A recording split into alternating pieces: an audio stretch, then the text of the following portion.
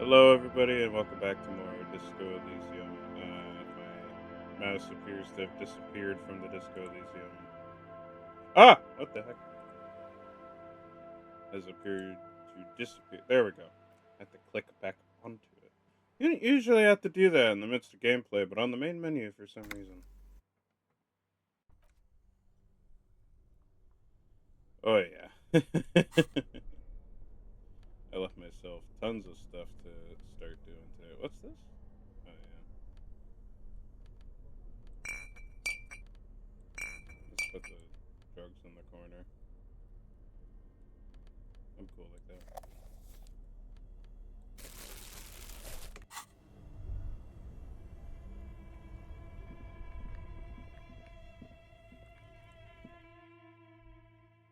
Allergies have attacked me something fierce this weekend, so I don't know, I might not be up for dialogue and everything today.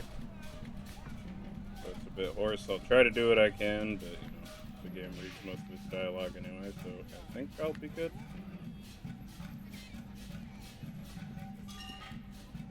You see a Samaran street vendor. Surround the name, seal. Happy shopping, officer. Everything's good. You feel a twitch in your index fingers. There's a finger shootout brewing.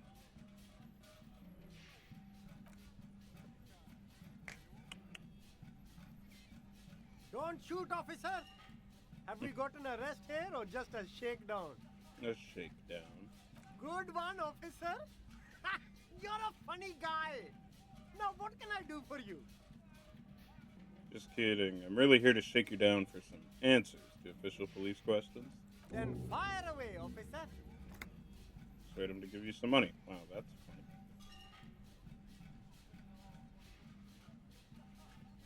funny. The food packages you're selling have humanitarian aid written on them. How come?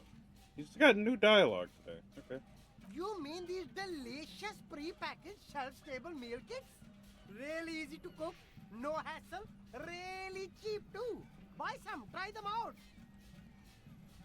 No hassle. There's a little of a hassle here, it appears. A moral hassle.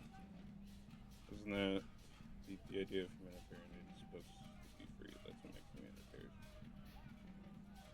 I think one said not for resale in the package. No problem here, officer. I get all this from one of my suppliers, an extremely reputable guy. Wait. Humanex. Humanitarian aid. Does your supplier drive that HumanX lorry over there? One of the lorry with the big HumanX sign on it. What? Street vendor looks to his left shoulder and stares at the lorry as though he's never seen a lorry in his entire life. A convincing performance. Bravo. Look, officer, I'm just a retailer. You'd have to talk to my supplier if you got questions about the supply chain. That's how the game works. What kind of stuff are you selling? Only the coolest goods in Revachol. I've got sneakers, speakers, extremely comfy pants too. Try them on right here. No shame, only freedom. Do you have a permit to sell all that? Good joke, officer. Here we don't have permits, just economic freedom. Take a look around. He takes a deep breath. You glance around the decrepit buildings, the miserable weather, the sidewalks strewn with sunflower seeds and a dust-choked air. It's beautiful. Beautiful freedom. Sweet, no permits means less work for me. Let's move on. That's right. Revachol is the best place for an independent self-employer like myself. That's why it's so cool with all the models coming here and cool celebrities. Is there a discount for cool officers like me? No need for discounts at ceilings, officer.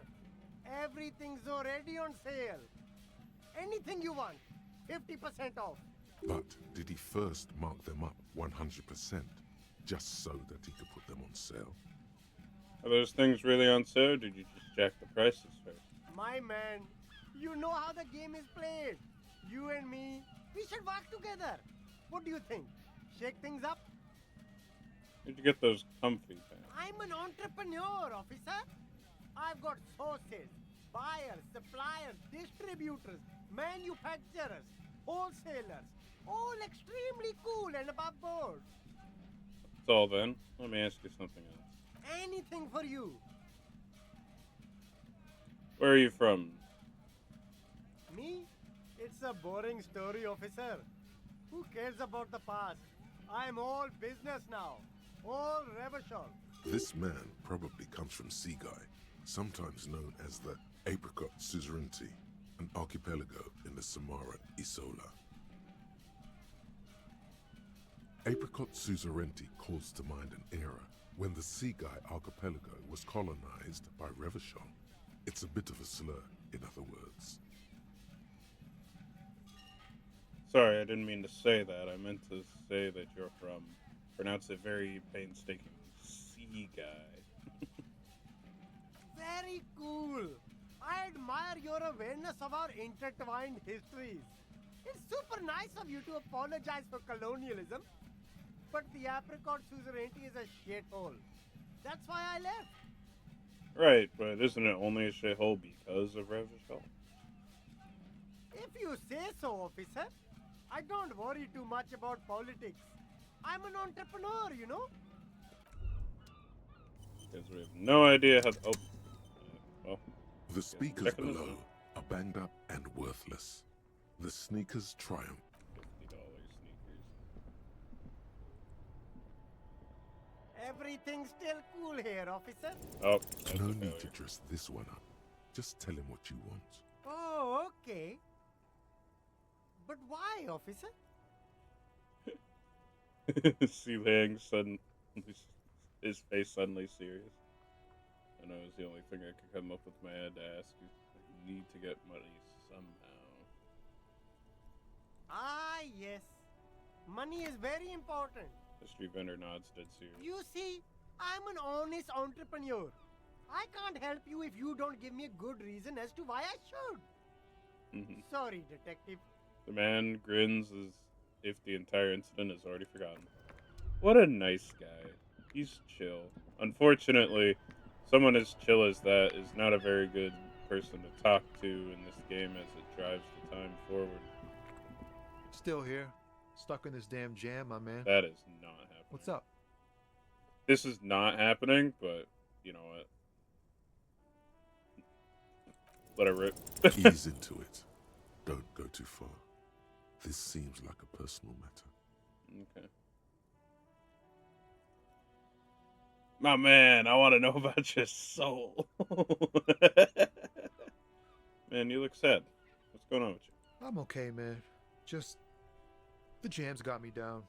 The fumes, the chemical rainbows, the tarpaulin stretched on the frames and the dull engines off. The man recedes into his days of words. Maybe the full-on direct approach wasn't correct. Damn, it's tricky business looking into someone's eyes and not doing it wrong. I got multiple skill points. I forgot about that. Oh, have the one empathy for now with that. Otherwise, brother. One sec. Still here. Stuck in this damn jam, my Now man. it's a little bit easier. What's up? Ease into it. Lol. Don't go too My far. man, I This want to seems know like a about personal your matter. soul. Cool, cool. We all want to know each other's woes and all. But people. Just like that, he slips out of your reach. It is possible the yelling Didn't help. That's so fair. Alright, let's see. Will he be able... Looking for something odd? You're a You lawyer want me man, to right? Fuck off again? What's your stance on drugs? Drugs? They're shit, man. I don't let anything pollute my body. Takes a long drag on his cigarette. Irony, my favorite. You know where Why that not? shit comes from? Sarah Miriza, Safre, Ilmara. They take the money from our local junkies here and then use it to outcompete us in the manufacturing sector. They know they can't beat us in a fair fight, so they have to get us to weaken ourselves somehow. It's racial sabotage, racial economic sabotage. Listen, I agree. It's our responsibility to keep this poison off the streets of Revachol, right? I want to make it clear that I'm remembering the Wild Pines lady is asking us to look into the drug problem, so I want to try and ease this guy into it. He eyes you warily, unsure how to respond. This goes on for about 2 seconds. Then, I don't know shit. And if I did, I wouldn't tell you. Then what are you still hanging around here for? Most other Camoneers have left. What do you think? I can't leave the lorry unguarded. Stuff's been getting looted lately. It's those little kids sneaking around at night. If they touch my stuff, the bosses will be on my ass like ass cancer. there was a bunch of spilled boxes in the back of a big lorry nearby. I did see one lorry with the trailer doors open on my way here. Do you know what happened? Yeah, I knew that guy. He was an honest driver who loved this country. We were having a good debate about genetics at the Wheeling in Rags when some Kip boys smashed his lock and took damn near everything. Lost his fucking job over it. Since he left, I haven't had anyone to talk to. If they were getting drunk inside the whirling in Rags, how could they know who broke into the lorry? We were all at the whirling. How'd you know it was those who broke into the lorry? What? Aren't we allowed to say that it's the Kips who do all the stealing around here? That's not road to science, man. If not you, then who's running the drugs through Terminal B? Isn't it obvious? Fucking Sealang, that beady-eyed South Samaran. He spits on His the little ground. side business is a scam. I wouldn't be surprised if he was peddling drugs as well. Right, you sure it's him and not, say, a lady driver? Sure, I'm sure. His tribe are natural liars. It's in their blood.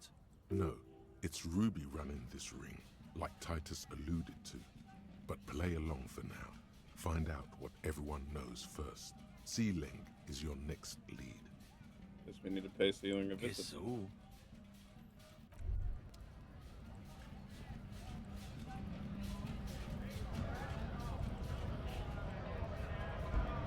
Right, two.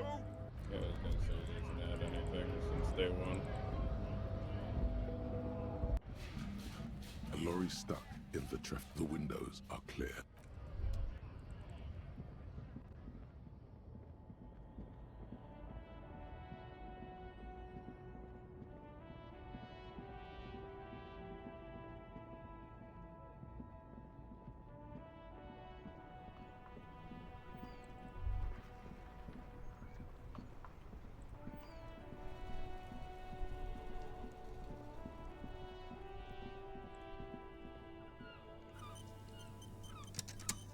Everything's still cool here, officer.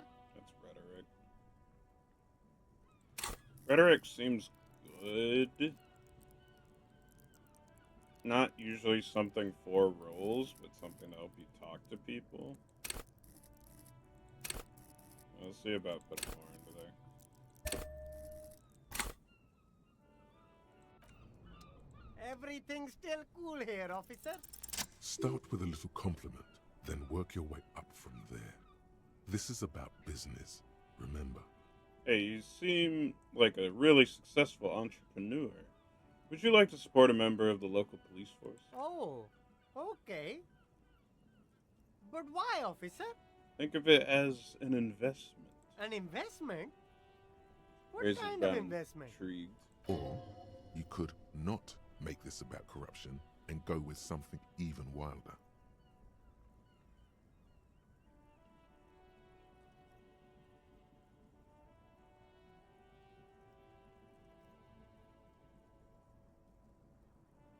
Investment in your customer base, got a prime to pump me. It's investment in me, a highly experimental human being. My risk-reward ratio is insane. I guess it can't be any riskier than speculating in exotic derivatives. How much are we talking about here? 10 real. 10 real is a bargain for that kind of investment. You got it, my man. He takes a 10-note patch from his leather bag. So, Sealang, what's your stance on it? Drugs?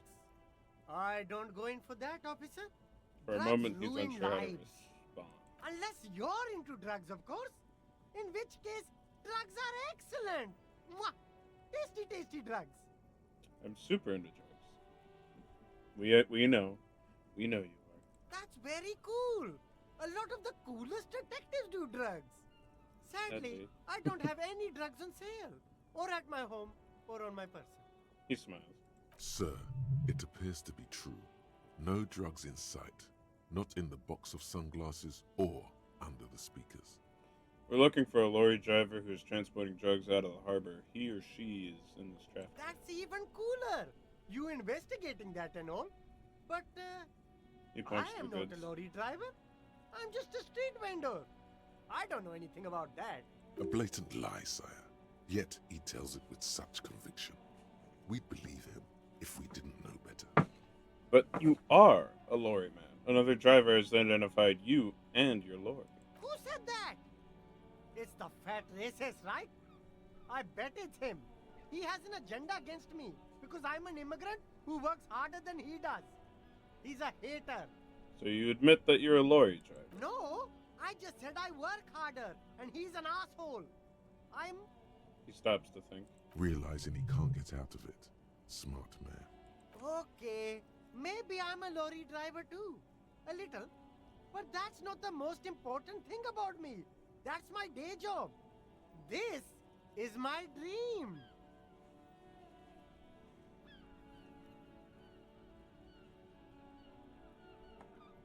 So you were embarrassed to tell me? No, I just forgot. It's such a small part of my life. It's in the rear view mirror now. I'm climbing out of that hole with ingenuity. Stop squirming. What do you know about the drug operation at the harbor? Nothing. I told you. I'm not a dumb guy. I don't get involved with that crowd. Wait, what crowd? Crowd. You know, the drug crowd. No, he wasn't talking about an abstract crowd. It was that crowd.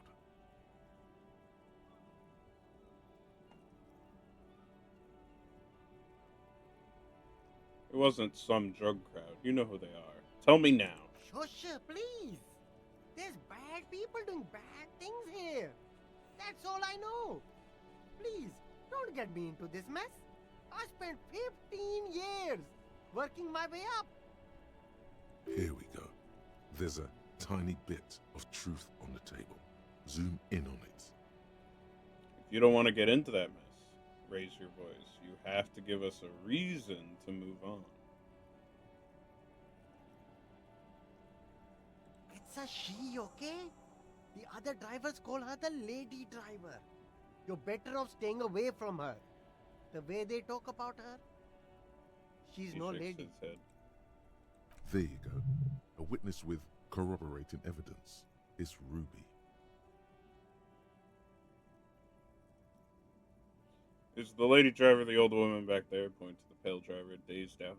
Strange. I don't know. Maybe. If she is, I haven't gone near her. I don't get involved. I told you. No, it's still Ruby. Interesting that he doesn't seem aware of her existence, though. Could her name be Ruby by any chance? I don't know. I told you. I don't know her name. Okay, we're cool now. All right. Very cool. Let's cap this off with a purchase. A pair of funky sunglasses, detective? You deserve it. I already bought some glasses from you, thank you. They do me well. Oh, they finally opened the bridge. Yay! A rusting control panel with it. You grab the handle and pull the lever up. As soon as the metal connects against the contact pins, you hear a loud clunk. Then, the water lock starts moving.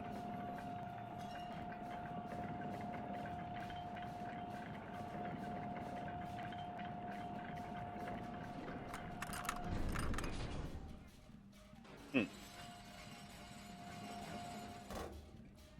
surprised somebody didn't pull the lever already.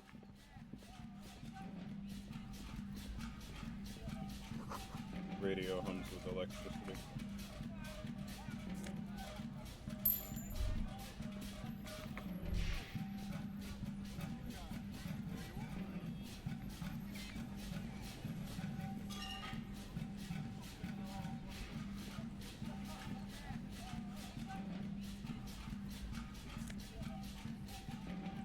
Wow, more magnesium. Traffic beyond the gate, more abandoned motor lorries. Sign says no entry. Someone scribbled an inverted star on it.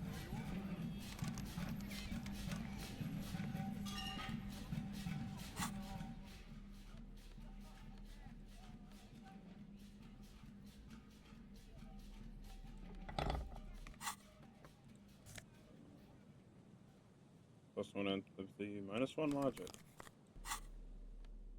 Interesting.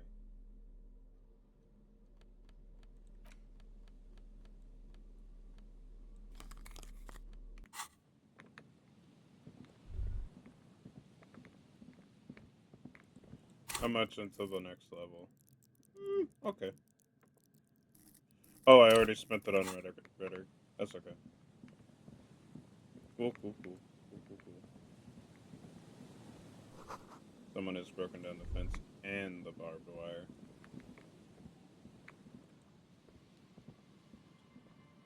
With the green spots on the ground. I think we found their wagon. Had decades-old concrete defenses. Children play on them now. A breaker box to power the radio pylon above you. Maybe there's something inside. Money!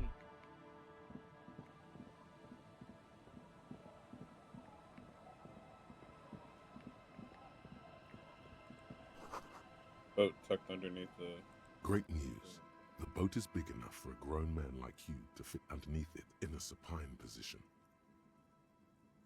Good news. I do need somewhere cozy, though. Why would I need to go under there?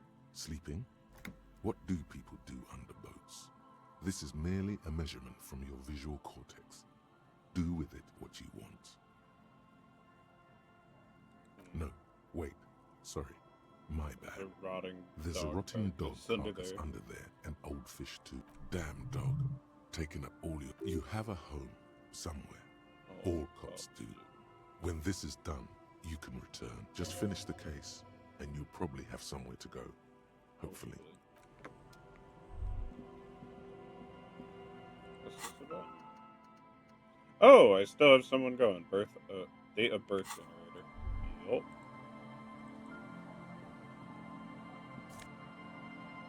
Plastic. Gotta sell that, it looks like.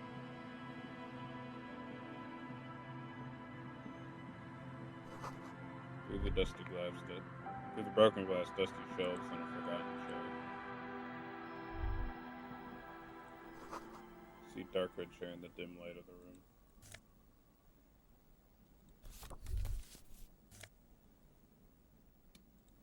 So nice. +2 drama. Where do you wear that? Oh, the neck.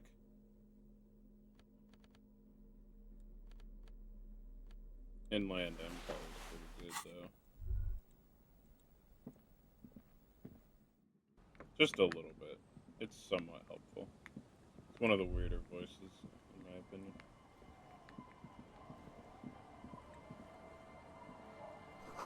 Underside of the boat has recently been tarred. Quick travel. Running stone well worn and covered in rust. Light curtains have been drawn shut, no looking in.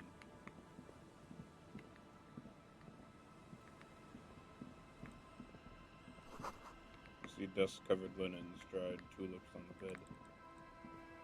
Oh, I see. It's a long way around.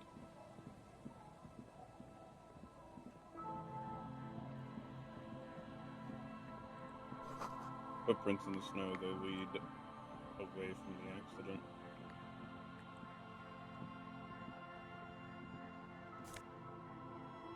Banged up fuel canister. That's a lot of fuel. Hey! We can maybe use this for the art. Bottle drained full of all its booze is frozen in the ice. A banged-up motor carriage lies half submerged in the icy water, slowly sinking into the Insulindian Ocean. Only the cabin top, rear wheels, and the engine remain visible.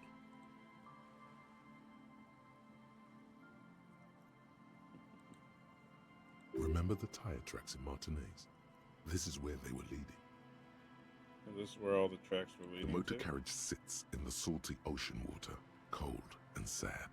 It doesn't have an opinion. Most suspicious.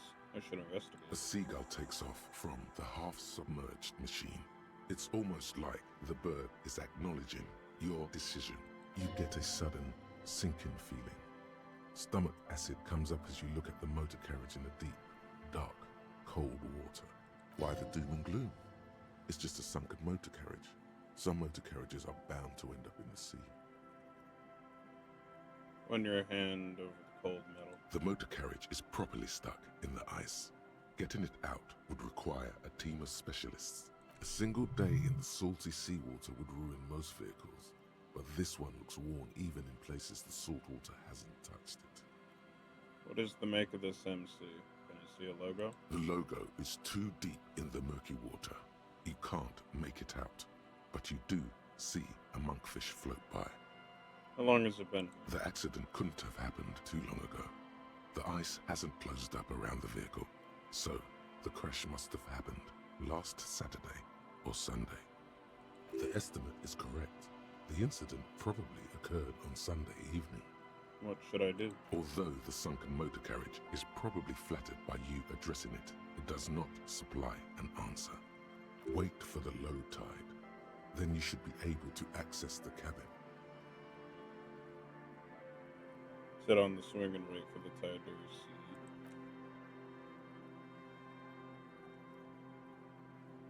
As you sit down in the old, rusty playground, the world around you becomes very silent. The hinges creak under your weight, dangerously so. Nothing but the sound of seagulls high above in the sky, echoing like distant laughter. Ice cracks around the blue motor carriage in the sea. Whistle a tune. The tune on your lips forms a strange yet undeniably beautiful contrast with the surrounding bleakness. It's sad that no one and nothing but the sunken vehicle is here to witness it, but the unexpected beauty of the tune lifts your spirits nonetheless. The clouds pass in the sky, and the shadow of the swing moves like the hour hand on a timepiece. 30 minutes have passed. 30 seconds have passed. Looks like this might take a while. Time to present a good topic for discussion. Wonder what all these people in the city behind me are doing. Dreaming, drinking, fucking, fighting, trying to improve their lives, wishing for a better tomorrow.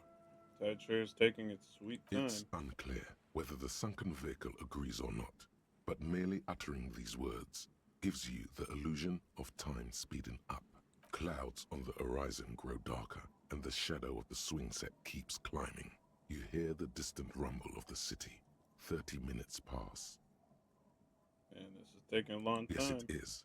It feels as the city behind you grows silent in the waiting. Seems like an eternity has passed. A dim light scatters from the cloud cover above the city. In it, you can see the blue and white motor carriage slowly appear from the water, centimeter by centimeter, as the sea recedes. It's a Caprice 40, a workhorse of the motor park, favored by the working men, government offices, firefighters, I guess, maybe animal control people. You know, those kind of people. Squint your eyes and say, is that a number on the side? Yes, Harry. It's the number 41, the number of our precinct. I hoped you would come back for me. Oh, please. 41 could mean so many things. It's not like I own the number. Even if a motor carriage is mine, literally anyone could have driven it into the sea. Come on, Harry. There's nowhere to run. It's just you and me, old friend. No. Not happening. Not on my watch. Come on, Harry. There's nowhere to run. It's just you and me, old friend. I'm so sorry, Harry. A massive pit opens up in your stomach, and the most terrible feeling comes over you. No. Just nope. Say no to this, Harry. No. That's not true. It can't be. No matter how many times you say it, it won't change the truth.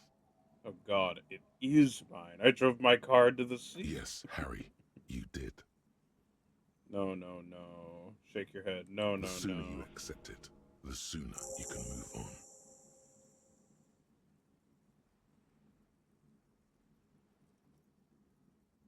The badge, the gun, and now this. Keep moving. You're a shark. You stop, you die. How do we get it out? We don't. You're not going to take me back after this, are they? After losing every single thing you were entrusted with, I wouldn't hold my breath. Well, at least I could see what's in there now. An aggressive-looking seagull lands on the swing set and stares at you with a murderous look. You really need to keep moving.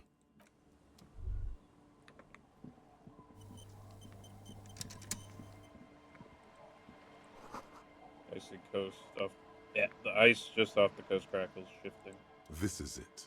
The scene of the party. The fire pit. Cigarettes and empty bottles all evidence it. It sure does look like a lot of folks partied here. Looks like they were here a while, judging from all the bottles. The sunken motor carriage provided them a focal point, like a goose ice sculpture or a chocolate fountain. Guess I'll be on my way. That was odd. There's his badge. Dubois. And my actual commander's jacket.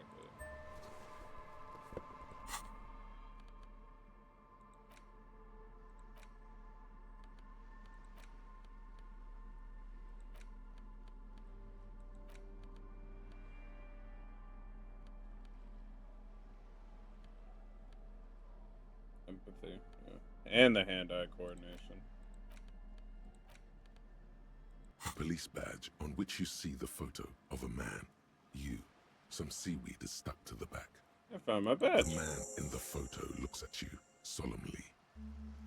Study the badge. Encased between two durable plastic sheets is a bluish card with lines of information and a watermark in the shape of the street grid of Revachol West. You see a photo, a name, a rank, a document number, the date of issue, and in the lower right corner, your precinct. Look at the The photo. man keeps winking at you with his green-gray eyes. The photo is old, no doubt about that, but the badge is new. You used an old photo for a new badge. How old? 8, maybe 10 years. The guy in the picture is rather good-looking.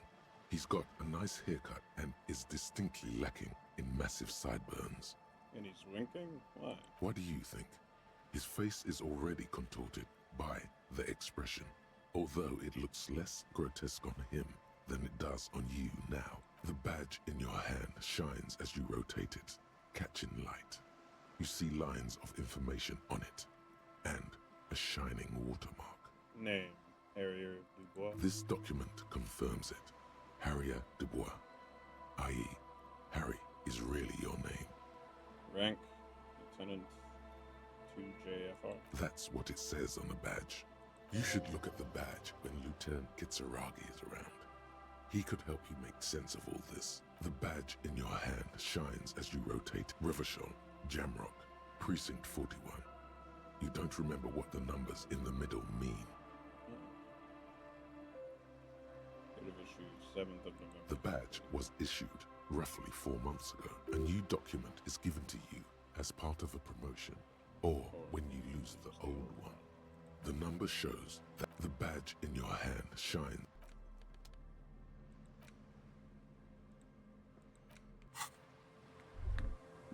All right.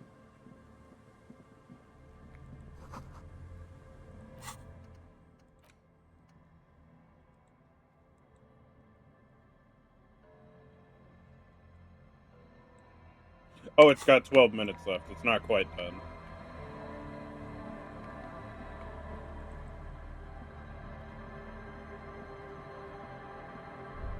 I feel like the other way might have been shorter, but I don't know.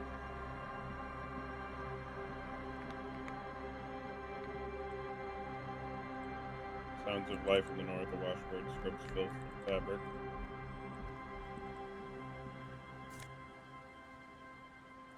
The Kingdom of Conscience? The hell is that?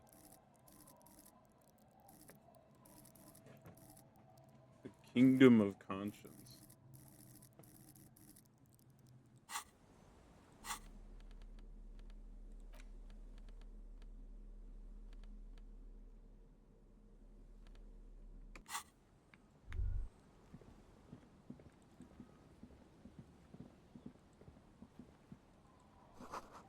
Cinder blocks charred a makeshift fire pit with magazines and for lightning. You sit Lighting. on the wind-worn wooden planks Oh! of the bench. Your feet ache. I don't need this. I don't need this.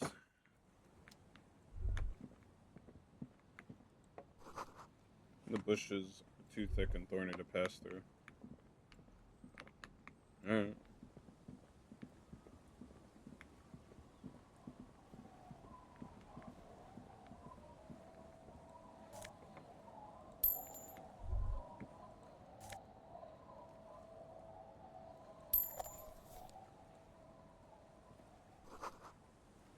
Construction material ever planned this building left in a hurry.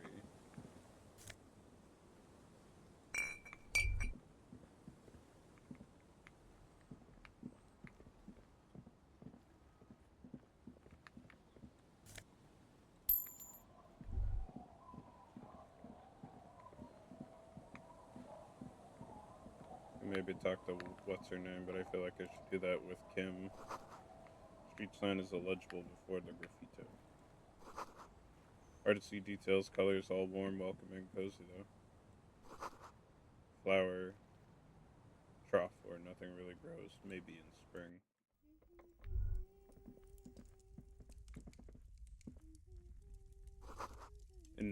Industrial coal pellets burn with an orange glow.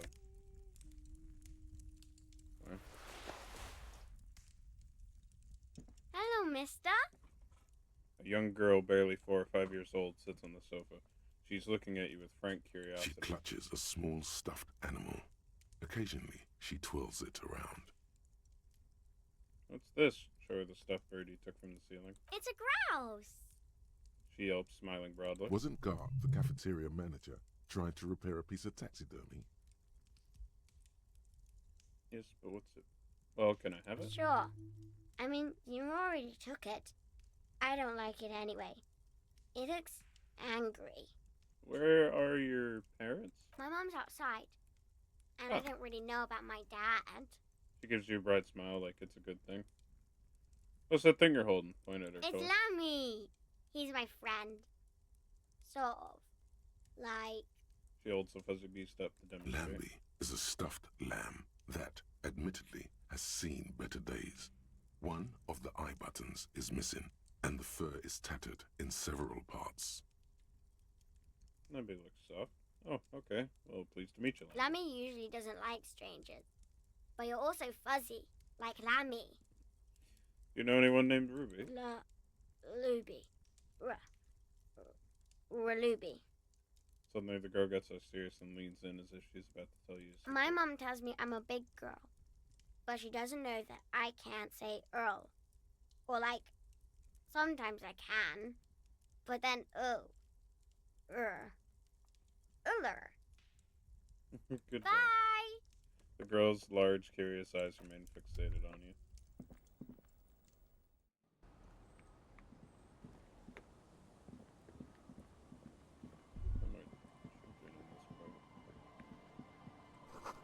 The little black swallow circles above you. You hear his chirp. What's this?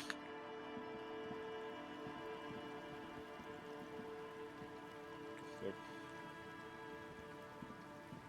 focus on something. What the hell? Water runs from the west, the source upstream, the broken pipe. Would not have known that was there without looking for it. Rear tire of a motor carriage adorns the reeds. Rust-eaten letters. What's that? Kirk traveled to church. There's a slit in the concrete here. The light vanishes inside the concrete slit. The structure goes deep under the earth. Yo-ho! Into the slit. There's no echo and no answer. What's in there? Maybe it's just a storm drain for the sewer.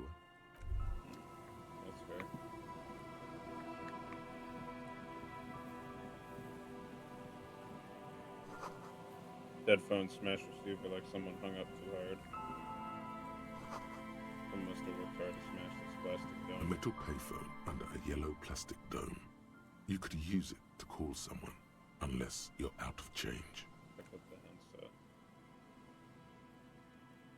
You hear the tone. The machine is inoperable. Put 10 cents and dial random number. Calling. Still calling. This feels wrong. Should you be doing this? End of tone. Pierre, is that you, Pierre? No, this is not Pierre. Do you have any news about Pierre? Who is Pierre? He's my sister's grandson. He used to visit me as a lad. Fine young man. But who are you then? A salesman of some sort? Modern goods are rubbish, and I can't afford them anyhow. It's a shame what you did to our country. No, I'm a police officer. To hell with the police. To hell with you. Her voice is drowned in white noise. Sounds like waves washing a beach, growing in volume until the call suddenly disconnects. Alright.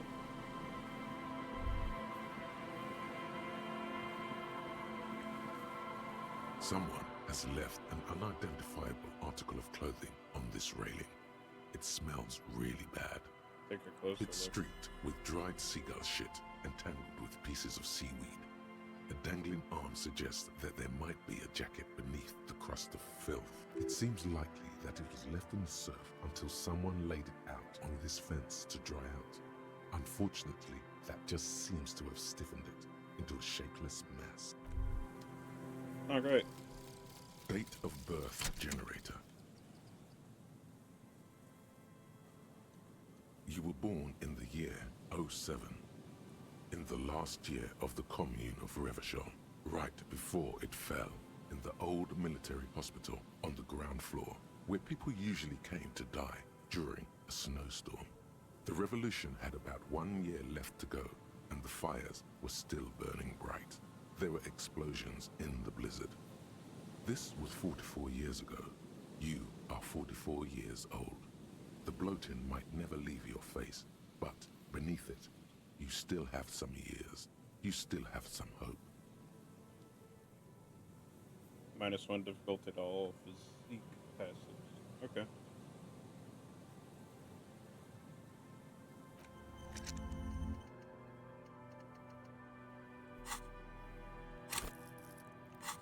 Now, back.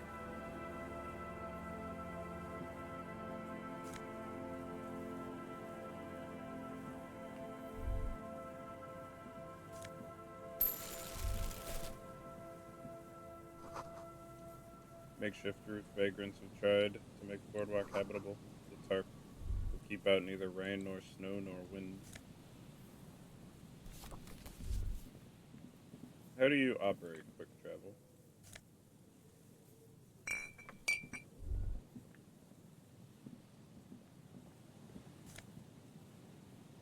Huh. To encyclopedia. Vagrants have recently painted the tarp red. Water drips from it.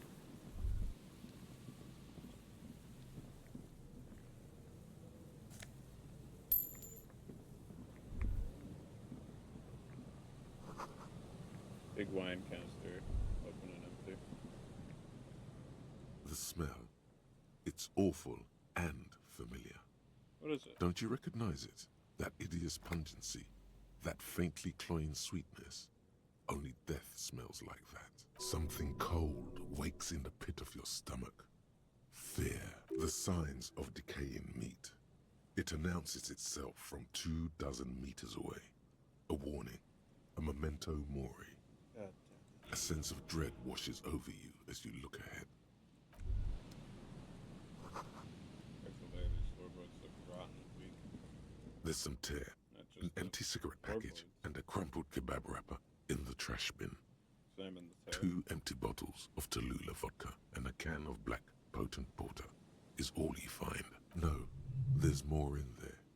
Livis strawberry liquor, plus some Pilsner bottles too. Better not pick them up. They seem unhygienic. Examine the cigarette. Whoever tossed it here was a heavy smoker. The brand name reads Red Astra. Red Astra is the black market version of Astra cigarettes, known for their high tar content. Examine the kebab wrap. You see traces of mayonnaise and ketchup on it, as well as a tomato wedge. The wrapper reads Shish Kebab Revachol. It's no older than a day or two. No mold yet. It's hard to concentrate in the smell.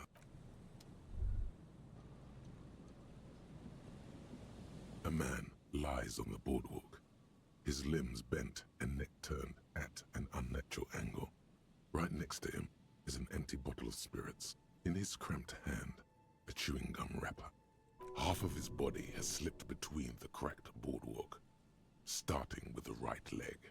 The fall has left him broken, contorted like a sad puppet. The smell is not as bad as a 2-week-old corpse, but it's definitely heading there. Another dead body. This is your job. Steel yourself.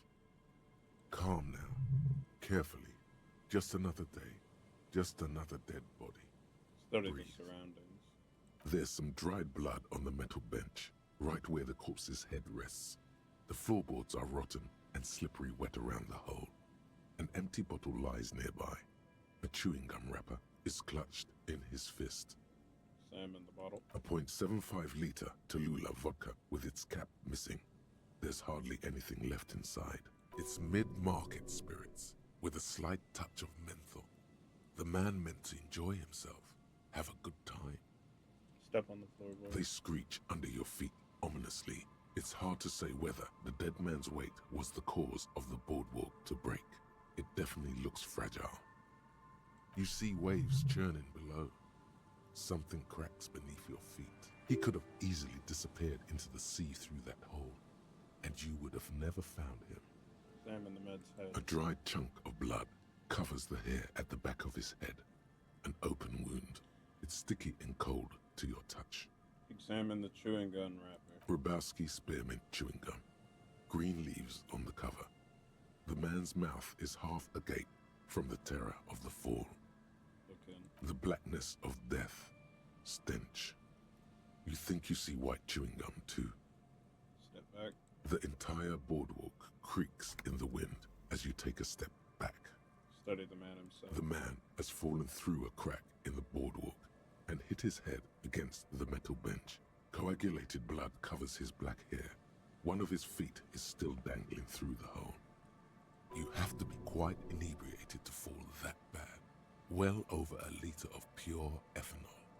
3 bottles of wine, or 1.5 of spirits. Or maybe it was just dark. Examine his face. His expression is dull, like the sea behind him. Drops of water shining on his mustache. His eyes, empty and wide, look frightening in their frozen gaze. Height, 170 to 175 centimeters. Curly hair, stout build. Age, approximately 50 to 60 years. Study the man's clothes. He's wearing mud-caked boots, beige trousers, and an old brown leather jacket with a bright blue lining. There are traces of kebab sauce on his chest. The leather jacket suits him well. It must be custom made. Search his pocket. You find some sunflower seeds and a rain-soaked library card folded into 2. His jacket feels sodden and heavy under your hand. What should I do with the bottle? First, you need to talk with the lieutenant. Then report back to the station. This is too complicated to handle on your own.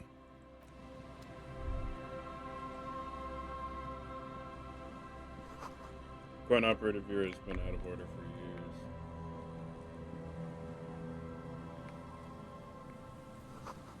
Moonshine probably smells like tasty fermentation.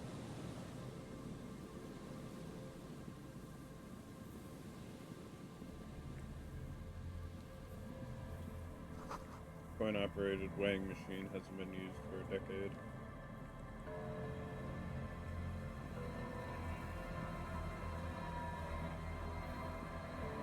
There he goes. Look at him go. Oh Lord, he's running. The kick drum pulse, the music is coming from somewhere on the ice. feel shadow very large, building falling. St. Brune. 147. Just accused in the shadows. Many seem missing. An altar shrouded in dark, or something like that. It's too dark to tell. Check the outside first.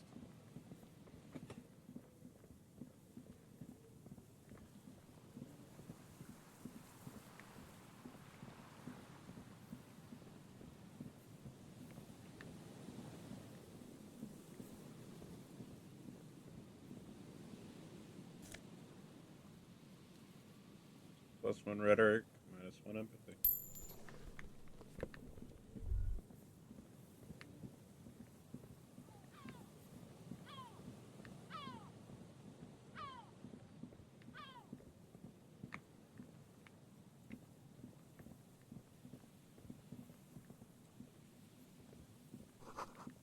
Cigarette butts cleaned away under a rock. Friend. Someone's made a campfire here a long time ago. Broken control box for the radio relay tower. Ladder too rusty to climb. The sea area must have eaten it away. The relay tower coordinates post traffic in the bay, barely. Tiny inlets there in the far distance where the post trail abroad. +1 shivers, -2 physical input.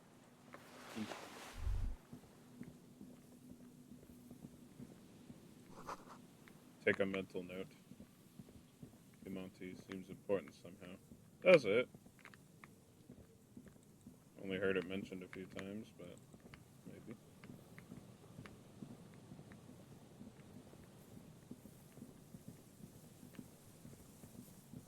What's going on with this bunker? Huh? Chain trails up the ocean to who knows where. Rusty gears used to turn the whole machine. An old door, worn by elements, guards the depot. The wind has blown a sand dune in front of it. Cannot. The door hasn't been opened in a long while. You see a handle. What is this thing anyway? The concrete structure looks military in origin. We're not doing that. It's a red check. You're not retrying that.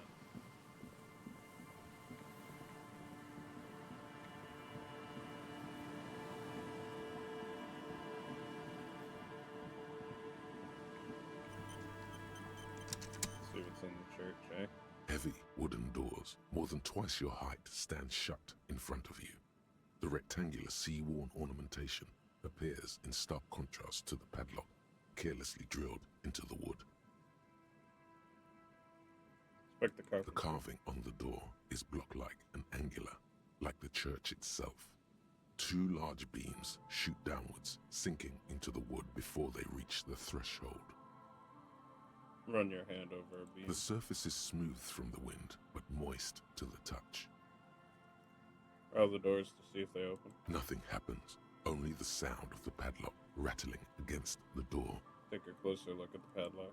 This cheap-looking padlock is sturdily built. It shackles together a hasp and a staple screwed into the wooden door. The lock is adorned with a yellow sticker. It'll be easier to break the staple than the lock. Also, that sticker is interesting, somehow. Look at the sticker. You see a yellow circle with two X's and a big curve below them that looks like a mouth. You're pretty sure you haven't seen it before, but what the symbol depicts is clear enough. A smiling dead guy. The curve makes it smile, and the X's make it dead. There is something blindingly modern about this symbol.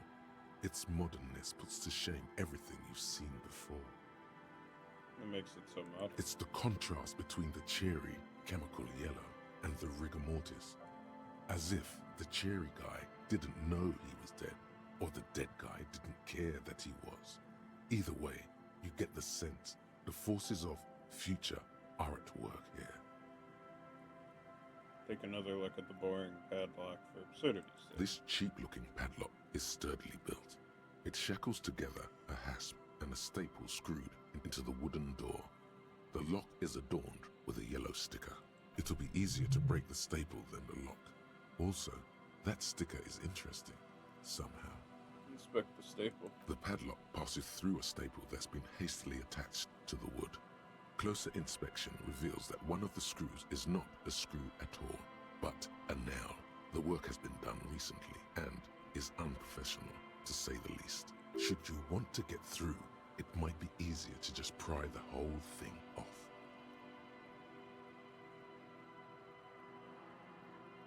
Try to peel off the sticker without ripping it. There's nothing like the sound of a sticker unpeeling. Now it's stuck to your thumb. Put the sticker in your ledger after the last entry belongs.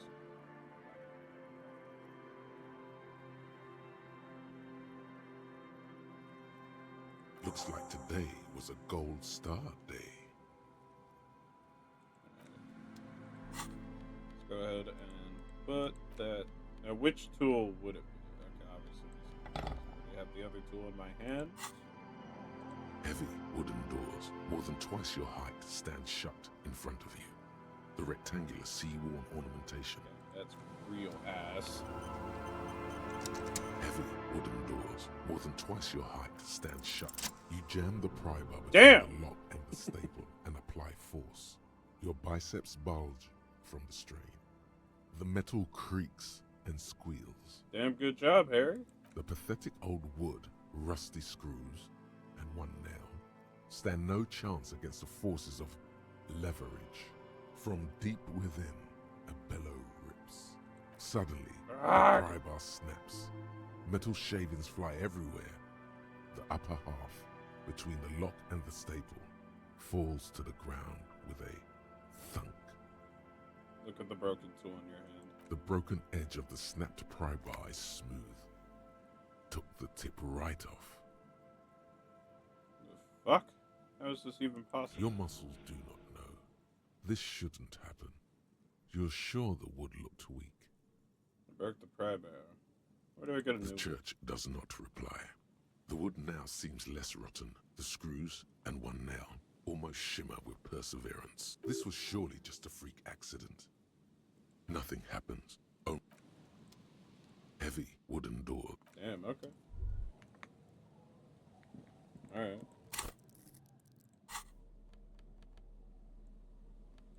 Not that the pry bar was incredibly useful to me all this time, really. Kinda sucked, honestly.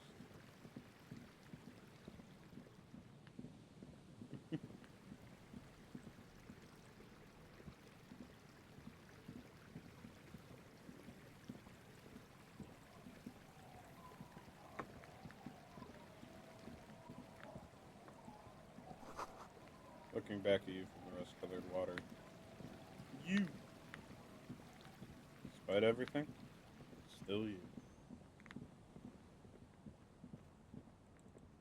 Already one in here.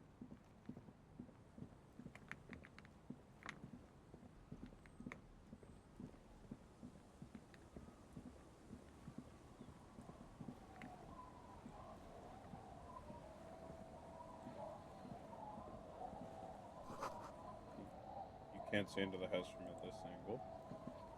It's locked tight.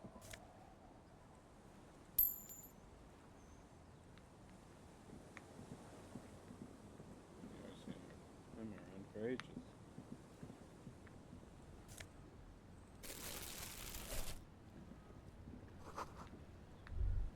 What are these doing in the fish?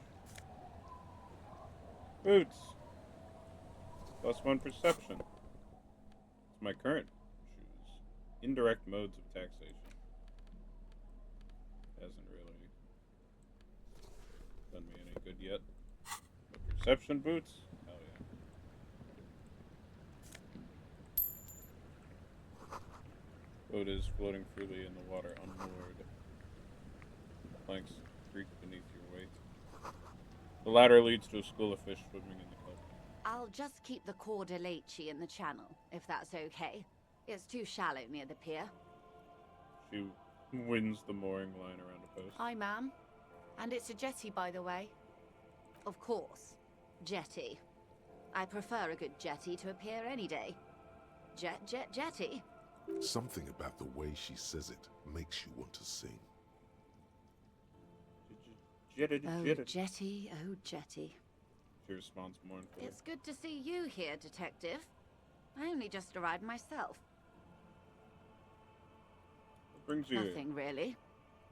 I've had my eye on this jetty for weeks now, so I decided to investigate it personally.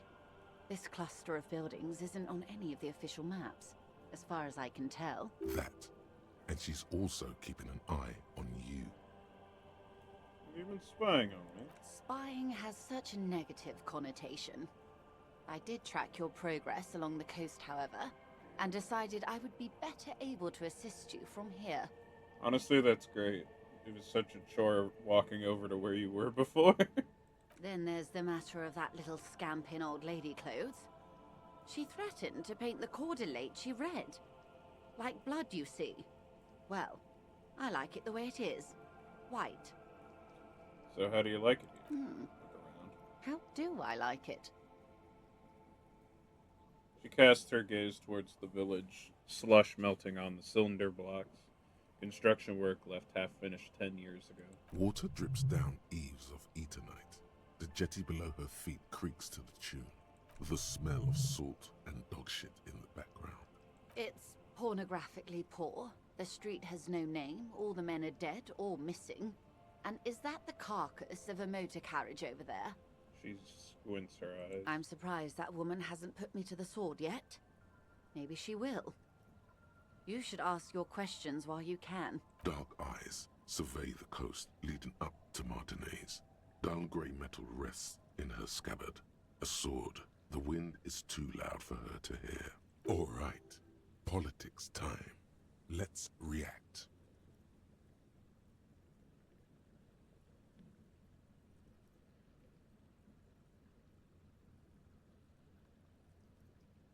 You're in no danger. The working class have no idea what's happening. That they don't. She leans against the railing, looking up at the gray sky. Where did I get the Real from? Do you know how they discovered this place? This island? No. The Insulindian Isola. It was an insula anyway. I'm guessing you don't know then. No, I don't know how they discovered. Well, your condition has left you no worse off than most of these people. The literacy rate is around 45% west of the river. 50 years of occupation have left these people in an oblivion of poverty. 45% is around where I operate. Things are getting better, though. I knew you would sympathize. Most Revacholians will never know what this place means. Our home.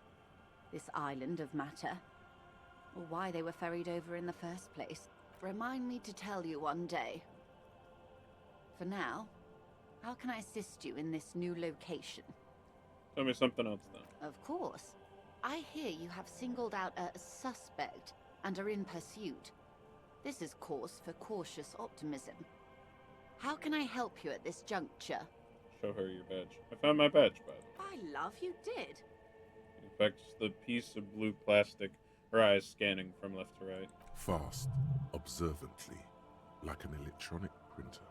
Pleased to meet you, Lieutenant W. Freighter Dubois. I am glad to see a man of high qualification. The situation is precarious. What can I help you with, Lieutenant Freighter? How about you share your information on the lynching now that you've seen my The badge? goalposts have moved, Lieutenant. In the absence of the badge, I have informed my employer there will be a probe. I cannot rescind that promise. To my knowledge, the drivers are still at the roundabout. I will tell you everything I know when you've finished with them. Fair, I guess the probe will be done soon. I am glad to hear that. Because let me tell you, we are in dire waters. The sooner the probe is finished, the sooner I can share crucial information with you. Now, is there anything I can do for you in the meanwhile?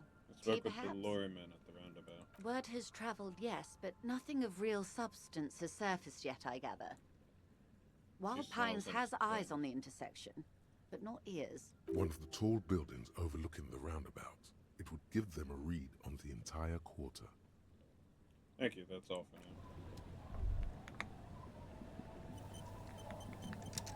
Oh, good, an autosave stops me from having a quick save here. Hi, officer. A woman in a raincoat stands in the quay, considering an overturned boat. A sword in a scabbard hangs at her hip. Anything I can help you with? Questions first thing is, what's your name? It depends exactly. Where are we? A fishing village on the seashore. This place doesn't really have a name. It's sometimes called Elysium. Why? The sign on the street leading here is illegible. Has been since they built this place. The wind rattles her earrings. I have questions. The first is, what's your name? The name is Lillian. People call me Netpicker. I think I have time for questions. And that was actually the second one. Indeed, you're always confused as to your whereabouts.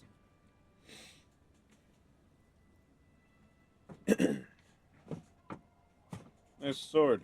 Is that your boat? Point to the overturned boat. Sure is. The sun, I call her, coated with a fresh layer of tar just yesterday. It'll take some time for it to dry, assuming the sunny days continue. What do you do around Like here? I said, fish mostly. Sail the waves, take care of the kids, pick nets. Right now I'm tarring a little skiff. What I else? sell the fish to people in the Delta to serve at their fancy restaurants. Authentic Insular Indian cuisine. Is that enough to make a living? Sometimes I also walk to the beach to see what the sea has given up. The sea is full of surprises. Keep it professional, man. Don't make it sound like you're hitting on her.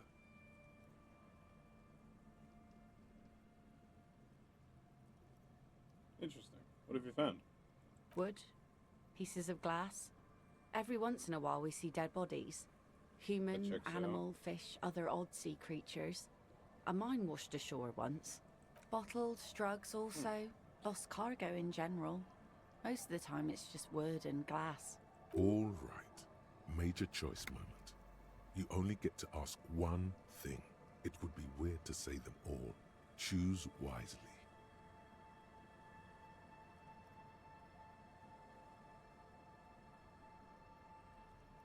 I need to know about those human bodies. Well, you're barking under the wrong tree then, officer. You say I have sure. no interest in floaters. Seen enough of them in my life already. Very unattractive bunch. Nice sword. Point at the saber at her hip. Does it come with a story? Unfortunately, the factory sold this one with a 3-year warranty instead of a story.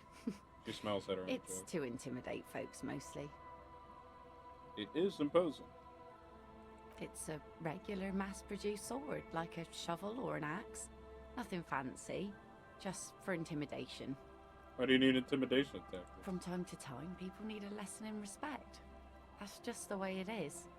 Back in the day, I caught the eyes of many men. And believe me, men need a lesson in manners from time to time. That's fair.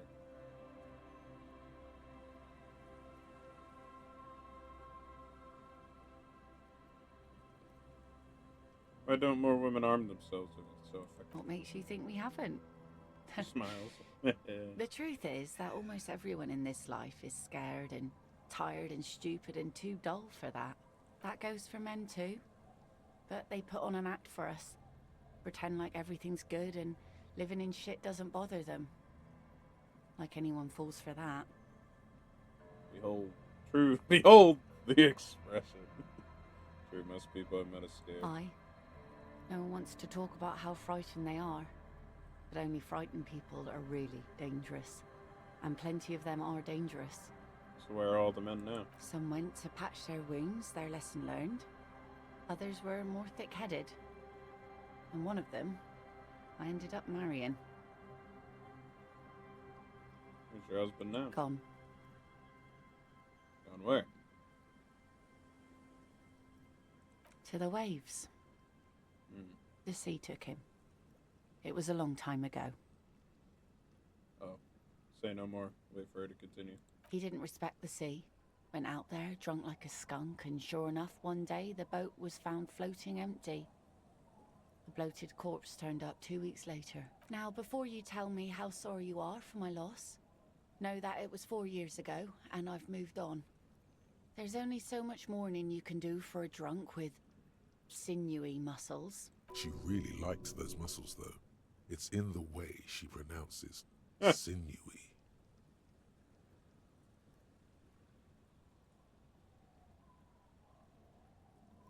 That really is the best cure for sorrow, isn't it? It's healthy to let go, to move on. Gotta keep the wheels spinning. Us working folk don't have the luxury to be bedsick with melancholy. She crosses her I arms. buried him, mourned for an appropriate amount of time, and went on. Life didn't really change that much for me and the kids. She glances at the village where the two kids are playing with what looks like rocks. This is neither a touchy nor a very interesting topic for her. She looks like she's ready to go on a date with another, better, drunk. Jesus. Ask her. Both of you could need some action. I'm looking for someone, maybe you can help. Let's see. Who are you looking for? Looking for a suspect who might have stayed in the neighborhood. Oh, that's also true. Looking for missing cryptozoologists. I don't think I know what these are. Care to elaborate? We will look for animals who are hard to find. Aha! Like snowmen. Snowmen. Haven't heard about those. Two old guys have been wandering around here, nose in sand, talking nonsense about snowmen and the like. Where'd they I go? don't really know. Further down the peninsula, I guess. I mean, that's where they were heading. She Who points else are you north. looking for besides snowmen? I'm looking for a suspect who might have stayed in this neighborhood. Okay. When did this person stay here? Very recently, over the past few days. She might have arrived on Friday. Oh. I've Feel been out slightly on the sea for disappointed. most of the past week. The weather's been good for fishing, so I usually start at 4 in the morning. Really? Yes, that's the optimal time. Got to make the most of the calm. I've been sleeping like a corpse after. The sea really takes its toll. Now I'm just waiting for the wind to settle to get out there again. Sorry I couldn't help you out. Maybe I can help you find someone else. That's it. I'm not looking for anyone. Well, how can I assist you then, officer?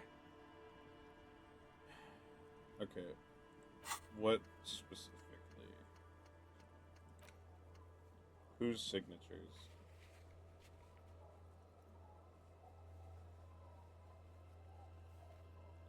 From her and Isabel. Let's just talk to her about it. I was asked to get your signature and her Everett's envelope. Were you? Or I start back and forth on the paper. This says by signing, I agree to living with construction noise. What exactly is the Union building? Everett's planning to turn some of the village into a youth center. What a nice idea. Wouldn't have thought that. Her voice trails out. She sounds incredulous about the niceness of the idea. Thought what exactly? That Everard and the Union have nice plans for anything. I thought they only cared about themselves. She shakes her head. Well, I guess Union members have children too. And those members have a vote when electing the head of the local chapter. On second thought, don't send the paper. Aye, if you say so. Probably better that way. Yeah, no. I mean, who likes construction noise? It's also trying to literally evict you with the noise to the point where it's unbearable. It's a pretty obvious plan, but inside you hear the quasi sound of oh, inside the thing, not inside you.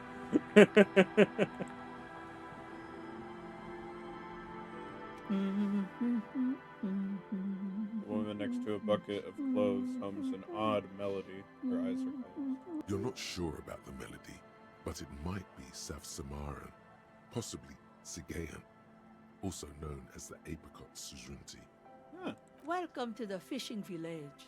She Please opens her lean in eyes. closer. I have cataracts. Then how does she know you're here? Lean forward. Oh, welcome, police officer. We don't cause any trouble around here. And we don't want any trouble either. I'm a cop. I don't cause trouble. I take care of trouble. Oh, of course. Last time we saw you around here was 12 years ago. You also came to take care of trouble then. Wish you did. But still, in Martinez, you're considered an ill omen. If I'm considered an ill omen, why hasn't anyone told me that? Maybe they are afraid. Why? Because you're an ill omen. But you're still welcome here.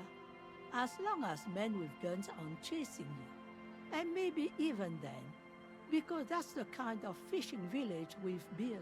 I'm sorry there's not a lot of room to park the motor carriage, and not a lot of houses, or a lot of people. My kids are long gone, searching for treasure. So are others. Ah, look at me ramble on. What brings you to us?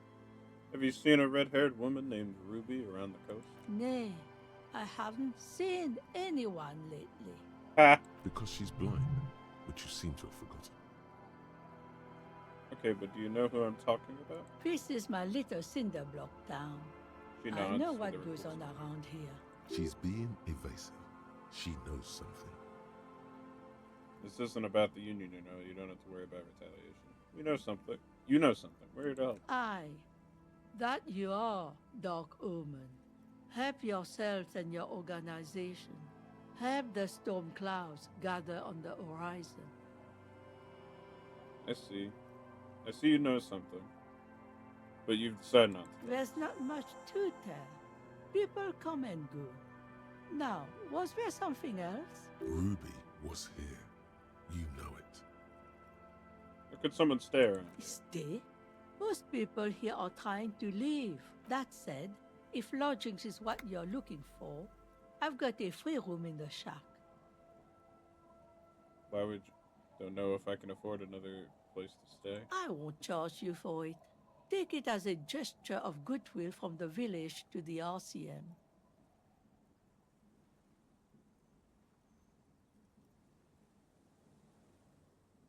Okay, I'll take it.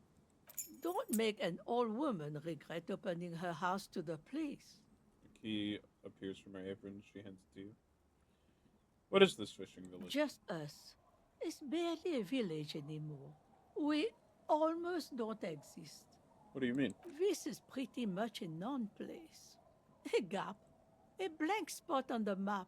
Just a cluster of nameless shacks on a nameless street. The place is so pornographically poor, it's not even funny.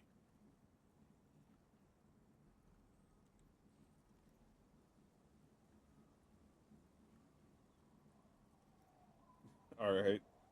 Tell this to the old lady? Really?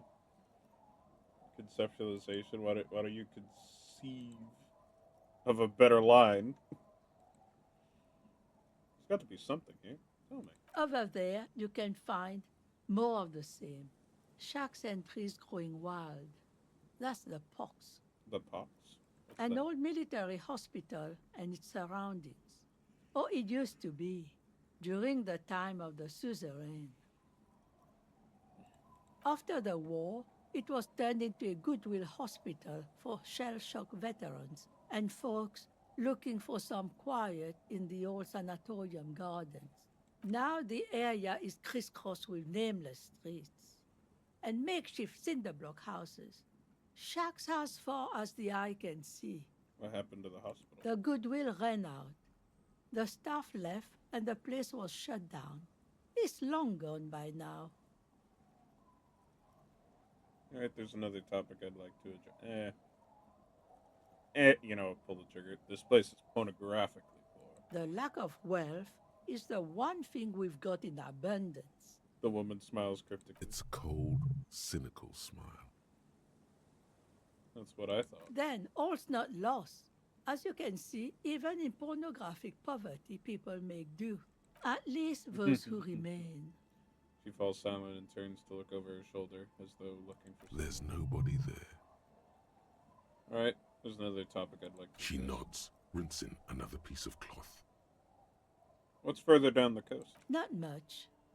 There's the abandoned church, the DeLorean Church of Humanity. It's been there since before my time, even.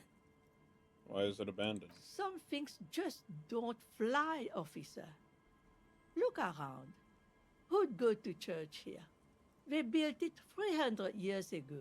Must have been nicer then. The ecclesiastes have tried to get things going there. But things just keep happening. Crime, accidents, other things. The place never stays open. She frowns. It's a pity. It used to be such a nice church. What else is on down coast? Before you get to the church, There's some ruins, an apartment complex, or some kind of electrical plant.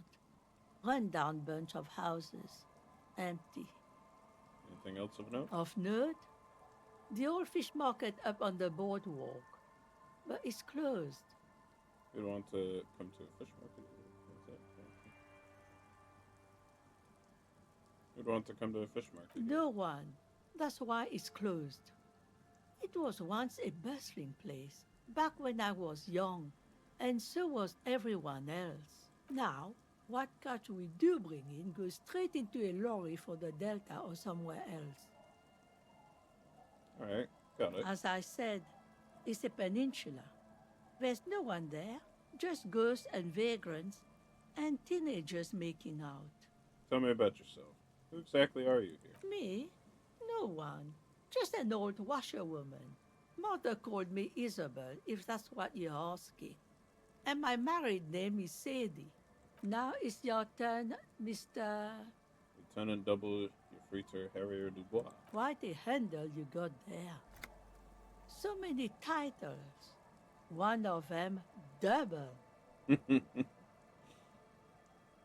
I was asked to get your signature under the envelope. Eh? What's this about? Come now, I can't read all this scribble. Tell me what it says. Everett wants to turn part of the village into a little youth center. Huh. I might be half blind, but it looks like part of the village is gonna be a street. The best part. The part we need to get out of our houses. Have you asked Lillian about this? I won't even consider signing till I know she's on board. That's so spooky because I was expecting one of them to give a little pushback, but The no, scruffy there's haired no little boy pushback. Kicks a stone. He can't be more than 5 If years old. if you're not paying attention or if you don't understand what's happening, and thankfully the game does tell you if you have enough of the conceptual points. The game did tell me, yeah, that's what the plan is. The plan is to evict them through pushing, basically. Woo! Jeez Louise. Scruffy-haired little boy kicks a stone. He can't be more than 5 years old. The other one looks indistinguishable from him. He watches his brother kick the stone with his tongue lolling out of his mouth. He must be Lillian's twin. This one doesn't say anything, kicking the concrete with his worn-out sneaker. Lily's our mum. I already said that. Explains the other one, tongue still lolling out of his mouth. The stone kicker laughs suddenly. His head is too large for his shoulders. The other one laughs as well. Wow, so intellectually stimulating. Is little Lily your sister? Yes. Yes? Yes. That's it? You're being laconic about... Okay. Yes. You guys look identical. The stone-kicking one becomes frantic all of a sudden, as if that's something to be scared of. The obvious fact that you just stated. He looks just like me.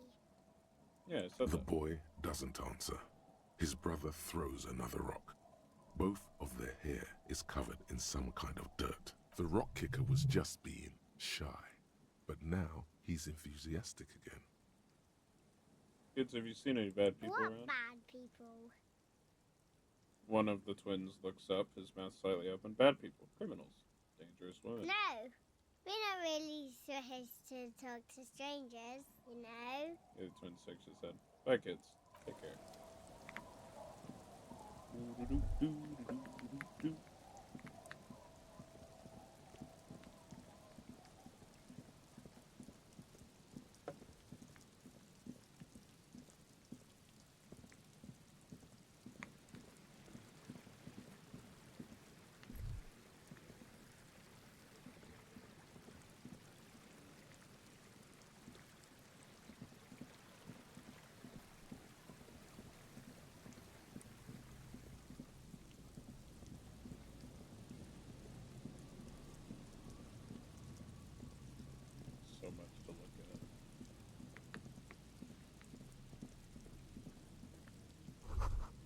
No boat in the boathouse today. Section of the coast hasn't been used in decades. Savoir-faire, visual calculus. I got a very good optical glance at the boathouse of shoddily constructed. A strong breeze might blow it.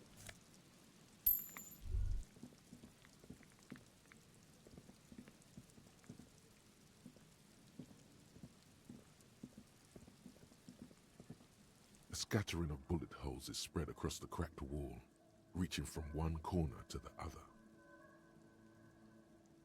More bullet holes. Something is definitely happening. The density and spread of these bullet holes is surprising. This takes a lot of bullets.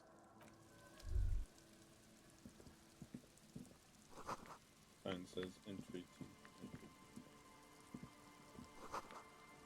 Ancient painting peeling off the roof. Ancient paint is peeling off the roof in this shaded beach covered ground.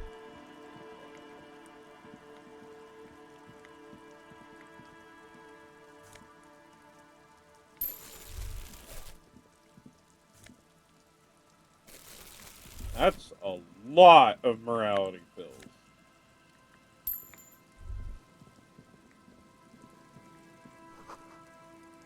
Door building a hideous place could the instigator be inside? Probably. Possibly. Alan Pippo. Must do logic. Is that a hat?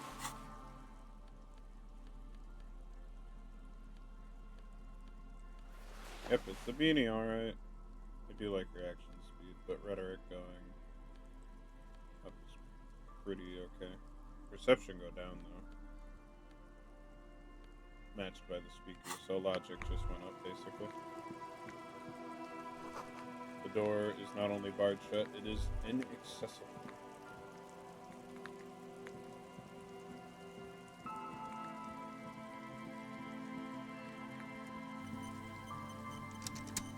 This isn't going to tell me Scattering much, of though. bullet holes is spread across the cracked wall, reaching from one corner to the other. A row of ghostly shades stand facing the wall.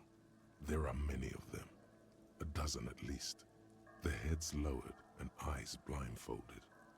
It's quiet, no sound, no movement. 10 meters away, other shades are lined up in an orderly manner, automatic rifles primed. A gust of wind blows by.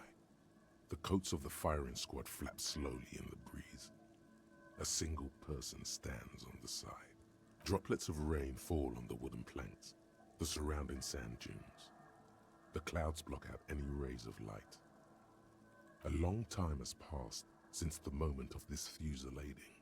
Rain and brine have since washed all the blood away. Not a trace remains. Well, The abundance of bullet holes leads to two options. Either an inordinate amount of executions were performed here, or they did not use a conscience round, where only one soldier has the loaded rifle. Looks like this was a mass execution with everyone fully armed. Look at the people against the wall. A host of men, probably in everyday clothes, ragged from the conflict and covered in dust. They were not sitting, a common practice for executions in some nations. As demonstrated by the height level of the bullet holes, they stand, facing the wall. It's impossible to discern any details about their personality or background. Look at the line of soldiers. 7 men in combat uniforms and dark coats, holding automatic rifles aimed at the people. Soldiers from some side, but from which one?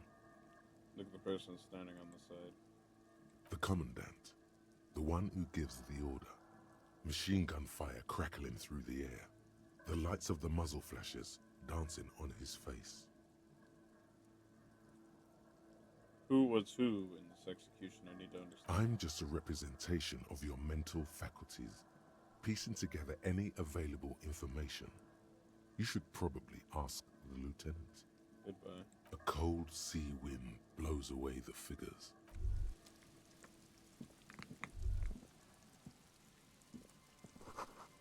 Old ticket booth, no longer in operation.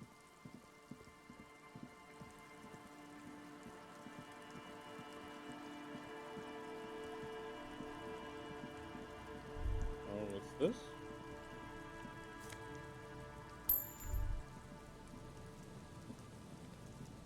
Ah. Tiny cage is carefully constructed.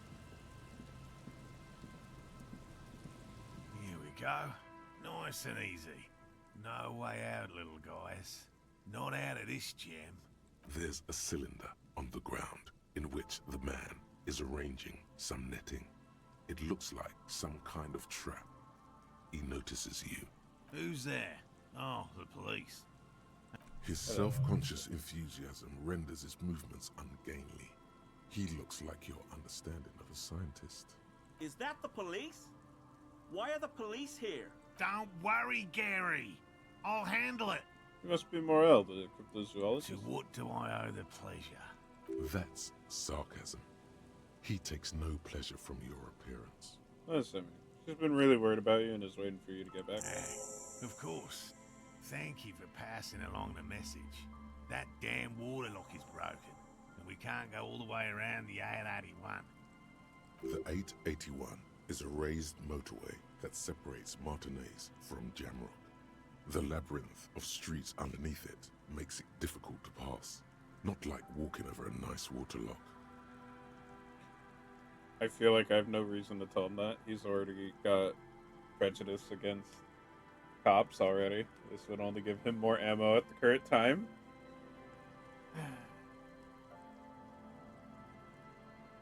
Yeah. The waterlock's been fixed. It was fine when I crossed it. Oh, good. We should really be getting back. Gary could use a hot shower and a warm bed. Did he say we can go back now? Yes, Gary. We can go soon. If you see Lena, tell her I won't be long. I just have to do one more round. See if the phasmid has taken the bait. Then we go in. Tell me about this phasmid you're looking for. Not plasmid. Well, first of all, it's damn difficult to find, which is why we've been knee-deep in the reeds laying traps for it. How big is this phasmid? I'm expecting it to be quite giant. One known species of phasmid, called the Megaphasmodea zoensis, is about the size of a grown man's forearm. So, He leaves the conclusion up to you. What makes it so difficult to find? good question. Being a phasmid of the order Phantasmodea, a ghost insect, it disguises itself as plant matter. In this case, the reeds. Awful lot of reeds around, aren't there? And I suspect it may have also developed other specialised techniques to protect itself from predators, or scientists, in our present case. What sort of specialized technique is the phasmid using to hide itself? It's my hypothesis that it has evolved certain electrochemical defences that allow it to interfere with animal perception, impeding pattern recognition, confusing the visual cortex. But I cannot describe how these defences work, much less how they evolved, without studying a live specimen. A ghost insect, fair. he said? These people are looking for a ghost. So, ghost insects are your ghost hunters. What have you discovered about it so far? Very little, I'm sorry to say. No one's ever captured a specimen, so all our information is based on first and third-hand accounts. No one's ever found one?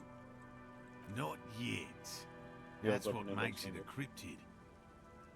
But if no one can prove it exists, how do you know it's I real? know it's real.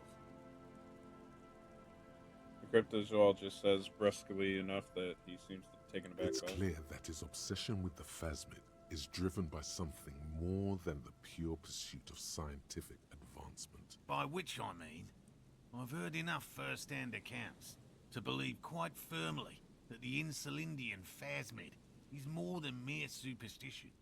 Lena said there's been the sighting of it here in Martinez. Yes, the most recent sighting was by a couple of teenagers along the coast here. That's what brought us to Martinez specifically. It's the first credible sighting in several decades.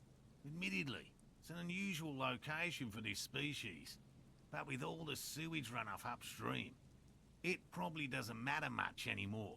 Maybe the Insulindian phasmid has died out. I have to resist the thought. Such an extraordinary creature is doubtlessly highly resilient, After all, it's generally thought to be capable of parthenogenesis. He means asexual reproduction. The females of the species don't need to mate to produce viable eggs. This makes it easier for a species with a small population to survive. That's pretty clever. Yes, the Insulindian phasmid is a very clever insect.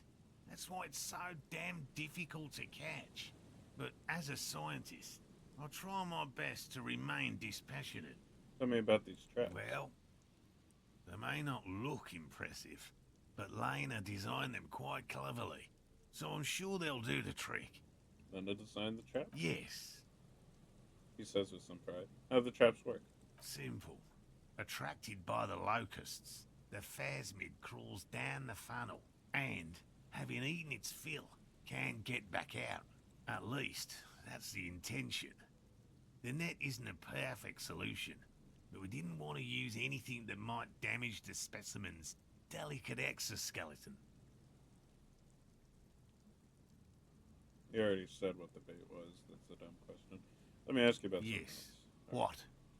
I'm looking for a suspect. Have you seen a woman with red hair who seemed to be on the run? I'm afraid not, officer. I've been busy digging around in the reeds for days, looking for signs of insect activity. I'm less interested in mammalian concerns, to be perfectly honest. Anna seems pretty eager for your return. And I'm eager to return to her, I assure you. But I can't leave before we finish with these traps. My wife understands that just as well as anyone. He looks south where Lena would be. Come on, Morale. We've been soaking out here for days. It's time to go back. And leave the traps? Absolutely not. I won't let Lena down. Come on, she wants us back. I'm soaked up to my nuts over here. We'll both catch reed crabs if we don't dry out soon. Didn't know the phasmid was so important to Lena. Of course it's important to her. She's seen it. A verified sighting, on record. One of only 4 this century, and it's hers. She's seen it. Really? She sighted the phasmid. She didn't tell me that. Yes, that's how we first came to know one another, in fact. But that's her story to tell, not mine. He coughs, then continues. Suffice to say, it's long been our dream to find proof of the Insulindian phasmid together. I can't abandon course now. Another cough into his fist this time. Maybe you could go back to the whirling, warm up, come back to check the traps later. No. The traps need to be monitored on a regular schedule. What would we do if the phasmid were to starve while we were sipping tea at the hostel? I could go for some trap setting. What if I check the traps for you? I didn't expect you to take such an interest in our work here, officer. Looks at you with obvious surprise. Cryptozoology and detective work are very similar. Yes, indeed. Both require a great deal of research, attention to detail, and, above all, persistence. Where are these? There are 4 in total. One is to the south, on this little peninsula, by the boathouses there. It's very near. Another we set in Land's End, to the northeast. It's behind a small sand dune there, on your way to the old radio tower, after the church. The third is set near the canal, where you crossed, by a concrete slab.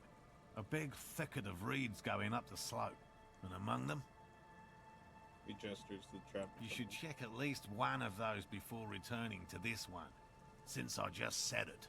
This one's more of a technicality, but still, better safe and stupid than sorry. What do I do if there's a phasmid in one of the traps? Bring it to me at once. Just make sure the trap is closed tight. He's not comfortable with the possibility that you'll claim the find, but he's lying about this even to himself. What if I encounter the phasmid in the That's water? highly unlikely, officer. But in the event you do, I'll spray you with a pheromone mixture I developed. He takes out a small white spray. It's made of musk and research chemicals. The pheromone should attract the insect to you, or at least prevent it from bolting at the sight of you. It's quite potent. Will last you about a week. Lay it on me. Thick. I'm ready. Thank you for your help. Gary and I will start breaking down camp. If you have any more questions, now's the time to ask. Finally, you're being sensible. I'll start packing right now. If it's more cryptid-related business you want to discuss, you'll have time for that later too. But what if the information is vital? On the hunt. What about his eager-to-leave friend Gary there? Talk to him too, perhaps. I'll get going. These soggy logs smell of ignition fluids, though they won't light up. Buoy bobs in the water, the number on it says 11. It's almost impossible to get a fire going this near to the ocean.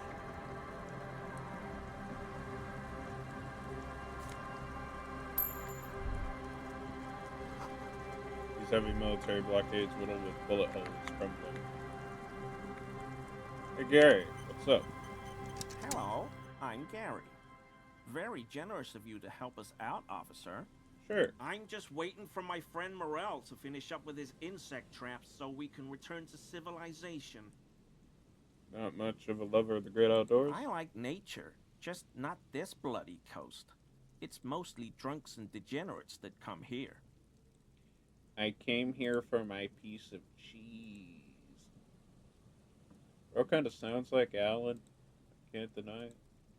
But I'm pretty sure this game came out before that happened, so I don't know. Degenerates, this man respects authority too much. To see the truth inscribed upon thine own visage, pretend thou art a paragon of virtue. He's a whistle officer of the law. I'm not even tempted by this interesting concept. I've been tempted on occasion, but someone has to stay strong for Revacol. Oh no. Oh no. Oh no. He did not just call it Revacol. His gaze shifts to a pile of soggy logs at his feet. He pronounces Revacol with a hard K, unlike other people. You said Revacol. I like to pronounce it the hard way, the old way, the Vespertine way.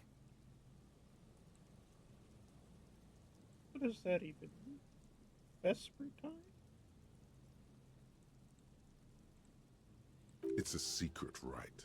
A very fringe nationalist handshake, probably.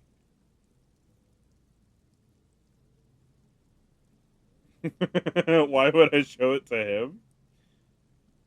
Do you know anything about the man hanged behind the whirling and rags? Oh, so that's what the RCM in Martinez is about. Great. Great to hear someone's finally taking care of that. So you do know something about it? No. Nothing. He was some kind of mercenary. But everyone here knows that. I'm just glad to hear you're looking into it. That's all. He's not feeling very comfy in his clothes, is he? Strange. He didn't kill him or anything, but there's something going on here. Is this your mug? Hold up the yellow man. My mug? Why would you think that? His eyes widen at the sight of the mug. He's seen it before, all right. I can see you recognize it. It's in your eyes. I may have had a similar looking mug in the past. That's all. Just a minute, man. You put a mug in the trash container behind the whirling rack. Maybe. Okay. Yes, I did. I know I shouldn't have, and I am very sorry, officer. You're not going to find me, are you? Yes, I am. For 100 real. Okay, I deserve that. And I won't do it again. You have my word. I don't know what got into me. Stuffing my garbage in another man's property, I've been having trouble at work lately. The Koikos are price dumping us out of competition. What did you do, Gary? Nothing. Just answering some questions. Helping out the law. Here we go. Start pumping that sweet info. How'd you get into the trash container? I know a guy who works with the trash collection services. CS Municipal. He gave me a master key for the trash containers of Martinez. Why would you need to get into everyone's trash? So I can use the Whirling's trash compactor to store my own stuff. Garbage disposal is expensive as hell. The damn Hemians run it like a mob. I'm sorry, okay? I thought I could cut costs. I shouldn't have. I shouldn't have disgraced myself. Gary, did you put the clothes... Gary, did you put the clothes of a murder victim, the man who was hanged behind the Whirling and the Rags, into the trash container? Officer, please. He Let me raised his explain. hand. It's not like that. I Dude. was only cleaning up. I live right across the yard from where he was hanged, and I saw him stripped naked. All the clothes lying around in the yard, smelling. People are animals, you know? Yes, yes. What happened? Then I came out to clean up the rags because no one else would.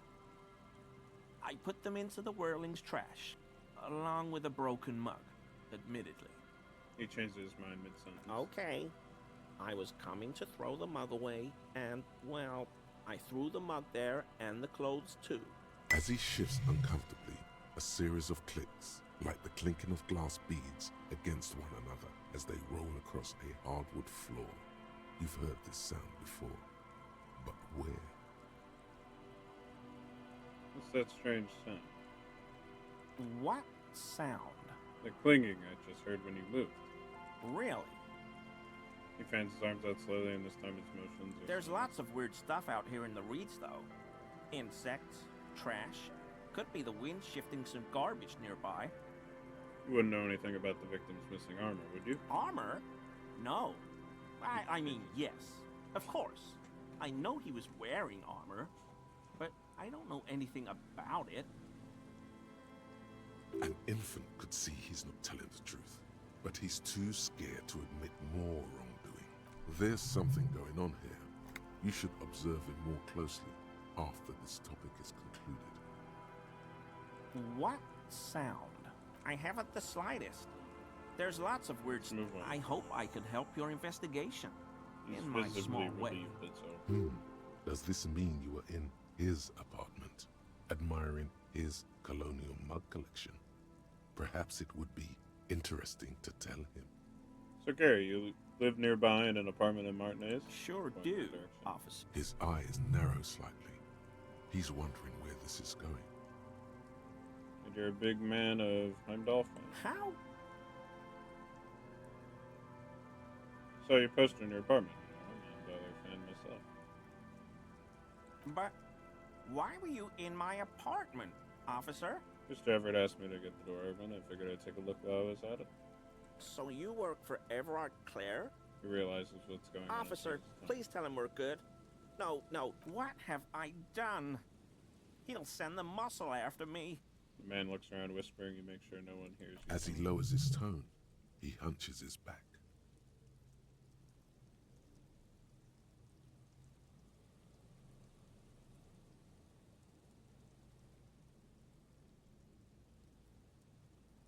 Try not to shoot yourself, Gary. It's just an open What door. could it be about? I probably talked too loud. In the whirling. About I won't do it again. If there's anything I can do to assist you, or the Union, just ask, okay? This scared him proper. He's positively melting from fear. Thank you for your cooperation. Always I'm a getting pleasure those to see gloves. an I officer think of he's the wearing law. the gloves under there. Why is he Oh, yep. Hold on. I want to hit the composure, too.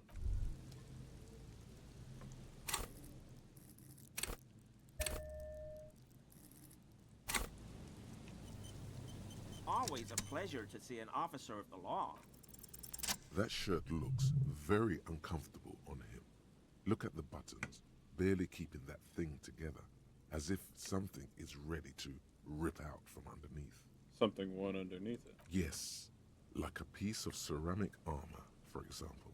One that makes a clicking sound when the plates meet each other, resembling pearls or marbles, stolen from the corpse in the yard near where he lives.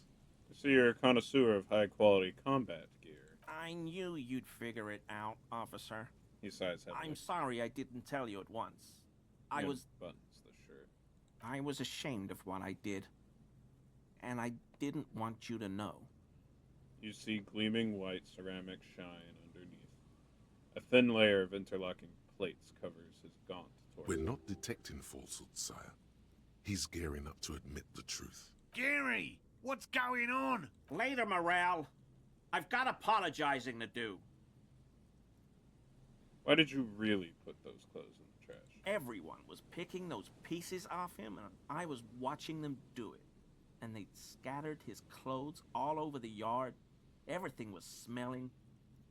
He looks at his feet. So I went there to take out the trash and started cleaning up. All those rags on the ground, him swinging up there, and I had a lapse of honor, sir. I thought, he's a foreigner. They all say he wasn't from here. Only the cuirass was left. So I stripped it off him. It was early in the morning. No one saw me. I took it with me. It was a mistake. Had I known it'd give you guys trouble, I wouldn't have... His lips Fuck. start quivering. We're detecting sincere contrition here, sire. He's not trying to flatter anyone. You know who killed the hangman? I always thought it was the Union, but I sure as hell won't go around saying that anymore. You have my word. I don't know, and I won't be running my mouth on this subject anymore. This is all he knows. Give me that armor now. He sighs again, hangs his head, and unbuttons his shirt fully. A cuirass that matches the dead man's boots comes into view. Soon it is in your hands, smelling of his sweat, but so light to hold, like a bag of cotton. Are we done here, Gary? Yes, absolutely. I will never do anything like this again. I won't mess with Mr. Clare either. You have my word. Thank you for cooperation.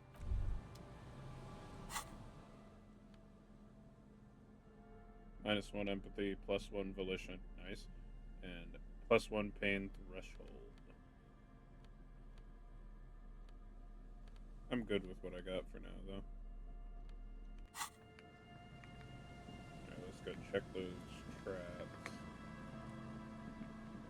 I don't know where one of them is.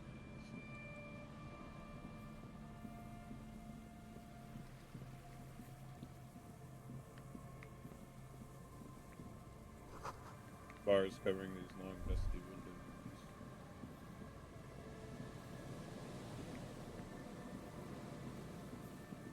Ah.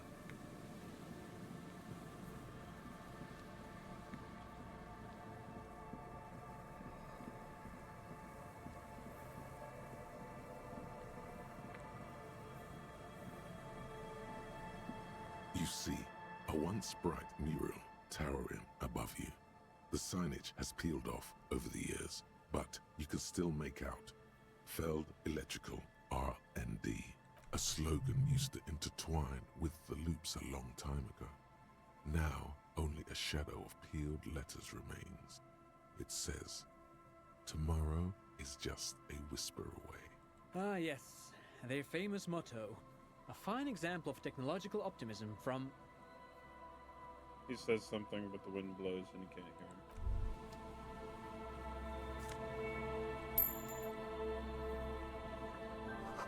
Another power box that charges nothing that's empty now. Fence blocks your path and way on from around here.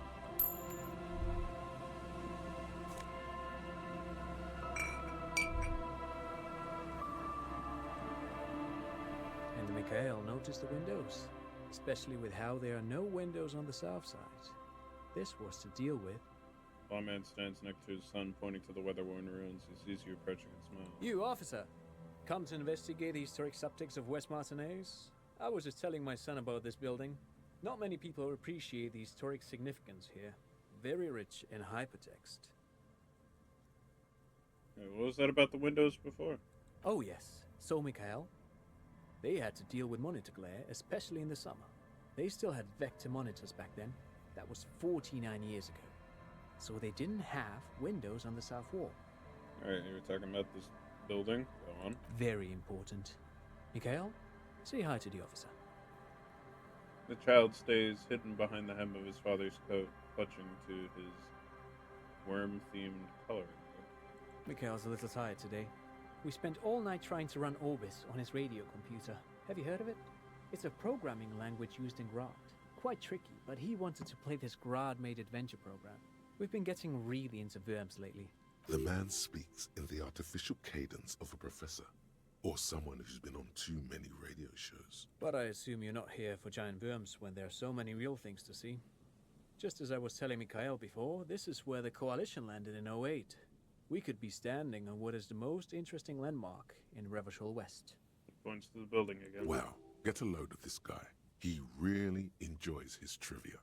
The Orbis programming language was named after its inventor, Victor Orbis, a cybernetician from Grad. They run Vox in the Occidental countries. What's so fascinating about an empty old building? Aha! But it's not just any empty old building. He raises his hand to his eyes, springtime sun warming his handsome face. All three of you turn to admire the mural before you. What not a lot of people know is, this used to be the R&D department of Felt Electrical. And Felt, which now sells ink cartridges mostly, was once a top dog in the turn-of-the-century cybernetics boom.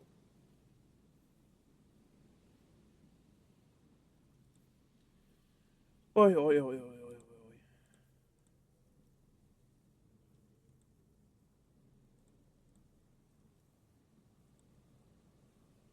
Look at the building looming over you. It looks old and weathered, with seagulls picking apart its stone and metal carcass. Bushy undergrowth has taken hold of the collapsed rooftop. Some kind of bird has set up a nest on a broken windowsill. I don't think I've ever heard this Feld Electrical. That's not surprising. Only a vestigial ink cartridge and ferrotape manufacturer remains. He adjusts his suit jacket. They started out as a midway electronics outfit in Königstein 2 centuries ago. After an aggressive move to Revachol, Feld became a global player in the emerging personal electronics market of the pre-revolutionary era. Still, Tricentennial was beating them in business machines. But Feld had an ace up their sleeve. Or should I say, they were developing an ace up their sleeve? I'm mixing my metaphors here.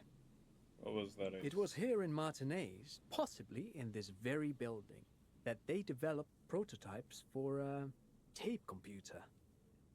A tape? An elegant folding mechanism of rollers and ferrotape ribbons, portable enough to be a take-it-home solution.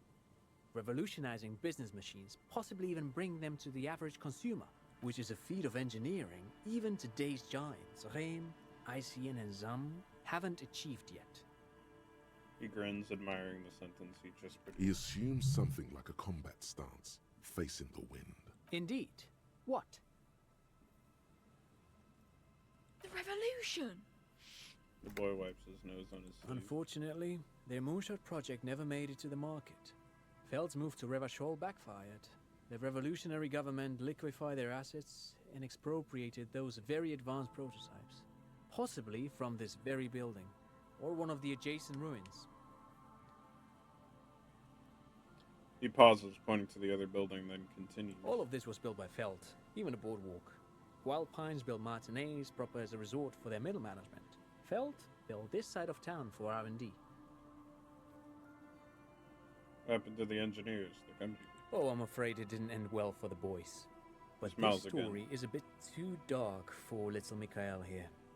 Now, if you were to ask about tape computers... Wait, is he saying that we should just bypass the excesses of the revolution? Turn to Mikhail. He means they all died at the hands of the communists. Officer, I told you this chapter of history wasn't on Mikhail's curriculum yet. Let's keep this kid friendly. The boy looks first at you, then back at his father, confused. You're saying that Feld Electrical built this boardwalk? Yes, they even built a pleasure wheel, but that got destroyed in the war. A wheel! Kid looks wistfully at the horizon as if picturing gondolas rising to the sky. Yes, to lure in their star engineers. This part of Martinez was nothing but reeds before Feld arrived. They had to make the prospect of living here attractive. It was supposed to become a global center for innovation in cybernetics. But history had other plans. What did the revolutionaries do with those advanced tape computers? They used them for military communications, but also to write and send out press releases. The most notorious example being Le Decret de Mars. What was that? What's the Mars Decree?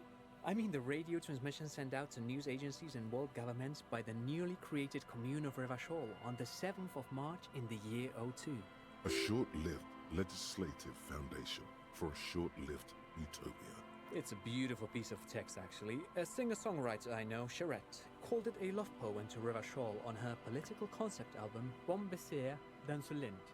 You should read it. Every local library in Revachol stocks a copy of the decree.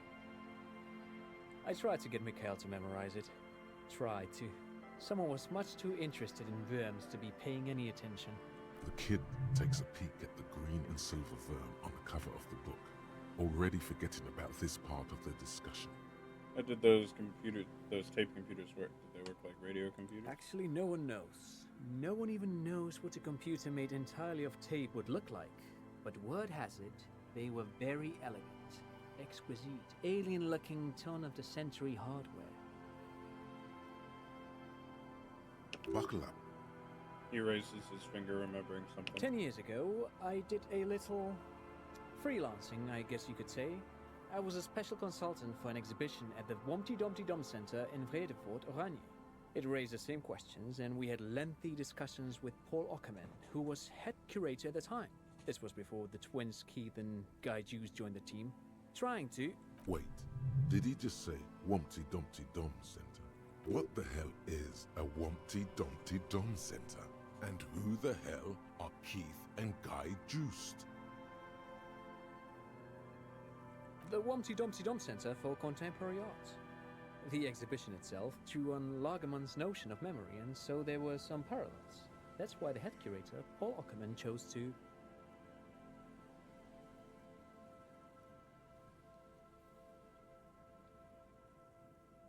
Come on, there is no place called the Wompty Dumpty Center of Arts. In fact, I'm not. The Wompty Dumpty Dum Center is a place you can visit if you're ever in Vredefort and are ever in the market for an exhibition space / contemporary art research center. But perhaps I should return to the tape computers.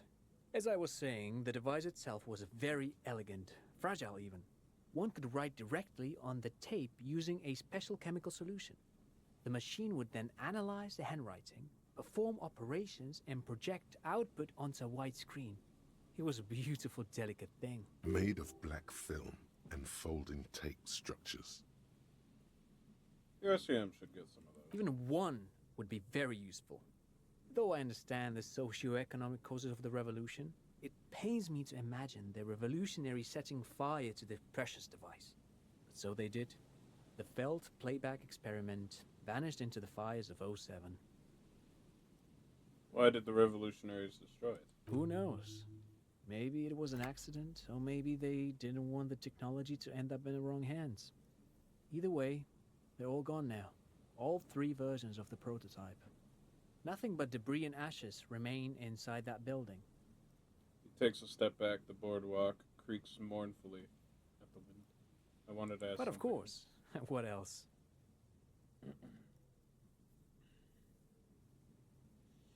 I'm looking for a suspect. Have you seen anyone suspicious around? No, I'm afraid I can't help you with this one, officer. It's just a regular day off for me and Mikhail here. He pats his son's head. He's telling the truth. He hasn't seen anyone. Great. Thanks for all the interesting information. No, thanks to you for having me and little Mikhail here to pick your brain. A very interesting conversation indeed. Pick your brain. If anything, this was rather one-sided. He did the talking. Whatever.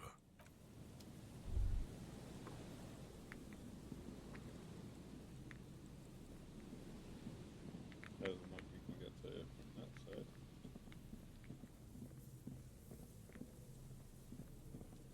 The remaining windows rattle from a strong gust of wind. They're covered in a thick layer of grime.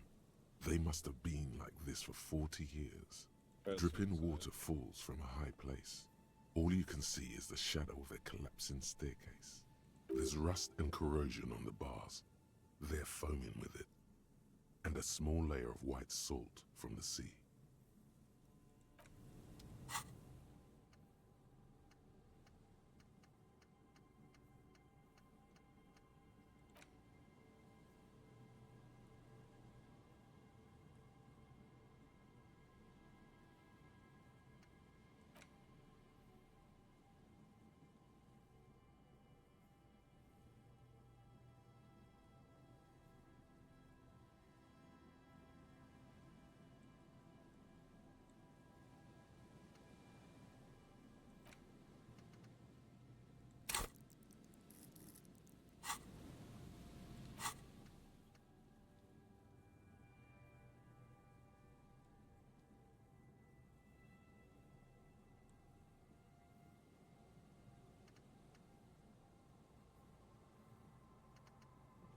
You could internalize finger pistols.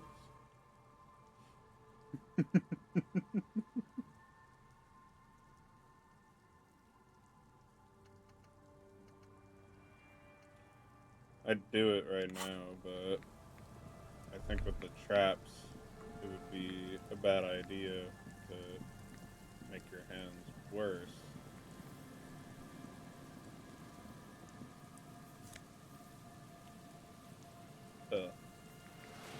It might be worth investigating at another time, maybe.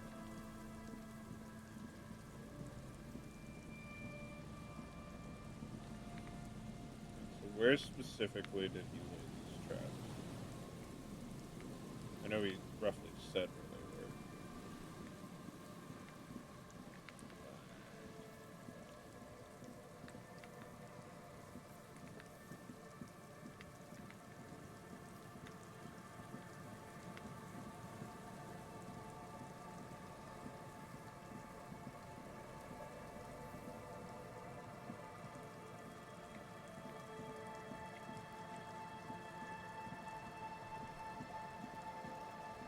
I think it said past the church, but I'll check out here just in case.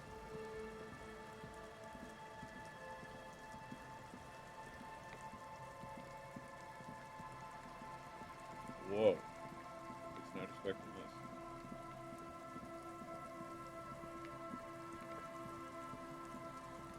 All the way around, huh?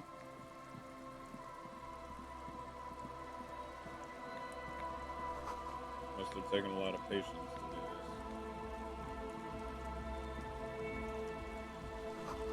Painted with pastel, someone is trying to bring cheer to the world. Trash from some unending party. Holes screwed into the ice, deep to the tin. Right. More tribalistic markings, this post covered with little human lines. Oh! A pane of Eternite has been planted into the snow. 2 poles are holding it up. Barely holding it up. It could fall over any minute. What is It this? looks like a makeshift bridge currently drawn up. Leave it as is. I'll ask this person why they got it up. The tent is just tarpaulin fabric covering a pile of stuff. The flap is open. Inside, 3 young men, all in forward-looking apparel, reminiscent of the sticker on the padlock, are listening to some new form of music. It's like nothing you've ever heard. One of them looks at you. Come on! Get in and close the flap behind you. The warm stuff's getting out. Sure. Squeeze in.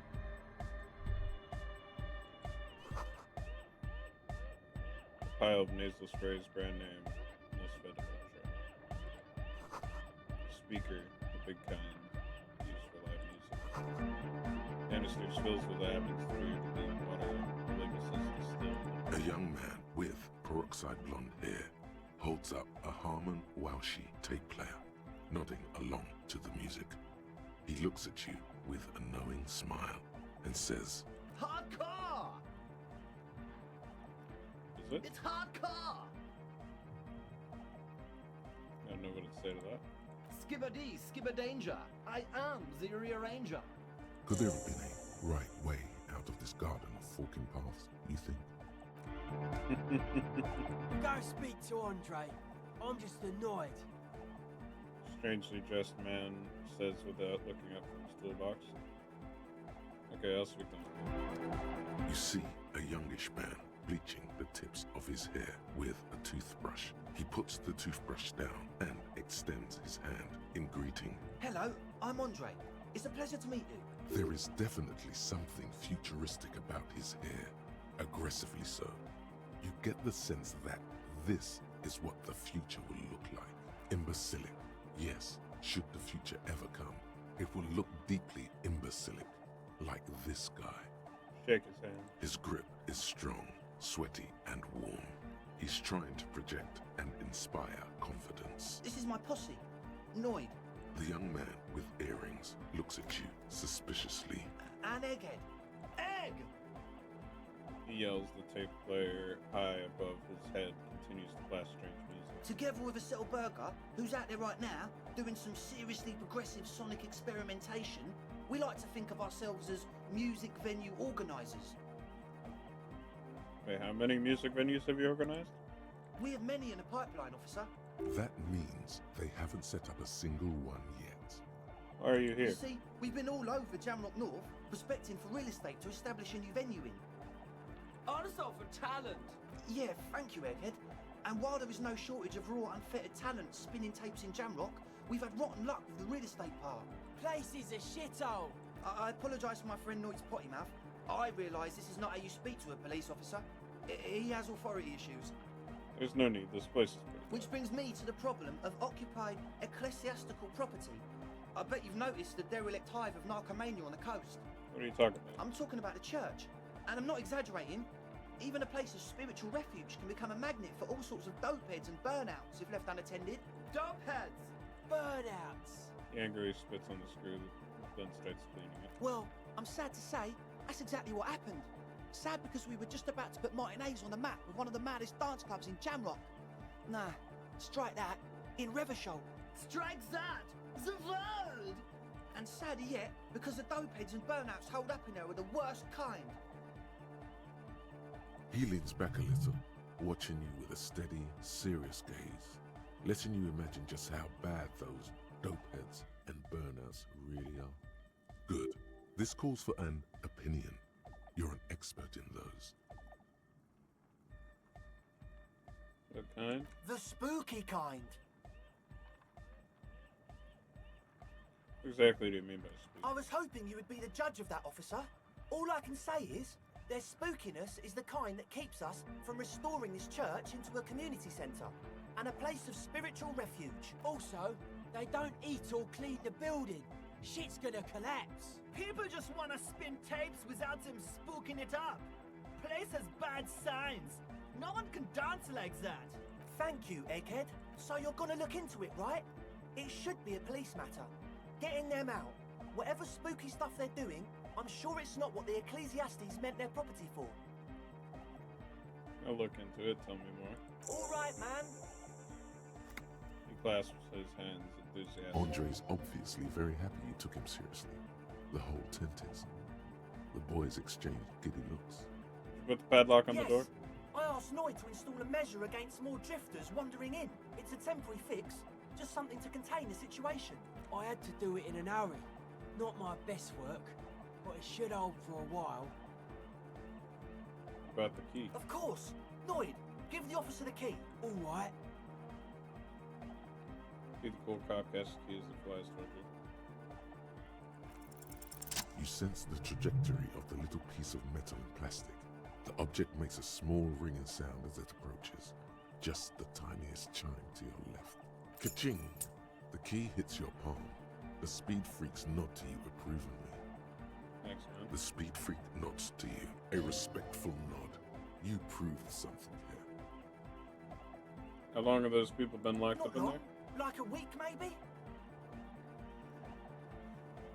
It's cool taking the initiative like this. Proper citizenship behavior, and I endorse it. I can be sure they haven't starved to death. I'm super sure they're alive.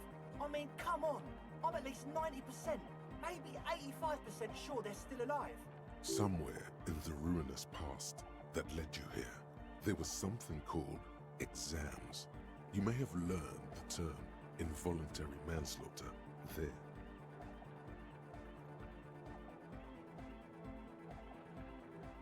Andre, do you know what involuntary manslaughter means? Yes, I do. I listen to Channel 8 all the time. I know about crime stuff, and I assure you, officer, this is not what's happening here. I'm at least 80% sure they're alive. I mean, come on. Most people aren't ever that alive in their entire lives. Yeah, I could. I knew you'd get it. You're one smart cop. I'll get by. Where was I? He nods attentively. Right. Sure, man.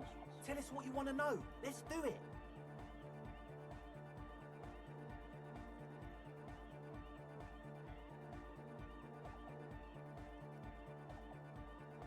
I wanted to ask you about this tent full of clothes. Yes. What? So you brought your own water? Yeah. Good to have, bitch to carry. When I first scouted the place, I did some reconnaissance. I'm not sure the church even has running water. And it's distilled, too. Oh. He doesn't know what to It's the one they sell at the fuel station. It's like he's lying to you, my liege.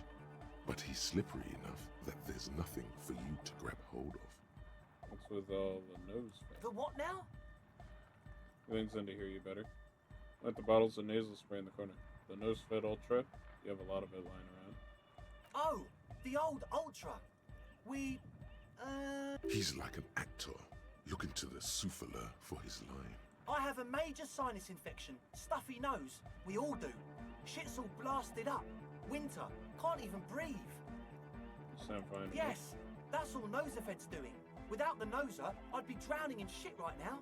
Nosafed is the shit. Good. Now on to the next thing. Yes. What? He nods enthusiastically, no doubt a little relieved.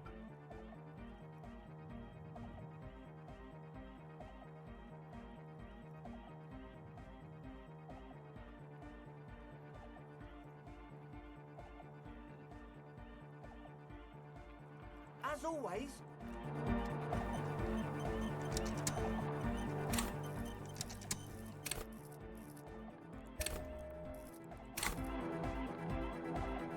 Hi again. So, how are things going? Well, first of all, you're a smart cop, and a smart cop like you would understand. The gist of it is, they want to turn the church into a club, but a suspicious element has overtaken the building.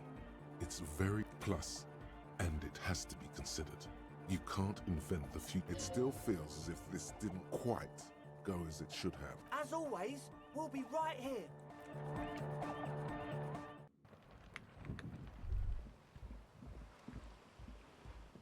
A shaggy-looking girl in her late teens or early 20s kneels on the ice with an electronic contraption in her hand.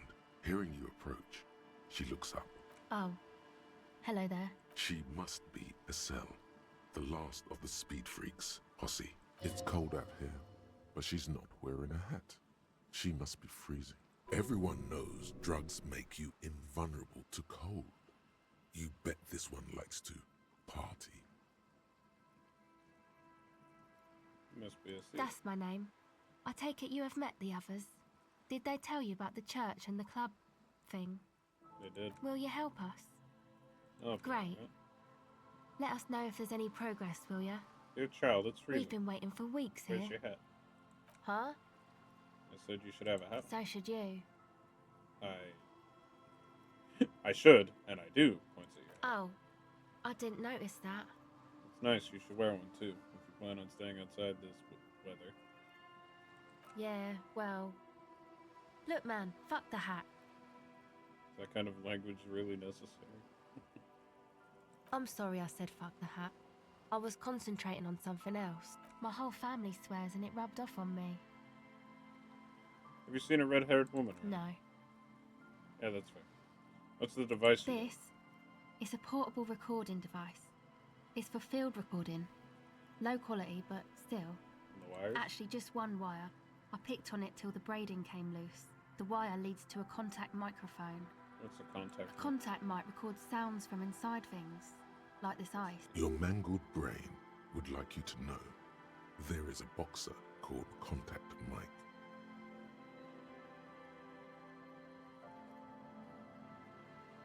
Any news on my wife's name? How about my mother? No, you're welcome. How does that thing work? The mic? I don't exactly know. Somehow it doesn't pick up vibrations from the air. The book said it only picks up structure-borne sound, if you like technobabble. Where'd you get that mic from? Same place I got the recorder from, the Palaceum. What's the Palaceum? Oh man, you haven't been to the Palaceum? It's the coolest place in this whole drug-addled shithole. It's a music club and a synthesizer workshop on Boogie Street in Jamrock. Musicians live there, like real musicians. I once saw Arno van Eyck. Sounds interesting. Who's this Arno guy? Oh yeah, guess you wouldn't know Van Eyck. Or really be a Palaceum going kind of person. I get that. I don't know what that means. I grant. I don't know what that means either. It means I'm hit beyond my ears. That's cool. She breathes on her fingers. Looks like she doesn't know what to say. The right time has deserted me. sucks, man. Was there something else? About the contact mic, perhaps? Does this have anything to do with contact mic? Yeah, I record stuff with it. No, I mean the Boxer contact mic. No. This is a contact microphone. It's for recording inside solid objects. Contact mic just beats people up. The contact mic doesn't just beat people up. Contact mic is a role model. An entire litany spews forth. Yes, you heard right. You should try to be more like a successful athlete and an inspirational figure who has overcome social, physical, and mental obstacles. On second thought, screw contact mic. He's not champion. You are. Look at you here in front of a saggy tent. You know, the drug addict. The world of sports is in awe of your faith and death. Sorry, I don't know why I said that. There was something else I wanted to know. Okay. Alright. What are you doing out here in the cold? Recording, I guess. And what is it you're recording exactly? I think I'm recording cracks in the ice. But there's no way to tell. Not without headphones. Wait, what happened I to think the I just recorded your footsteps too. Not sure how that will sound. My boyfriend sold them. I What don't know, for? man. Things. Just stuff you need for life. A lie. They were probably pawned off for something suspicious. And what are these recordings for? The cracks? The footsteps? The musicians in the Palaceum used them for making music. They looped the stuff, cutting the tapes together. They make music out of cracks in the ice and keys jangling. Crazy sounds like that. It's hard to explain. Anyway, Just nod. I thought I'd make some too. It's supposed to be, like, a music place anyway. She rubs her shoulders and looks. I don't really know what I'm doing. They use synthesizers too. I don't have a synthesizer. The sharp drop in endorphins is almost visible, like a warm blanket has fallen off her shoulders. The wave of chill, the quivering jaw, indications of a drug high. Now, this is where I have become an addict. Here, you need this more than I do. Thanks. You said it's supposed to be a music place. Did you mean the one Andre got planned? The Yeah, church? the boys think it could be a place, like the Palaceum or something. Stupid. It's really not going to be a Palaceum, that's for sure. And who are these boys? Yeah, Andre and the guys, inside the tent. And why is that? Oh yeah, why are you freezing out here while the boys are inside? They got too much stuff crammed in there. No room. Didn't you see it yourself?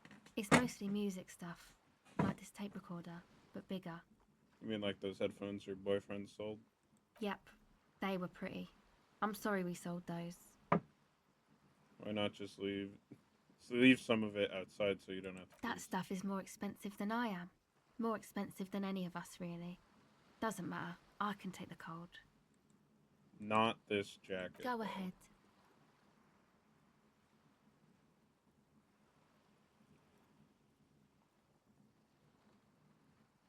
Okay, but...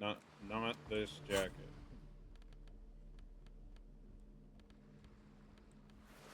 I already give up probably the wrong hat, but that's okay.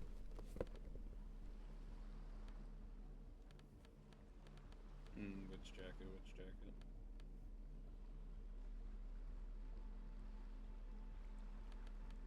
Sure.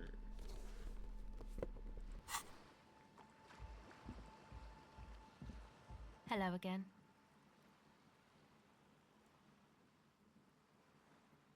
Sure. Contact. Okay.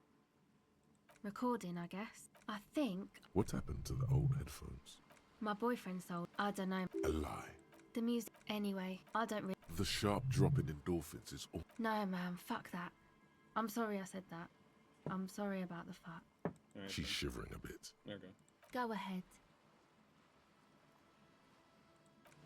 Alright, well. When it works, it works.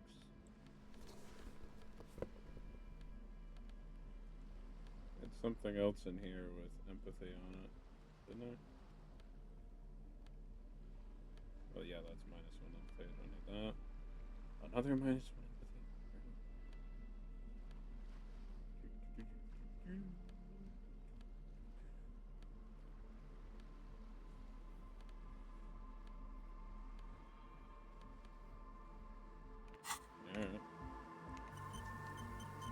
Hello again.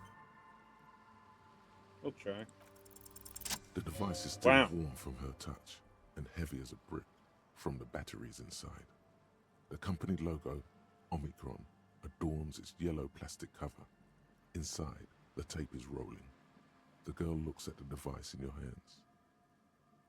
I'm sorry you have to sit here on the ice with the drugs wearing off at your age, or at any age in this weather, waiting for it to get dark. She looks you in the eye, her pupils wide, surrounded by a ridiculous amount of makeup.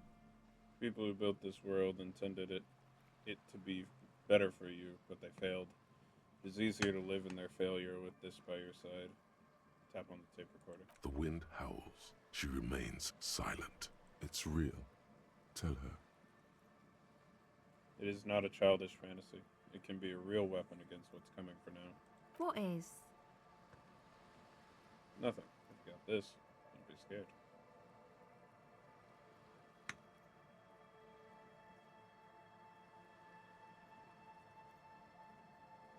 Okay, I'll stick to it. So thanks, I guess, for the psych session. Maybe I can return it. What's been eating you, officer? That's it. Wait, there was a question there I didn't see Hello before. again. You said eat me. There's nothing to eat. Come on, I can tell. But, okay. Be a boyadero about it if you want to. Yeah, I guess there's something that's been making my life. What is it? It's the plight of the working class I was just mentioning.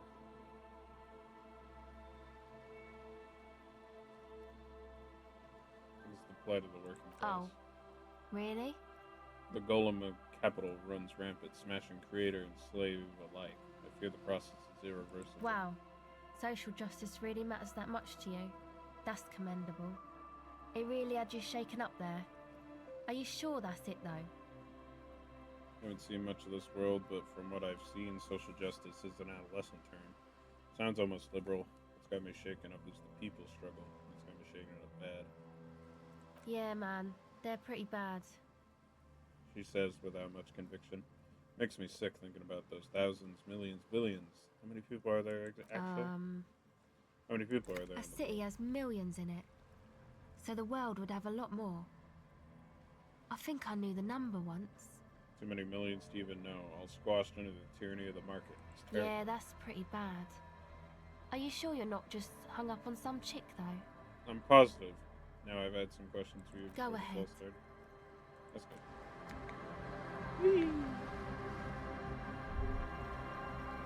Hit the bridge. A pane of eternite, barely holding it up. The pane falls into the icy snow with a soft thunk. Cool.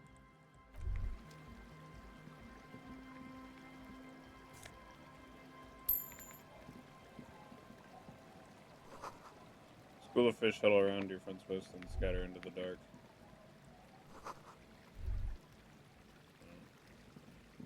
Oh, goodness.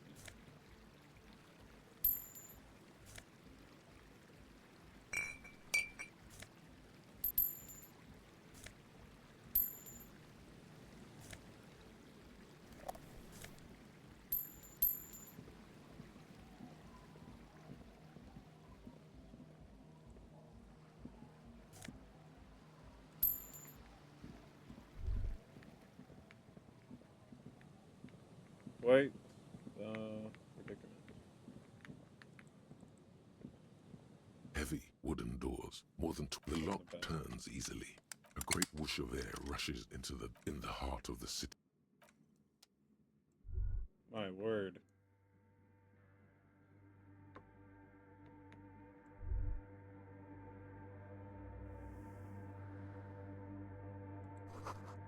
Strange stillness fills you as you look ahead. You should walk here, not run. Grotesque wooden figure looks half finished. This figure was added later. It's not part of the original church.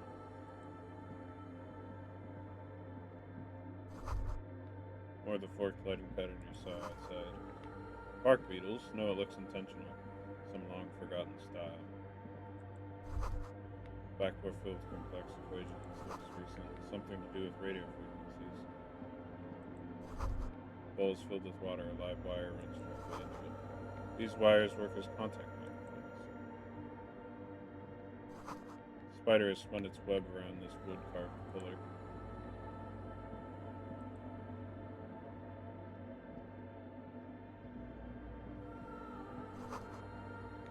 Cracked pane of glass, colorful.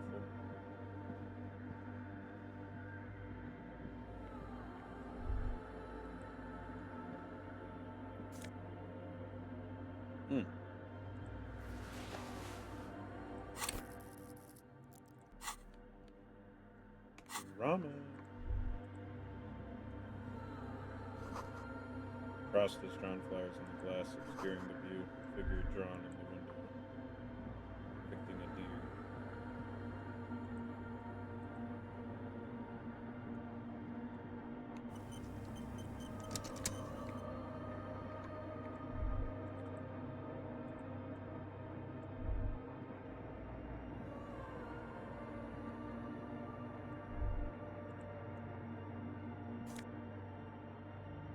Ah, boots for empathy. That'll do. I don't have the perception boots in need anymore.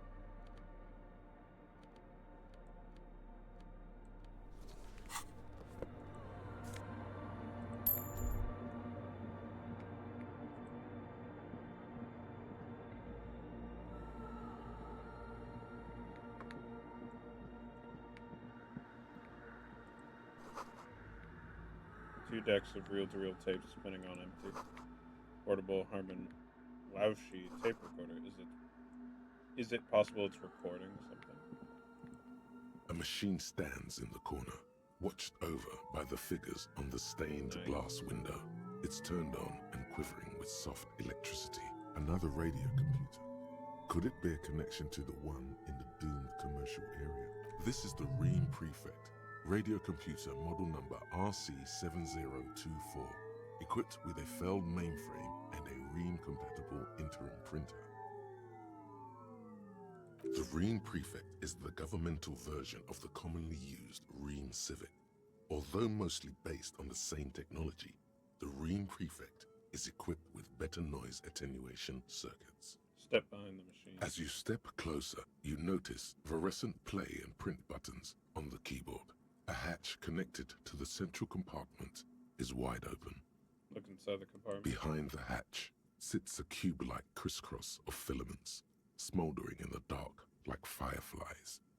Silver tape on the side says, in black marker, log, February to March.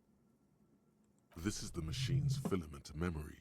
Press play to access its contents. The speaker comes to life. Static seeps through the machine's planar magnetic driver.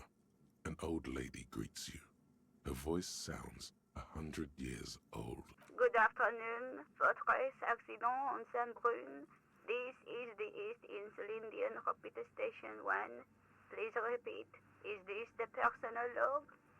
It's the same old woman you spoke with through the radio computer in the doomed commercial area.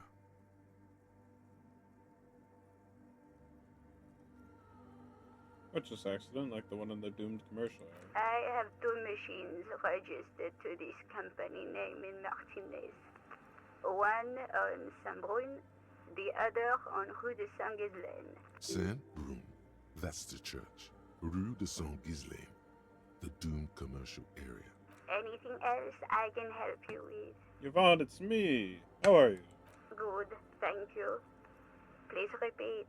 Is this the personal log? I looked inside the core, but the tape with the filament just said log of February to March. Good. Please repeat the password. Password? I'm really bad at passwords. No. A hint system is not part of the protocol for repeater stations. I don't know the password. Received. I will register Fortress accident. Is there anything else I can do for you today? Thanks, but I'm finished with this. Goodbye. The machine's keyboard is still illuminated. Revealed, nothing happens. Okay. Can't take that one, it just is. In white, silver, and apricot faience, the young mother of humanism stands above you. A crack runs across her body. She is impossibly tall, oval-faced and sad, a dark and radiant majesty. This is her innocence, Dolores Day. Cradled in her arms are a pair of glowing lungs, clearly visible from underneath her flowing dress. You should kneel. Why? Your knees touch the floor. The floorboards are hard and cold. There you kneel among the snowdrifts, diffuse light falling on your hands from beyond the glass. The world is silent, but for the creaks and cracks of the massive wooden structure behind you, it covers you from the wind outside.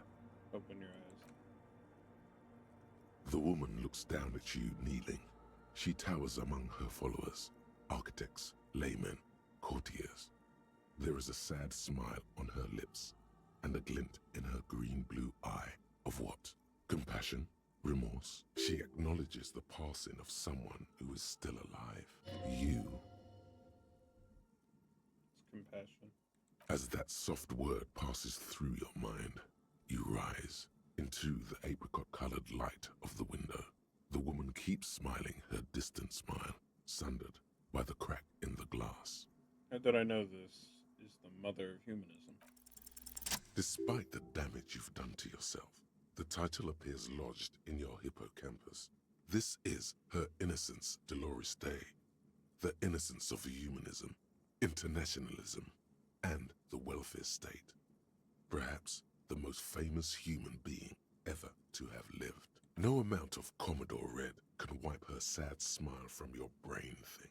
It has survived the deluge and haunts you still, and will haunt you forever, as it haunts all men. Exactly is an innocence. The highest category of historic individual, an embodiment of the world's spirit. More, an innocence is elected to office by the founding party, a precedent that has taken place a mere 6 times in the entirety of history. The legal system of the Real Belt is built to accommodate an authentic rule should it coincide with our time. An innocence is infallible. The decisions made by one are not decisions. They are inevitabilities. What would have happened anyway?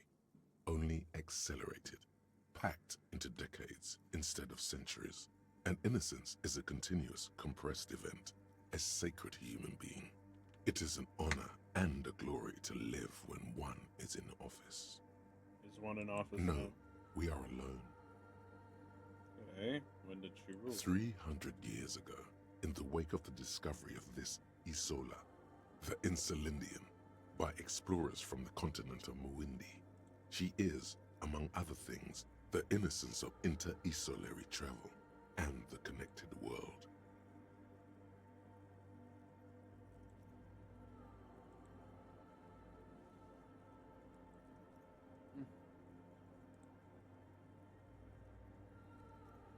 Oh, sir, no. Many things. You know she was a woman of the court, the wife of an influential Marchese, and eventually the principal advisor to Irene La Navigateur, Queen of Serene, modern-day Sir La Clé.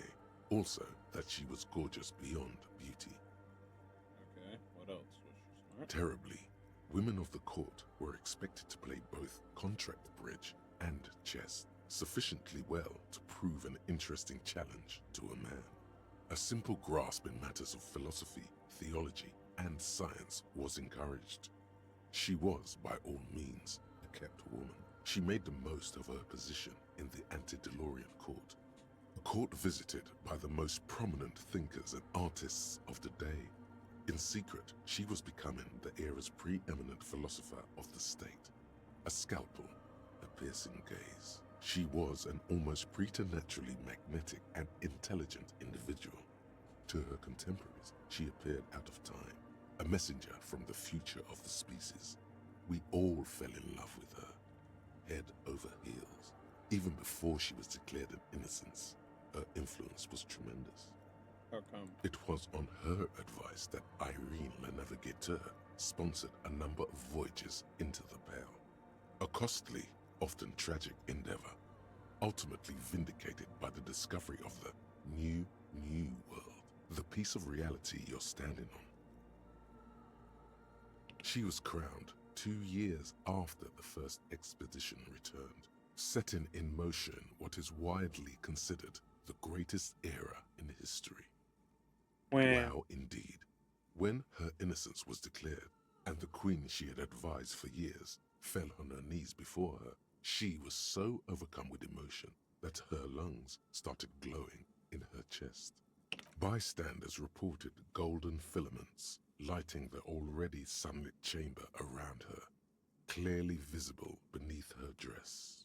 That is why the lungs are the symbol of love for the cultures of the Riel Belt. I want more. As did we all. The lands of the Mesk and the Occident, and even far away Supremwindi, altogether 21 of the 40 Mundial nations of the time, immediately accepted Innocentic rule, even before her crowning. In a city called Advesperaskit in Vespa Messina, her homeland, the name of the city means evening comes, but it happened on a winter's morning, with the canals frozen and slush falling out of the sky. She was dressed in a white and pearl dress on an emptied-out plaza with the crowd far away. Already, her Theriers, the secret servicemen of the Innocents, were worried about an assassination attempt. Oh yes, she looked like humanity's young mother, a perfect mother, insultingly beautiful. It was as if her face and shoulders and hands were covered in a soft down of underfeathers. You know this well, very well. Midwinter snow was beating the cobblestones around her. A small attaché of officials stood by as her Theriers placed a white gold wreath on her head. The crowning was mostly witnessed by secret servicemen. Then one of the men in this secret service killed her 22 years later. A young man who had come to suspect that Dolores Day was not entirely human, but something else. Something that had walked in our midst, watching us stumble for hundreds, if not thousands of years, until it decided to interfere in the course of our history.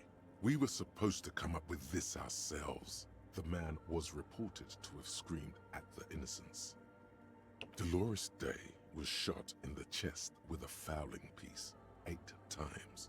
The man, thought to be insane, said he once touched her and her body had been unnaturally warm, like a furnace, and that sometimes, while on duty, he observed her forgetting to breathe for over 10 minutes. This inhuman quality was witnessed by many others as well, glowing lungs and all.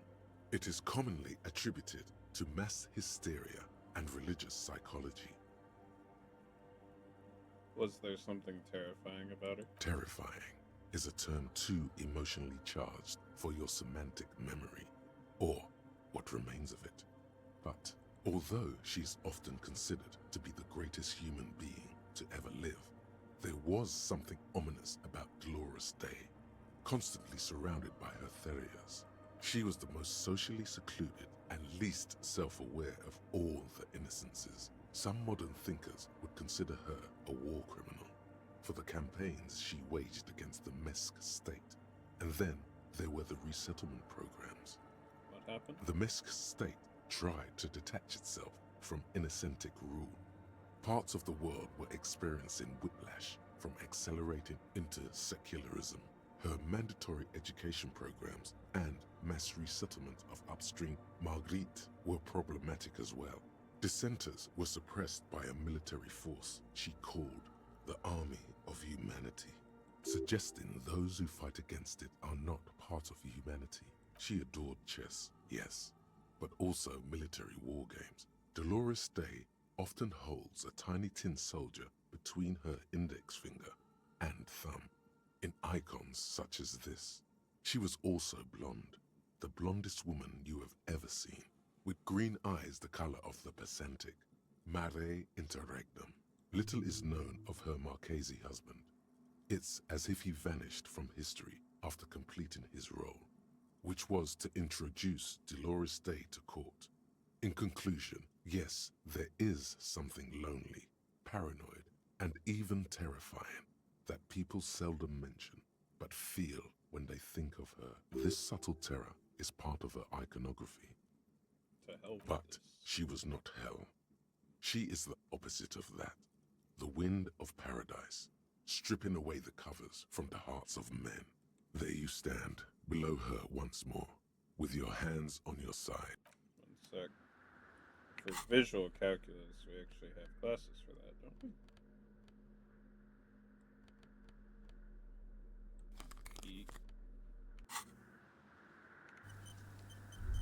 The mother of humanism stands above What I you, live a precious and for. complex black jigsaw of broken shards falls into place in front of you, a ghostly reconstruction of the stained glass window.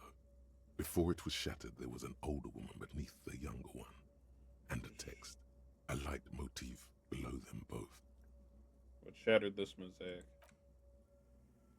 Unknown. A motor carriage, a gunshot, someone falling into it, or maybe just hooligans looking for something to break. Who's this older woman? The escutcheon on her throne says, Irene the Navigator. She is depicted as an older woman wearing thick-rimmed eyeglasses, holding a golden rights apfel in one hand and a scepter in the other. This is the queen her innocence day advised. Above, she herself is whole. Small figures of wise men, common men, worshippers walk up the stairs to stand at her feet. Secret servicemen, farriers, stand in a row guarding her. It must have taken years to produce this work in all its dizzying detail. The motto, what does it say? Below both women, in luminous black letters, Après la vie, mort. Après la mort, la vie de nouveau. And then along the left side, Après le monde, la gré. Après le gré, le monde de nouveau. After life, death. After death, life again. After the world, the pale. After the pale, the world again. This is the great leitmotif of humanism, a summary of the effect of the discovery of this isola, the Insulindian, on human thinking. A tremendous sea change akin to finding life after death. Step back. The mother of humanism towers above you.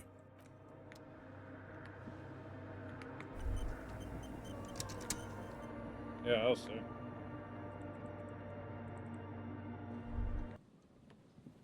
Alright, I gotta look for some traps. Traps on the coast.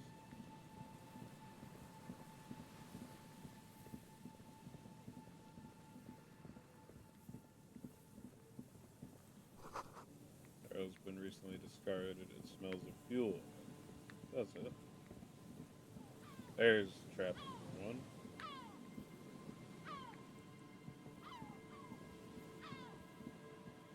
There's a trap in the reeds at your feet.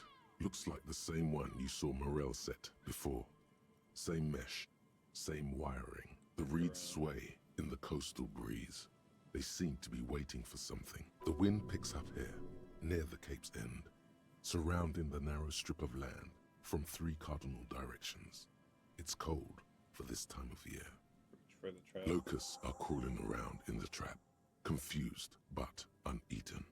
You see no carnivorous reed phasmid gorging on them. Alright.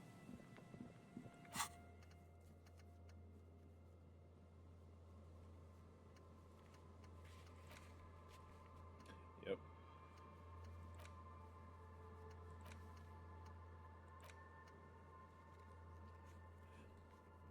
Yep. Near the boathouse was the...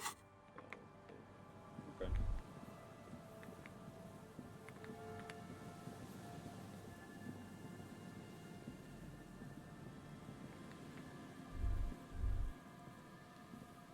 Oh, nuts.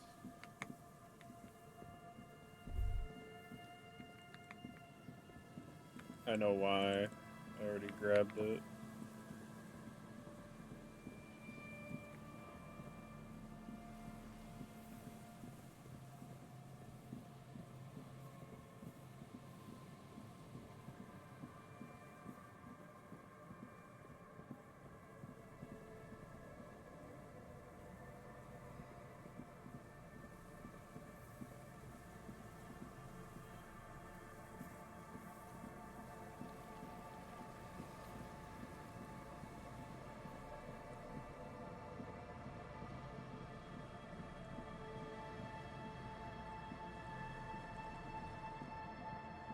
This is the trap Morel just set. Check the reeds by the abandoned. The later it gets, the colder. Remnants of the camp can still be seen in the sand. The fire that's gone out. This trap is also full of panicked.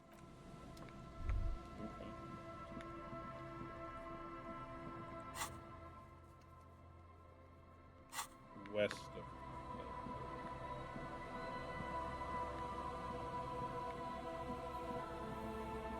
Can't really go any more west of this though. Go around that side. That's not the boat.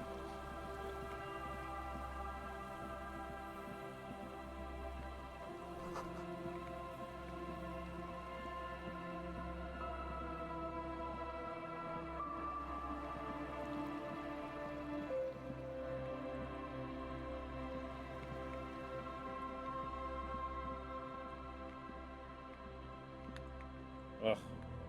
Fine. Run over there, Harry Dubois. We've got some time.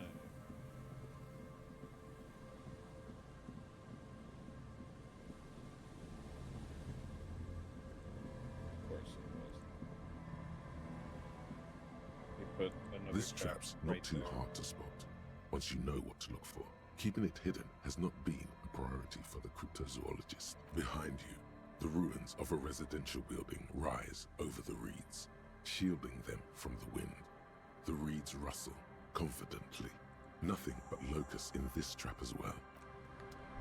Noted.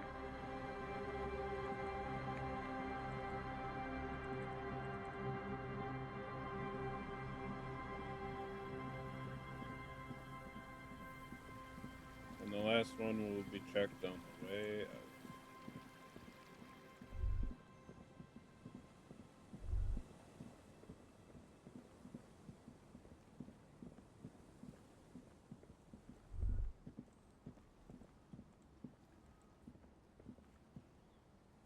What do we got here?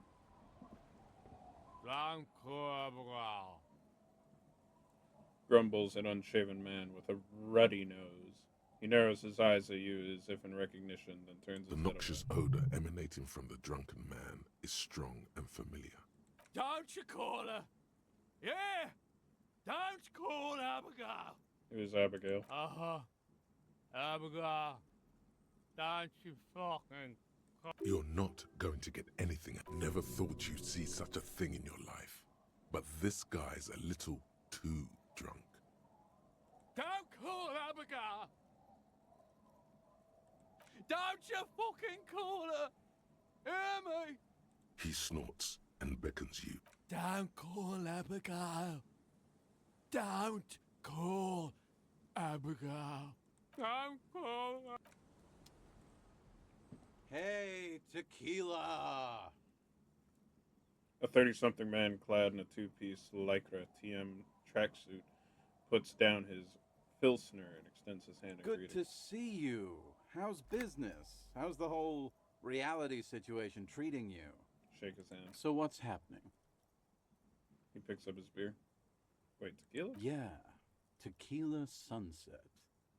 How are the, high-concept, reality-based adventures proceeding? He says it like it's obviously your name. Like you call someone Billy Brunel or leader of the 4th Street gang. Not too odd. I'm on a 42-year losing streak. That's harsh. I'm like 3 or maybe 4 years into mine. Wait, no. Make it 5. He looks at his shit-stained Lycra TM with a grim expression. Things aren't going super well for Idiot Doom Spiral either. Haven't found those keys yet, haven't won that great piece of ass back. No word from my business buddies. He takes a sip from his beer. Idiot Doom Spiral, huh? This is bound to be a good, high-concept conversation. At last. Have you seen a red-haired woman named Ruby around here lately? Can't really remember seeing any women after losing my keys. It's a touchy topic. He hasn't got laid in ages. He really has no idea who this Ruby is, sire. What do you guys do around here? We are saving the world. He looks at his comrades. Please. Please don't call Don't go! Okay, we're drinking. We're drinking alcohol. That's what we're doing.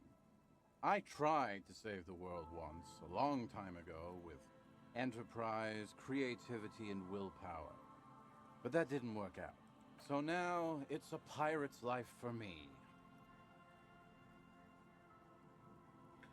What is a tequila sunset? You keep saying it. It's you. Your tequila sunset. How do you know? We've met before. Don't you remember? No, you sure don't. No. Aha. Do you want to know how Tequila Sunset came to be? Go ahead. Mm-hmm.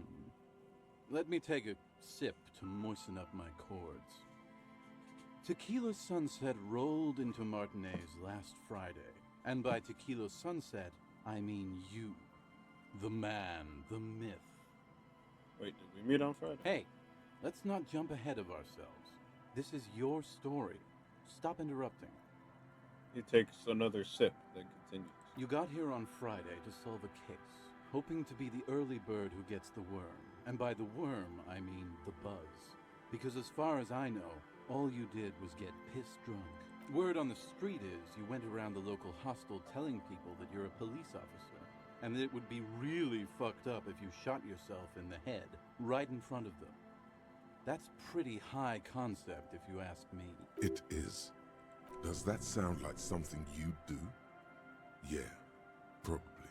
What happened? It was a late Saturday night when we, the Union of Moribund Alcoholics, were getting our drink on. Nothing remarkable about this. We get our drink on 24/7. Makes everything warm and glowy. I trust you know the feeling. One moment we hear the sound of a motor carriage revving up somewhere on the plaza, followed by a series of dings and bangs. Do you remember the sound of wood cracking? The billboard? Naturally, loud noises pique the interest of anybody owning a pair of ears. That's just the reality we're in.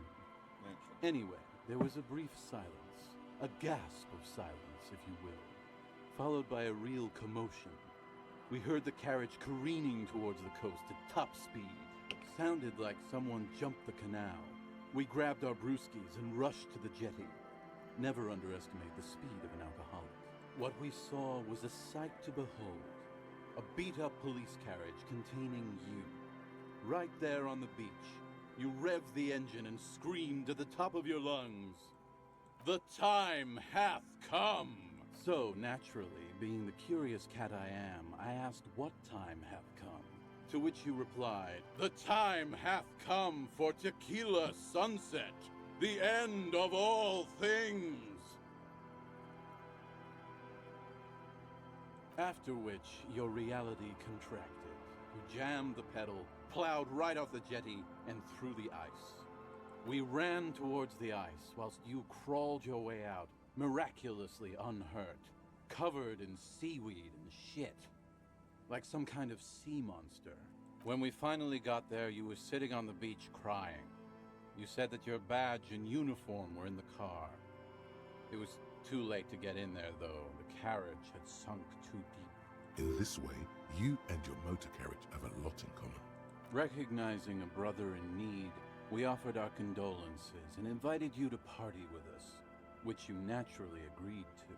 We asked about the whole Tequila Sunset thing, and you told us it was your name now and insisted that we all call you that from then on. My real name is Harry. No, that's just what your mother called you. Your real name is Tequila Sunset. Just embrace it, brother. How long did we party for? Hours. It was an all-night drink-a-thon. Then, at some point, I think it was Sunday morning, you got belligerent and wanted to talk about Revacholian women. How they're beautiful and also whores and so on. How one of them fucked you real bad. After a short while, you crossed the event horizon, looked sullen, got up, and left without saying anything. No, that's the story. It was the greatest thing this fishing village has seen since Rosemary tried to use a crab to open his beer. Oi, that was a classic too. Did I tell you anything specific about this person that fucked me? You were pretty vague about it, but you kept saying you got fucked real hard. No one's fucked me. I do the fucking around here. Abigail! It seemed pretty painful, to be honest with you. If I had to guess, I'd say you're still working through some shit. Did I mention losing something else? Beside your gun and your badge? You said something about your hope or heart or something. In retrospect, I guess you lost your motor carriage too?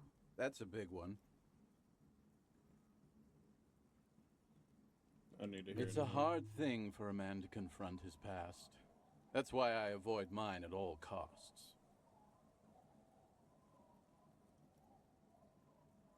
You seem like you're characterized by your storytelling ability. Want to tell me another one sometime? Whoop-de-doo.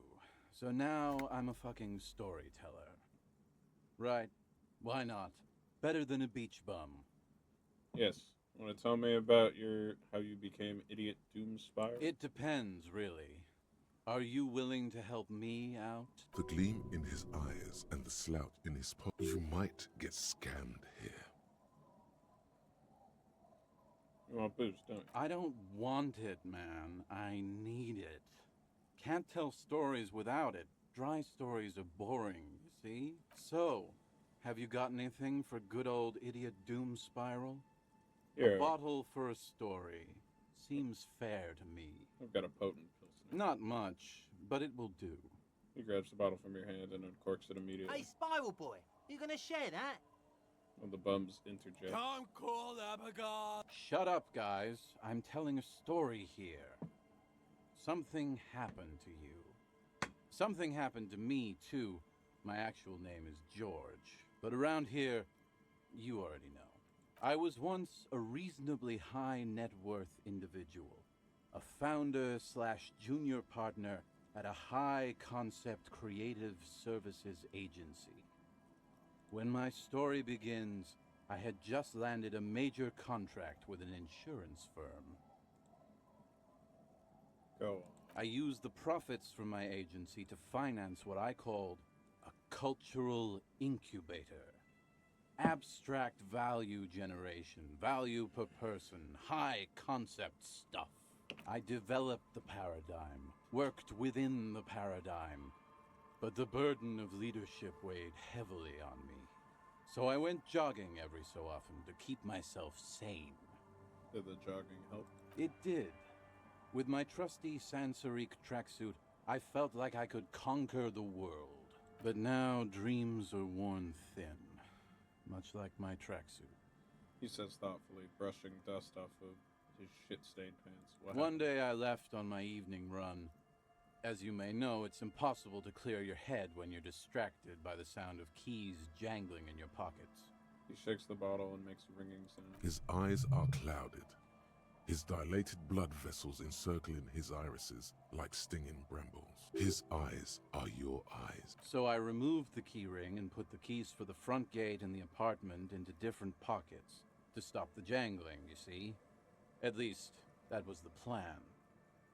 I was halfway done with my usual lap when it started to rain. The reality situation became very wet, very quickly.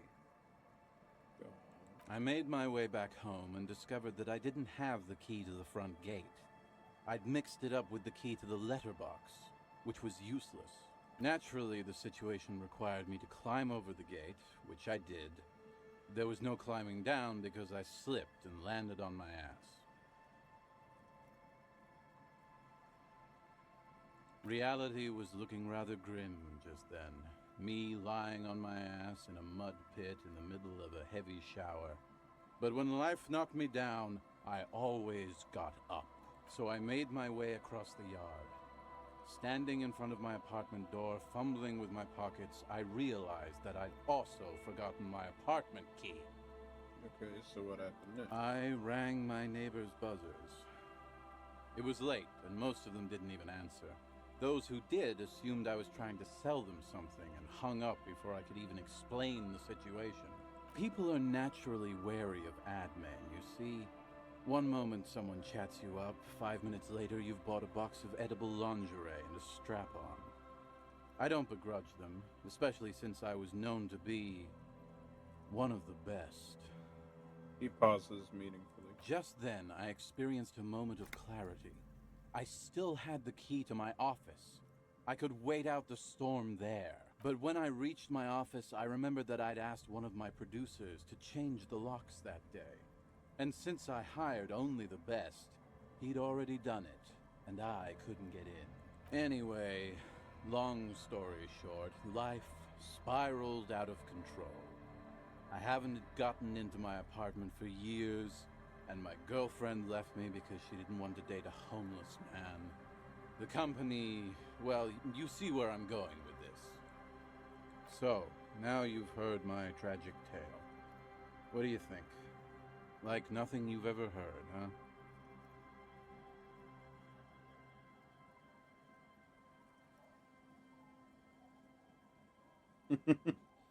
Wait, is that it? I feel like you're missing something. Tequila, I've thought about this series of events for a long time. If there was anything else to it, I would have thought of it by now. Look on the bright side, you've got one hell of a story. Yeah, maybe I've exaggerated certain parts over the years. When you tell a story too often, it begins to take on a life of its own. But what matters is that it's true to my subjective experience. Anyway, that was all the story one bottle gets you. Almost empty, this one. Truly, he has the soul of an artist. He's seeing you. You too, Tequila Sunset. Something tells me this guy's not going to be talking for long. Good to see you, friend. Do I have deals set up for you, buddy boy? It is you. So what do you want? I got smokes. They're cheap. Very cheap. I got Pilsner. Great deal. You won't get a better deal on that piss. Spirits I can let go for 300 real. I also have speed. And by speed, I mean amphetamine. This bottle of spirits costs 300 real. See, friend, it's real valuable. Worth every real, if you catch my drift. Got it from a bit of a business venture. You know, it's funny, actually. Takes 3 gulps of his Pilsner. He's finding it difficult to focus his... What? What is? Keep him talking. What do you mean, what? What did you think was funny earlier? This guy. Where'd you get the bottle of spirits from? Oh, this is medicinal spirits. The good stuff. I got one of those scientific ampoules a few months ago. Torpedo, they call it. It's supposed to keep a man from taking a drink. He spits a nasty yellow clot on the ground before you. Didn't stop me for shit, that's for sure. 5 lemons with half a pack of butter and you're good to go. That's a good tip, I should remember. It really isn't. In a week, the goddamn kidneys started giving me all kinds of help. Finally, the missus took me to a private doctor's office. Not a charity, the real thing. Those arseholes charged me 4 real to remove the damn thing. But I came out on top after all. Have they no shame taking money for a service they provide? But the idiots left me alone in there. Now, I used to teach high school biology. I know what doctors use to preserve dead fingers. He gets an excited gleam in his Like eyes. 3 cans of this blue medicinal stuff from the back room. Threw the snakes out and voila. What's left is this beautiful blue stuff. 98.7% almost pure alcohol. 2 I already sold to these fine gentlemen here. But this last one is yours for 3 real, if you want it. Don't say it.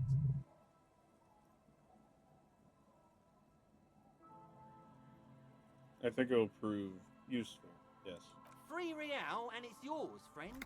The deal of a lifetime. Well done. You got it. That's a much more reasonable price right there. Yes, it is. Just make sure to enjoy that one, friend. If you drink this, then you'll die. That's a fact. And that's why we're going to save you from yourself and store this as a sellable item. Go sell it at the pawn shop. In the civilized world. Some real shit you just said right there. Ooh, I can go back. Not very far, never mind. Ah. A drop in temperature, an easy flow there. An empty street before you, A thoroughfare unjammed with lorries. No more drivers smoking on hitch steps. Just silence. What did the smoke smell like? Chemically sweetened. Across the road, a forgotten bus stop. Corrosion has opened a hole in its roof. An elm tree watches over the building. Its branches are dripping with rain and snow. The road is smooth and motley. Craters filled with a black asphalt. The asphalt, first laid, is grey already. A row of tenements are under construction in the distance. Who are the people who live across the road? A tub warm with water, white with soap. A man bathes while radio waves transmit the lottery numbers. 4, 18, 21, 4, 1. A modern washing machine rattles a drawer full of silverware. What about the bus stop? Number 312D. Young girls used to come here, huddled up, hoping for more warmth than their thin coats give them. The bus took them to school. It has not run for 8 years. There were not enough girls to sustain its cost. What about the road? Craters pocked the surface. Children played in them until heavy trucks full of black pitch rolled in. The landowners have filled the craters with money. It is a vital artery of the flow of trade. There's one bump on the road. A dead dog lies flat about 200 paces away, right at the turn. Tragedy comes from the wheels of a fast RCM vehicle, hurrying to work. The cold washes over you. The sound of the sea has grown distant. That is a no. The wind moves the aerosol. A detective stands behind the boom barrier. A breeze moves a curl of his hair.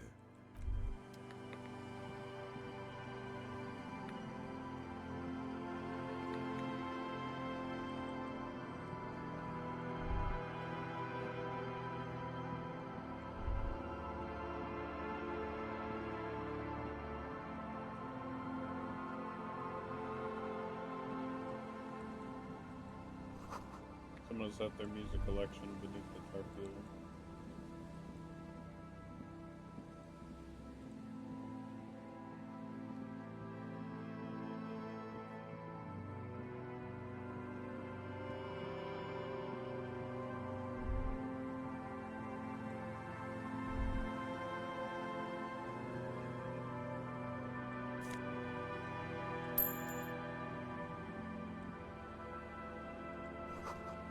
Swing is missing. No one has been here in a long time.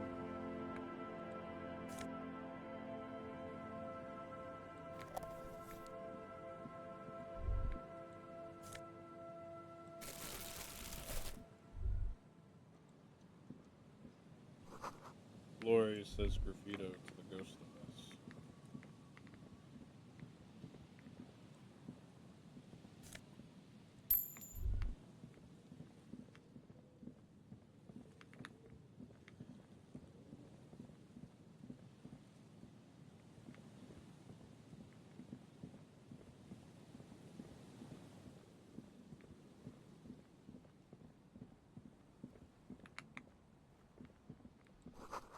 Creaking ahead, a broken axle grinding.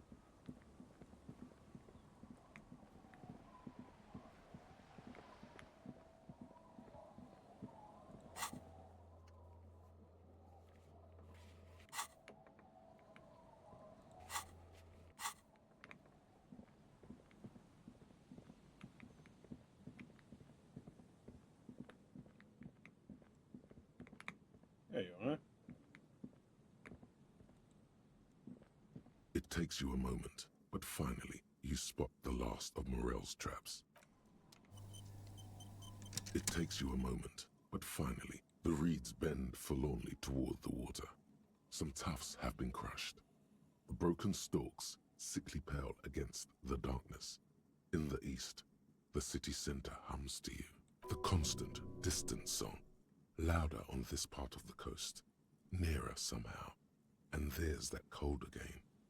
Always the cold. The trap feels light and silent as you pick it up. Something is different here.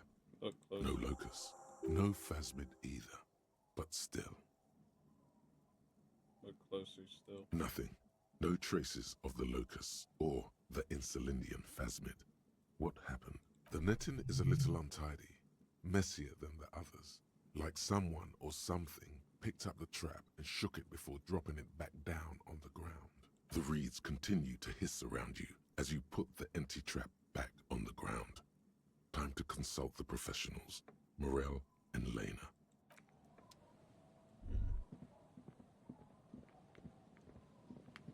Unfortunate.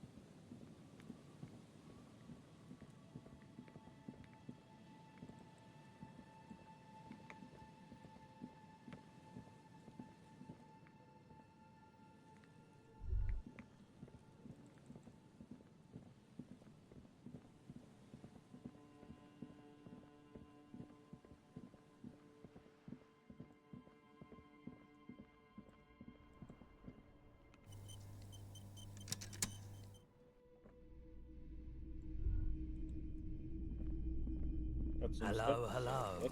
Let me know if I can help you with anything. Sure. Let me have a look. Alright. Let's see it. Show 'em awesome food. Oh, no, no, no, no. I don't need... Besides, this gear costs a fortune. It feels like he would have accepted the risk if he hoped to profit from it. It's not greed, though. Anything else you're thinking of selling? No, let's not sell it. Or his pen. Yeah. We'll keep the gas, because we can use the gas, possibly.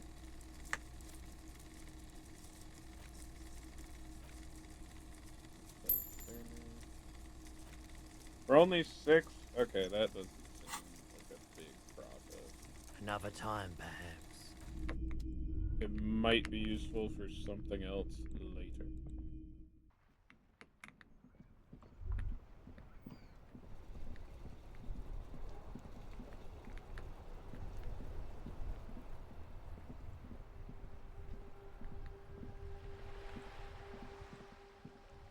I like playing in the dark.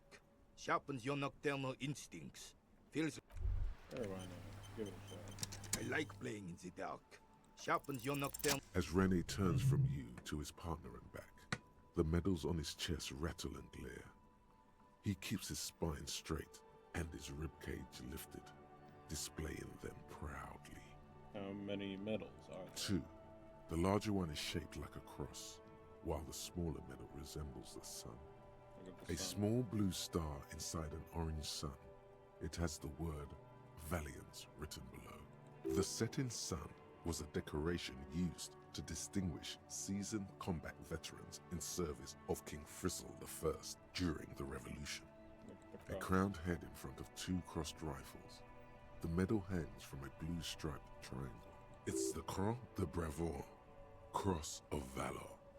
The cross was the highest battlefield decoration in Suzerain's armed forces, awarded for exceptional bravery in the line of duty, in service of King Frizzle I.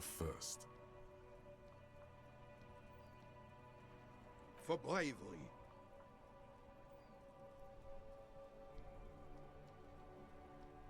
That's what I was going to say. Right? I'm sure, but I know this uniform's reputation. You are also wondering if I got this for raping women or killing babies. I don't know the reputation of anything. Don't even recognize the war. Son, we should never forget our past. Lots of mistakes were made back then, but there were also lessons. His voice takes on a tutor-like quality. Forgetting those times means the mistakes were for nothing. That all those people died for nothing. Whoa. Sounds like you're about to open the gates of conversation. This man will literally talk your ear off if you let him wander off the memory lane.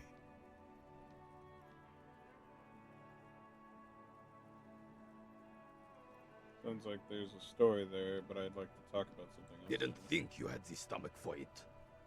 Kids don't these days. It is such a pleasure to see you again, officer. How may I head the citizens' militia on this fine day? You mentioned Janine Marie Boileau. Oh, sweet Jenny.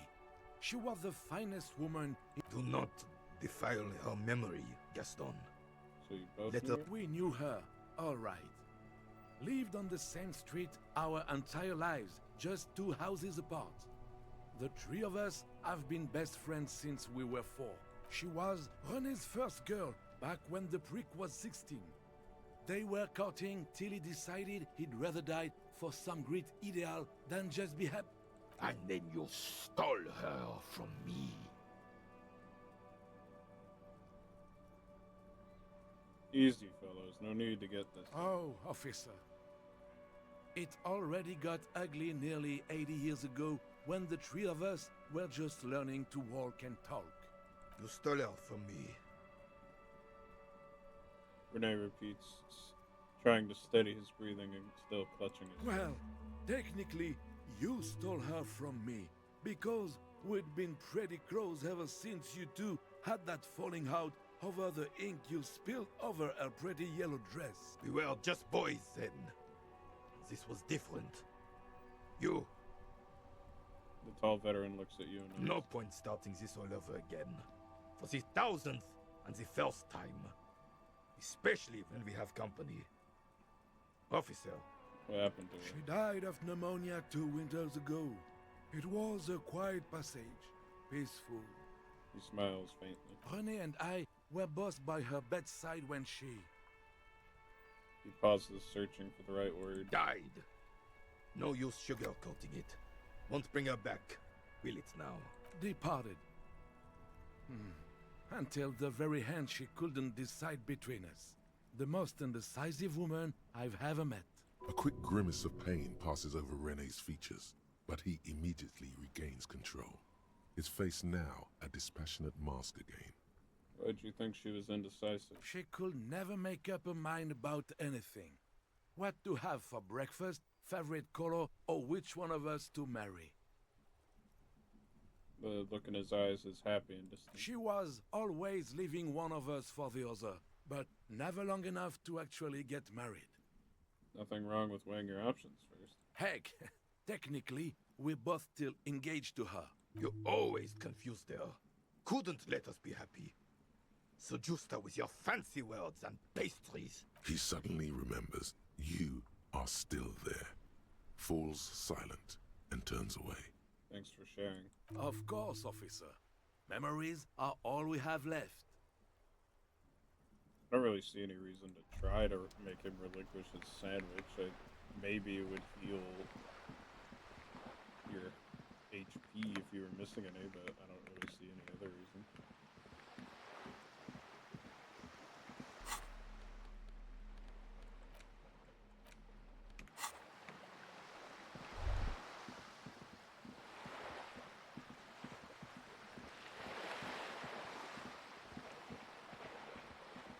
Yes.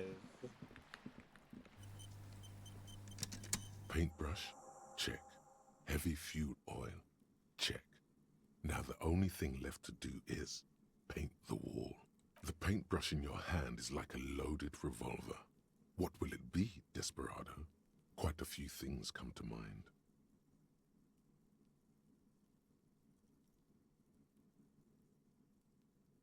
What shadow lies there beneath the bright gleam?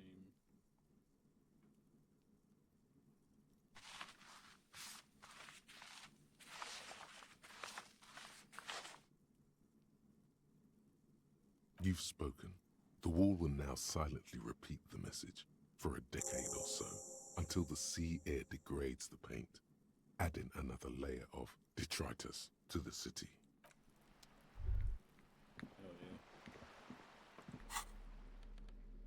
Oh, it used up her brush. I would have given it back. Hello again, officers.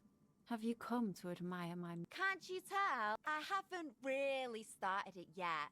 I'm waiting for the right words. So you don't know what's Have you right? ever tried your hand at we rarely see... Yeah? Thanks. She means the opposite.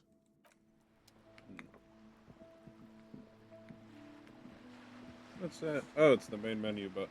Poking out. If you just left? Okay. Talk to Lena, Gary, Gart. I don't assume I have anything to actually say to Gary. Help and notice. Somebody mentioned a book that would be here. A small mountain of colorful board game boxes.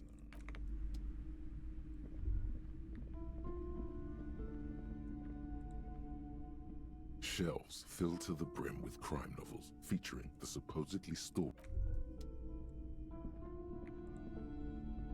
Shelves full of biographies of. Browsing through all suddenly, a high-speed love. Next to Earth, next to that. I really must insist. I'm sorry, I did not mean to rush. This bookstore is not strictly about crime.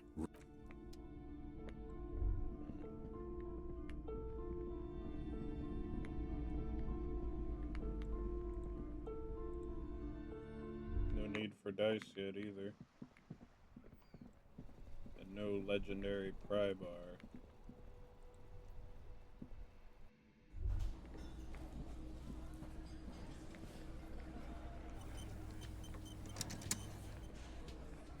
The Coppernado is back. What do you want?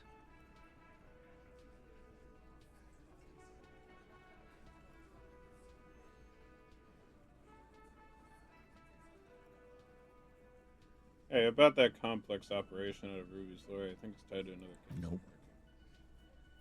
That's all he says. He doesn't even do. Next question. Want to go over a few things regarding Yeah. Ruby's disappearance again? Okay. Nothing new there.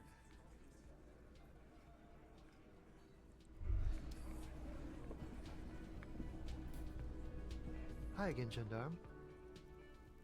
Bye-bye, Gendarme. Got one skill point, not a lot of experience. Quite a lot of experience until the next bit. Oh, sweetie, I don't even know how to thank you for finding my husband and helping him out. I hope we haven't been too much trouble for you. Just doing my job. Here, I want to give you a small token of my gratitude. It's a tie, Meskin origin. The pin is an antique, quite special. The little silvery knob holding the tie together feels warm in your hand. It's in the shape of an avian skull with 8 eyes. You could ask her about this when you get the time. It's probably a cryptid, but the phasmid, of course, is more important.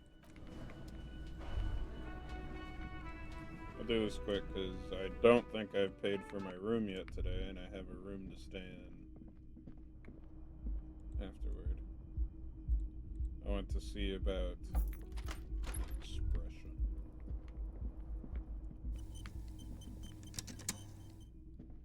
A mirror hangs on the bathroom wall. It's barely covered in steam anymore. It's your face in the mirror, adorned with the expression.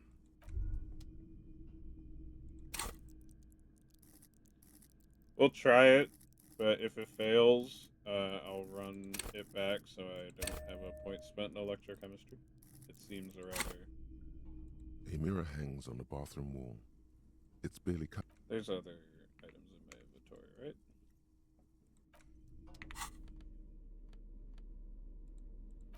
Clothes-wise. Yeah, definitely the gloves.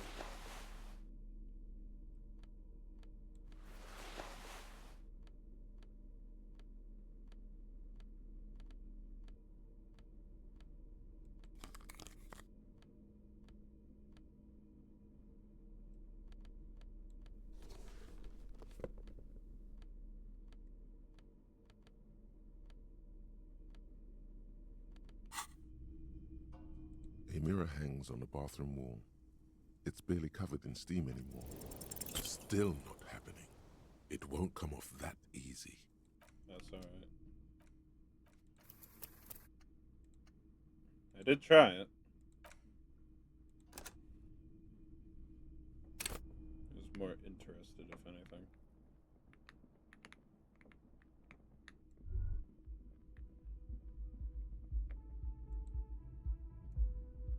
No more to do about that.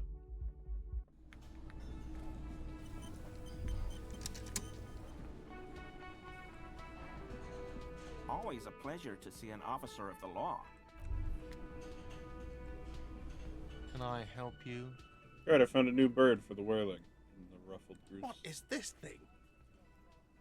It's no biggie, I just thought it would look nice on the wall. It's that kind. I'm that kind. What, the interior decorating kind? You know, I'm sorry. This is actually a nice bird. A competent piece of taxidermy. I can fix it to the plaque and have a new bird in the establishment, I guess. So, you're already set for the night. Oh, I already Your did. door is unlocked. I guess I'll stay here another night. Another thing. Great. I love those. I'll see you in room number 3. She nicked the phone. Why? No, fuck it. I don't want to know. I don't want to know why these degenerates do what they do. I thought we Well, had anyway. one good guest in the building. Mystery solved. I don't like loose ends. Yeah, neither do I. Thank you for telling me, I guess. Good thing she pays for her stuff on time. I'll forward her the bill and be done with it. Sounds like she has money tucked away somewhere. Enough to be a stable paying guest. Yes? Oh, hello, sweetie. So nice to see you again. Never told me you'd seen the Oh, you don't want to hear about some old woman's ramblings. Ramblings? Nonsense. Your description of the phasmid is the most precise I've ever heard. But, darling, I didn't even get the size of it right. Measuring things is important. How did she get the size? You were a child, my dear. Really. It's extraordinary what you were able to describe. Now go on. Tell our friend about it. He's proven his interest in the field. Well, it was summer. I was building a racing track out of sand on the beach near a tall stand of reeds. Quite a tall one. Many times my height, I remember. When, all of a sudden, What happened? I looked up and one of the reeds moved. Not like a plant, but like a living thing. It stood up and looked at me. Its body unfolded like some antique toy. I'd never seen anything like it. The reeds turned into a creature. I didn't know this can happen, so I reached my arm and touched the thing. It felt just like a stalk of reed, but it moved, swaying, towering above me. After a while, 20 seconds, a minute maybe, it left, went into the reeds. Did you follow it? I tried, but I was only a child. There was mud and high water. I couldn't see it anymore. I was just standing there knee-deep in mud, looking around me. Then what? I ran back home to my grandmother and asked her if reeds could walk, and told her they were looking at me. Of course, she just laughed at me, but I knew what I'd seen. For years, it was a story I told at parties when I wanted to impress boys. That sort of thing. Of course, most people just took it as a strange, amusing anecdote. So did I, honestly. But then I met Morel. We were on a date. Can you imagine?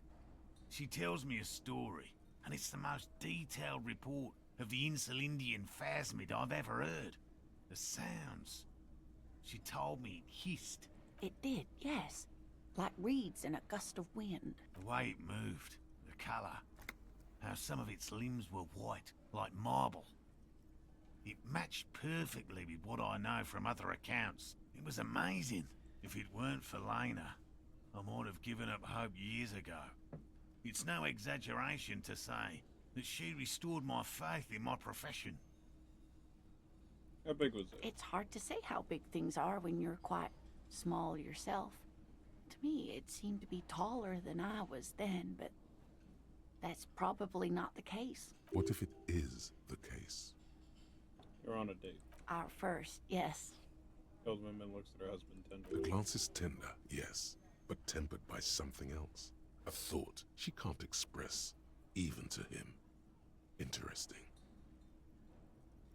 Its limbs are white. Not all of them.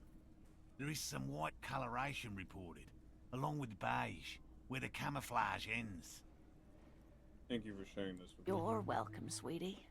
I do appreciate the chance to relive it whenever I get one. It was just such an impossibly sunshiny day. So warm. I forgot to look at the tie she gave me. Ooh. Plus Inland Empire and Volition? Hell yeah. Oh, hello, sweetie. So nice to see you again. So your husband is some kind of scientist. I don't want to tell him about that first. I couldn't possibly shower thanks on you as enthusiastically as my wife has, but I am grateful for your assistance, officer. He tries to play it cool, remain professorial, but inside, this man is itching for some news on those traps. Did you know Gary was hiding the armor? Hell no. I had no idea. And I'm still cross with him, to be honest. It's not like him. He's got his quirks, but dishonesty, disloyalty are not one of them. Thanks. So I checked all the traps. Good. Okay. And one of them was empty. Completely empty? The cryptozoologist's eyes grow wide. Yes, there was nothing in the trap. No locusts, no phasmid. No locusts? No phasmid either? That's not ideal, but... He rubs his chin. It just means the Insulindian phasmid is even more clever than we thought. She's engaging in a well-known self-deception called motivated reasoning.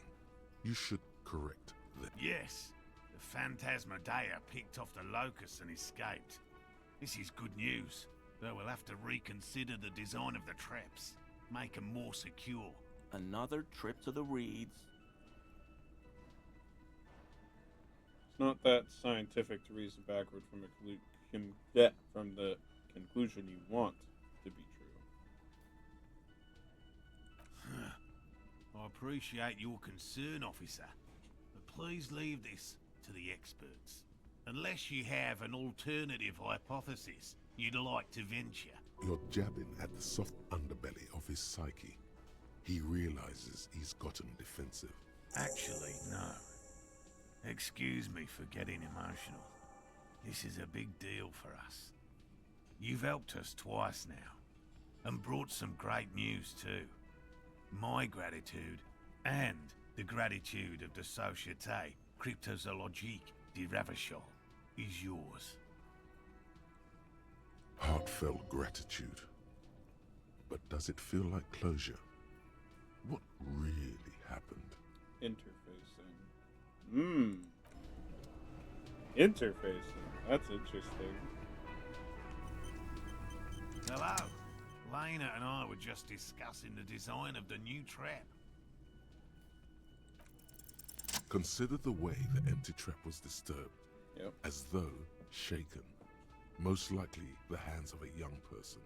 Hands small enough to fit inside the trap, too. You should ask the red-headed boy, Kuno. I think a little hooligan named Kuno may have stolen the look. A little hooligan? But what would a child want with bugs? Oh, my dear Morel. You've been an old man for too long. Kids love to torment insects almost as much as they love to torment old folks.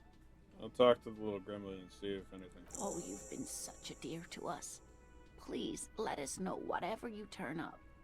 I have a feeling we're getting so close. Well, I see you've got all the help you need. I'll see you tonight at my place. Let's play suzerainty, but no more field trips for me. After this is your last chance to talk to Gary. Really, Gary? We're getting somewhere here. I'd love to play suzerainty. Lena, I'm sorry, but you're not getting anywhere. It was some kids. I know the little mutants around here. Leave anything out in the open and they'll steal it, even if it's bugs. He looks at his Morel, it's been fun, really, but I need a bath and I have deliveries to handle. When this tea is done, I gotta run. No need to apologize, Geary. You'd be more than helpful. We'll have to take a rain check on that game of suzerainty today, though. We're gonna follow this through. He keeps the language unemotional, but it's in there. Disappointment. Always a pleasure to see an officer of the law. Are you a cryptozoologist? No. I help Morel with research sometimes, and I've learned some things along the way. But I don't usually go in for picnics like this on my own. After all this time with Morel, he must have an opinion on cryptids. This could lead to a good one. I'm into cryptids. Do you have a favorite? Oh, yes. The burning rhino. Morel doubts he's real, but I don't much care, because I won't be the one looking for him out in Safra Serai. What's a burning A rhino? rhinoceros that looks ordinary during the day, but burns brightly by night. Well, at least the males do. How do they burn? They have special ducts just above their shoulder blades that secrete a combustible fluid. When the rhino is just beginning to light itself, it looks as though it has wings of fire. But how is this combustible fluid lit? And how does the lighting of this fluid actually... The rhino starts running very fast to build heat, then stops, raises its head, and sparks fly from its neck, setting its back ablaze.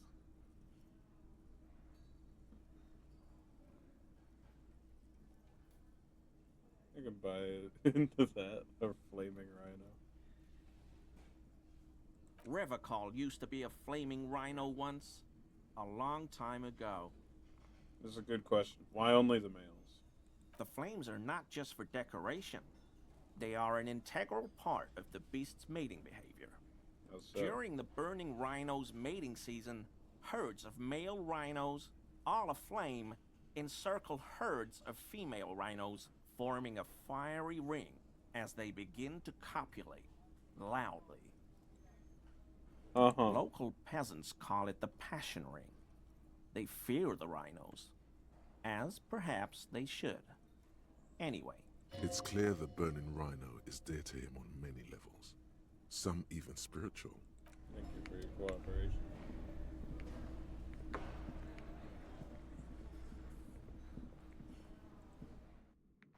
Wonder if Kuno's still out here.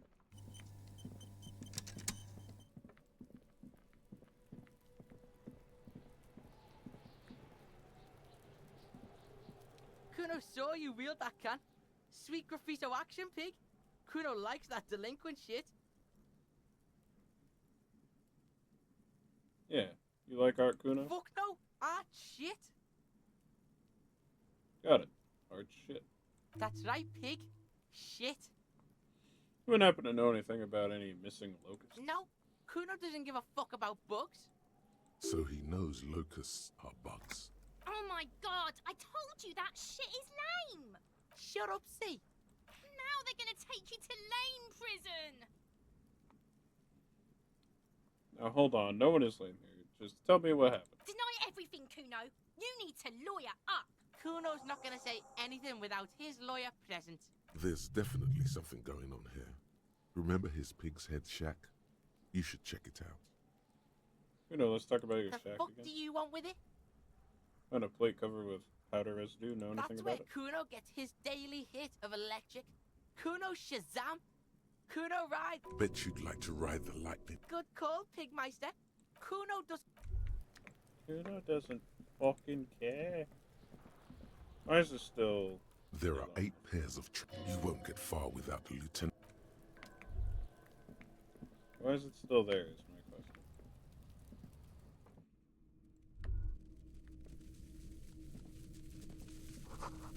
Crawling with locusts. All around you, the hisses and chirps of locusts, like skyscrapers, spires of dirt. Sounds like you found the locust. Heaps of leaves are rotting among the mud-caked towers. Dozens of little... It's the work of a self-taught visionary.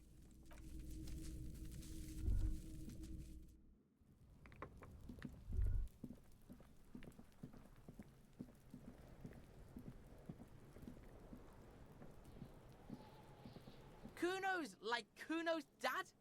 Kuno doesn't give a fuck about anything. I know you took the locusts from the traps the cryptozoologist set up. Yeah. Kuno took the bugs. So what? You say you don't give a fuck about bugs, then you go and build a whole bug town? It's not Bugtown. It's the city of locusts. Locusts aren't just bug shit. They come out of the sky like a fucking shadow. Shit descends. Stop! She wails from behind the fence and buries her face in her hands. You stop. It's like their fucking night. Locust City, Night City, City of Rage. There's a tug of war over the name of his fantastical city. It's almost too big for his imagination. The girl forces herself to watch again, the corners of her eyes twitching from discomfort. City of Rage sounds like a cool place. Kuno, the pig wants to help you. Oh, that's how lame it is. Please just don't say you're... An artist? Maybe I am an artist. You hear that, everyone? I'm a fucking artist now. Did he just say I? Kuno usually calls Kuno, Kuno. Hold on. Did I hear you right? You said I. Kuno made Kuno. Kuno says whatever the fuck he wants. There are no rules here, pig. He steps I closer. fucking say I when I wanna, and Kuno when I wanna. Kuno's free. Kuno's free to fucking die, bitch. This is what he sometimes does when things get tense. That's great, Kuno. It's cool to make art. Oh my god, Kuno! He's gonna make you totally lame in, like, 3 seconds. Don't let him, Kuno. Yo, fuck you, see? Kuno can be what Kuno wants to be. Kuno's his own man. Kuno's free. He tears at the buttons of his shirt, trying to rip them open. They don't give way. Kuno made himself into Kuno. Kuno can make himself into anything. Kuno can make himself into a pig if he wants. Kuno can make himself into a... Kuno doesn't give a shit. Don't make yourself into a pig, Kuno. You'll have to take me away.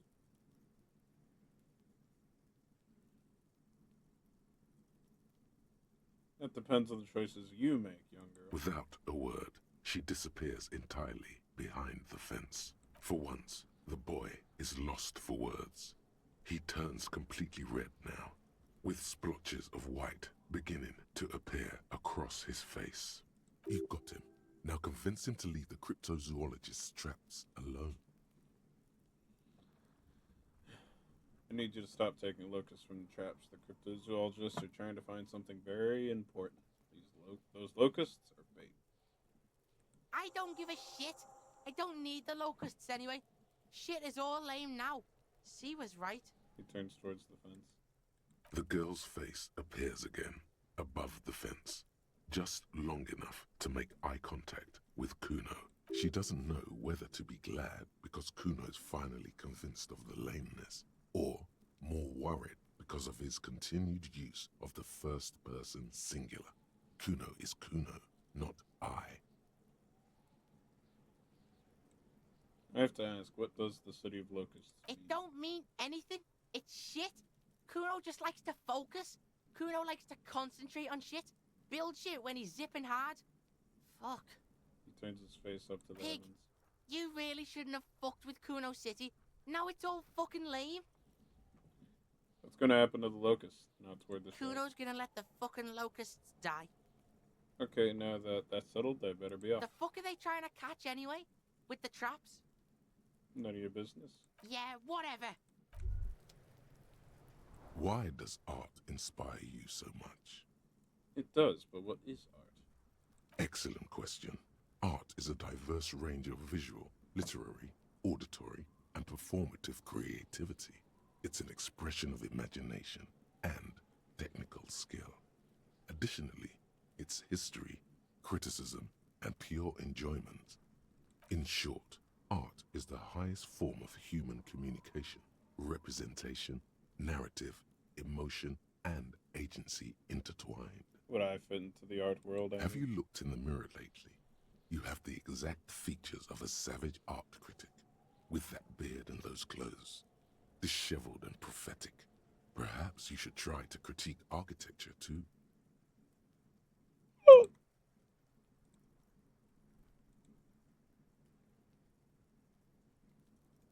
I guess I have been feeling critical lately.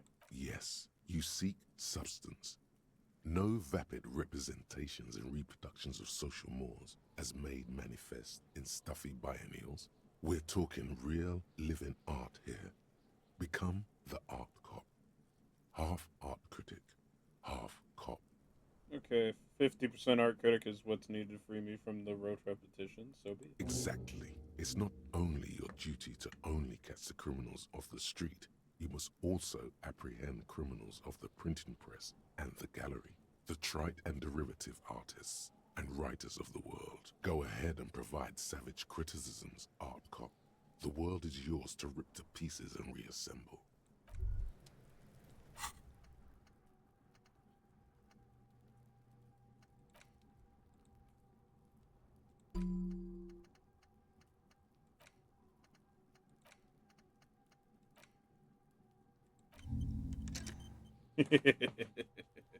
An hour and 30 minutes, eh?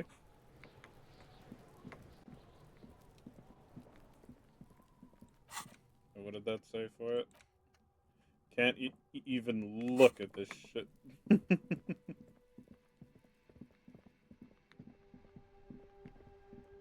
Wonder if I've got something to say about that.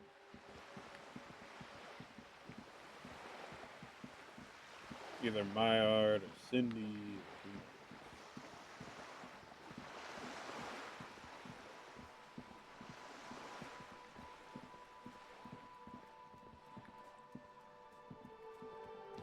Hello again, officers. Have you come to admire? Can't you tell? I haven't really started it yet. Have you ever? We rarely see pigs. This place, I thought I'd mix it up. Yeah? Thanks. She means the opposite. I ain't no snitch. Oh, nothing so far. Who knows?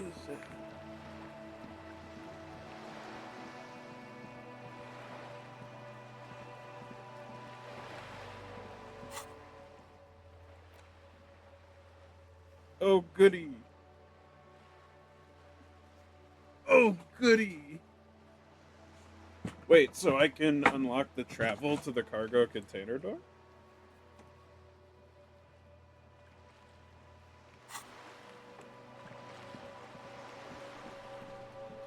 Woo!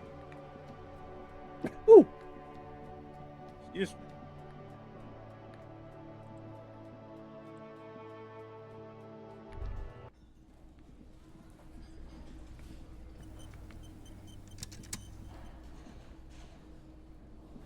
Hello, officer.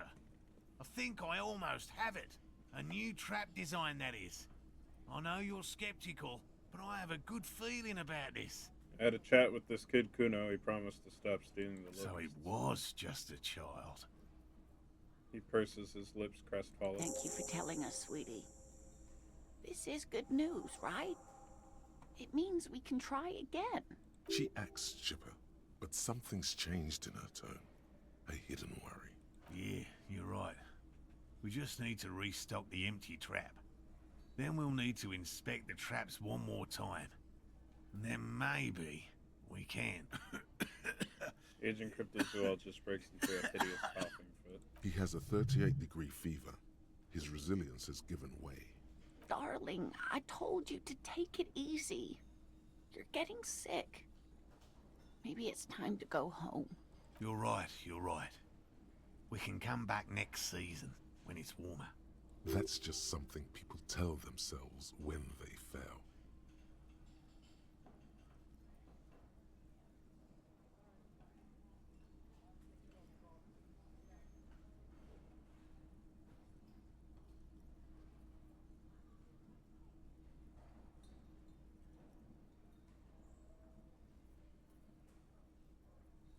It's not worth risking your health. You should call it a day and go home. He's right, dear Morel. Come now, we've waited so long. What's one more season? Self-deceit, sire. You're right, dear. We'll get our shot yet. I'm sure of it. The slouch in his shoulders tells you otherwise. He doesn't know how many more field expeditions he has left in him. And you, detective. You've been great company to an old lady and her stubborn husband. Thank you, truly. You're right, Lena. The RCM is worth their salt. More so than they say on the radio. Wait, can I have your address in case there's news? Okay.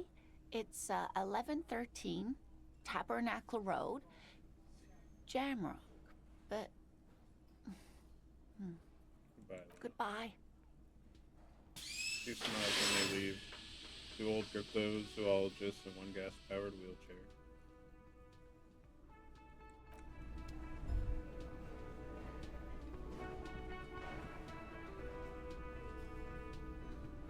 Again?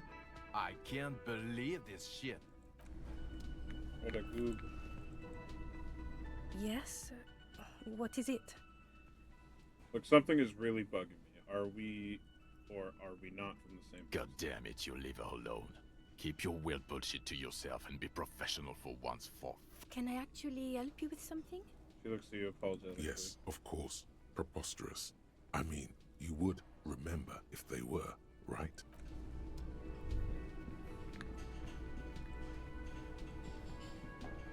Hey, was there something you needed? Another thing. Great. I love those. Yes? You're already set for them. No carry of the Okie.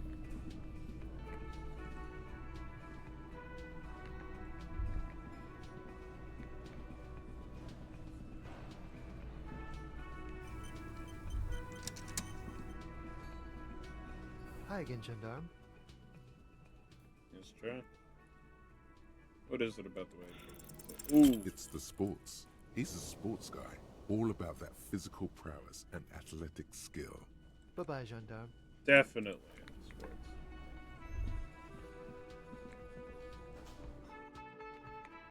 I'll go see about getting that area as a quick travel place, I guess. Be nice to have.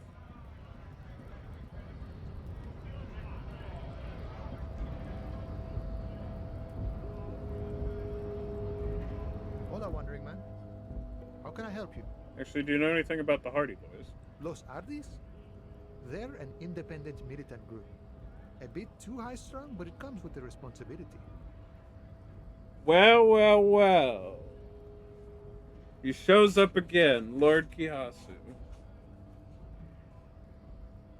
What do you mean finally, Street? It's not my fault that some days I just can't. They're sort of like you. Preserve the rule of law and all that. Except it's Everard's law. But really, they're just like you. They're talking to you. Everett will still be in there. I really don't want to have him see.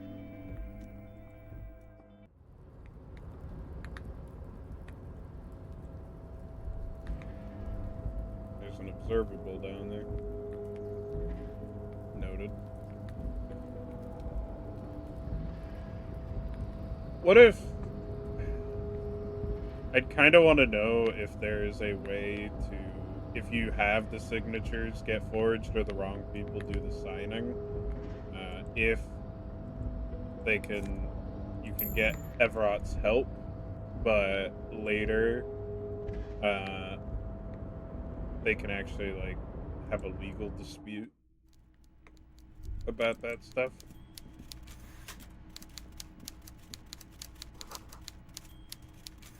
This is not a fishing rod, is it?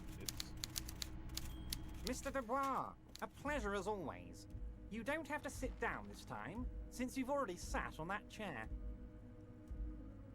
Looking into your shady brew. I don't know what that means, Harry. Shady brew? There are so many moving parts in my operation, I can't keep track of them all. You know what? Don't even tell me. Whatever it is, do it. He sincerely has no idea what you were talking about. And he doesn't care. Mr. Dubois, a pleasure as always. You don't have to sit down this time, since you've already sat on that chair. I mailed the signatures you asked me to get. No, you didn't. I know the mailman, Harry. I know everyone, and just like I know, you'll get it done. Yes, yes, the little... By all means, Harry. What's on...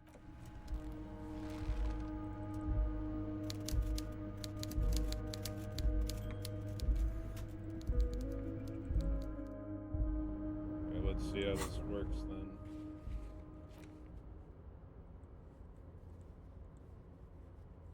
So...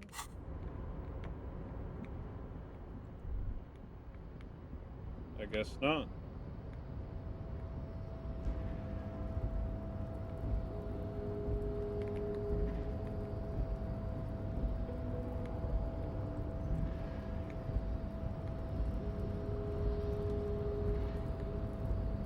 Moderately inconvenient to walk through here the whole way, so maybe I assumed, oh, that'd be a grand thing.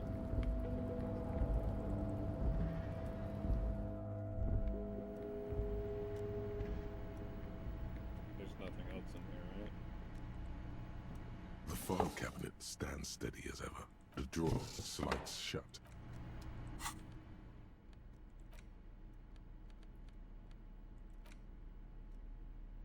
Crinkled chewing gum. You feel compelled to point. You carefully fold the wrapper into a square. The worn mat features the patch. Your finger moves through the variant. Finally, For a more detailed view of the map, go to your journal and select.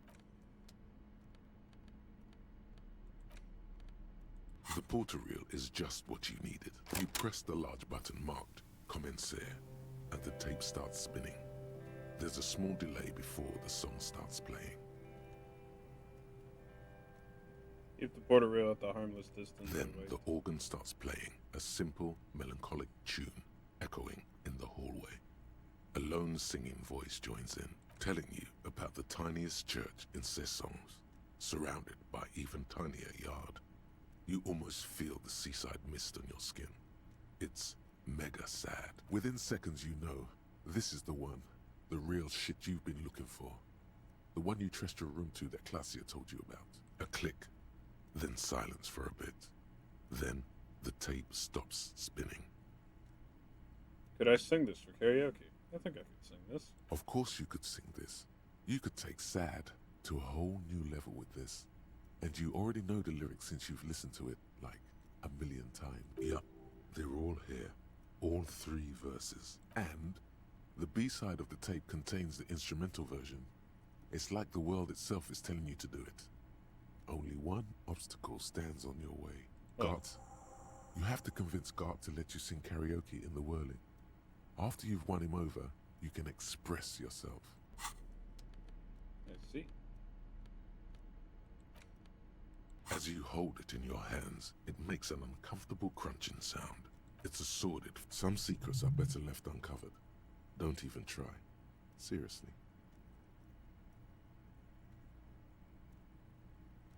It occurs to you that you're not even holding the jacket itself. Why?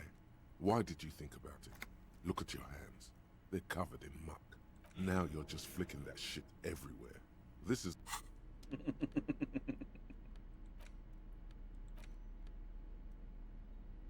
The library card is fold. Billy is a unisex name.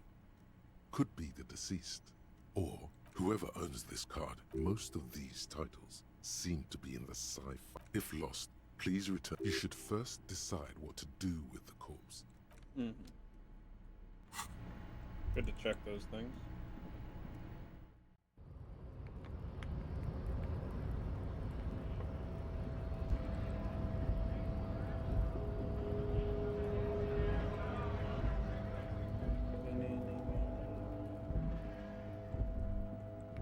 Oh, I could sell these bottles. I think I got all the bottles left, so I don't need to hold the bag anymore.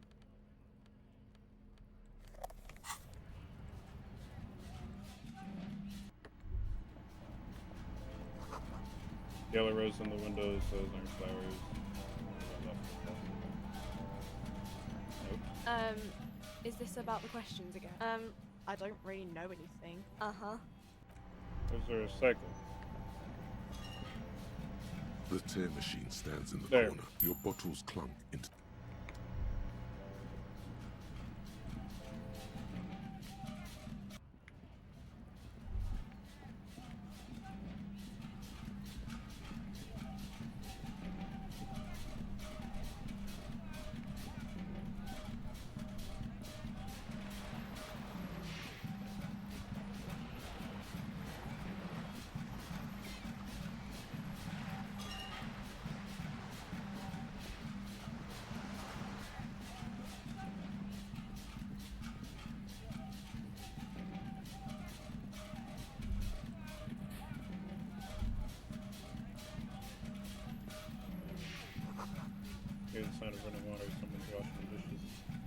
door is closed again.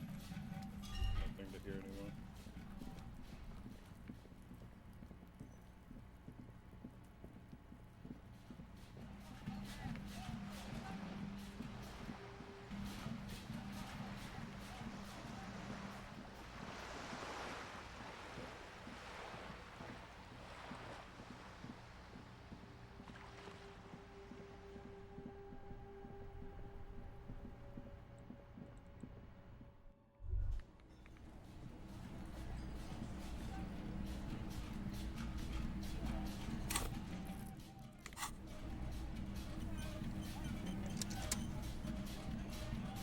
Hey, was there something you needed? Art, I need to sing karaoke now. No, you don't. It's not happening. He tries not to look at you. It's dangerous to acknowledge the karaoke man. You need to approach this situation logically. Ask him why he has the PA system installed if you can't use it.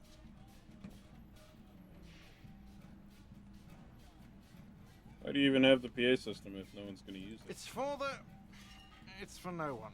It's a prop. I'm not letting anyone use it after the great karaoke catastrophe of 44. What happened in 44? A lot of people got killed because some arsehole wanted to sing karaoke. It's not a prop, it's for your clients. I know it's used. Okay, yes, it's for some clients. He admits reluctantly. I'm a real client, I paid my bills, and I have the right to use the karaoke machine. Ha! Well, we don't have any tapes. They all got stolen. It's alright. I've got my own song with me. Give him the tape for Smallest Church of the Saints. The man in the vest and the violet shirt stares at the tape you've just given him. He begins to frown. Hard. Fine, fine. Climb on that stage and do your thing. Just get out of my hair. I'll plug it in for you. Damn this karaoke machine. On the off chance,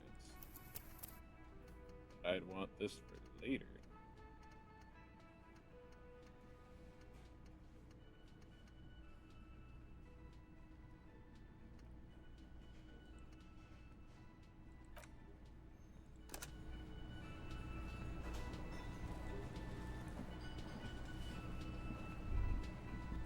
The stage is all set up for your performance. You feel a little So, are you ready for your... One sec. I saw purple. This feels right. You belong here. Okay, it's a drama.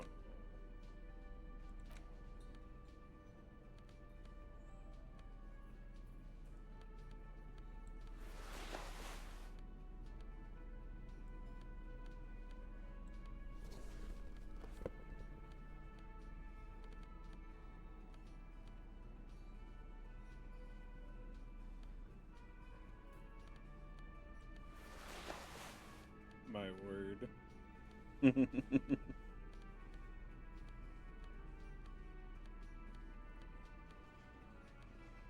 Alright, let's get to it then in this weird waxadaisy content.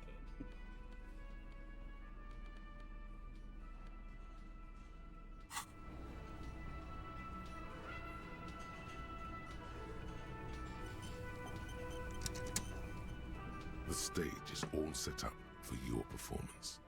You feel a little dizzy, a little unsteady suddenly. So, are you ready for your thing now? Let me know when I should turn on the karaoke carousel. Look around the room. The bar is full and buzzing with chatter. No one is paying you any attention. But still you feel your knees turn to noodles. Okay, now a couple is looking at you. Even worse. Put your lips against the microphone, test. Immediately, a loud feedback noise startles the room. You feel like an amateur. How are you supposed to hold the mic? Hands. Where do you put your hands? The hand conundrum too close to the mic. I'm ready, guard. Hit play. The air is thick with anticipation. Someone dims the lights as the music starts. Okay, Here we go.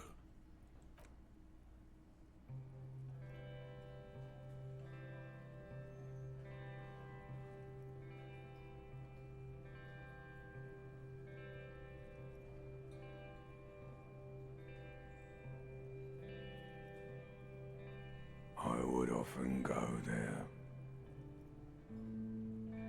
to the tiny church there. The smallest church in San San. Though it once was larger. How the realm may rest there. Down through the mist there. Toward the Seven Sisters. Toward those pale cliffs there. I would often stay there. In that tiny yard there. I have been so glad here. Looking forward to the past here. But now,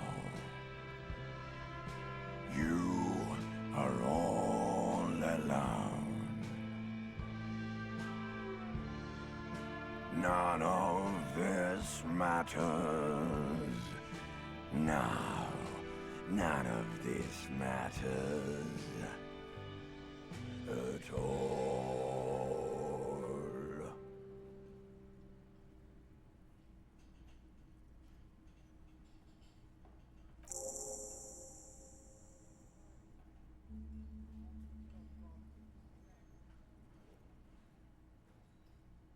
A lazy applause fills the room. You feel your hands shake as awareness of your body returns to you.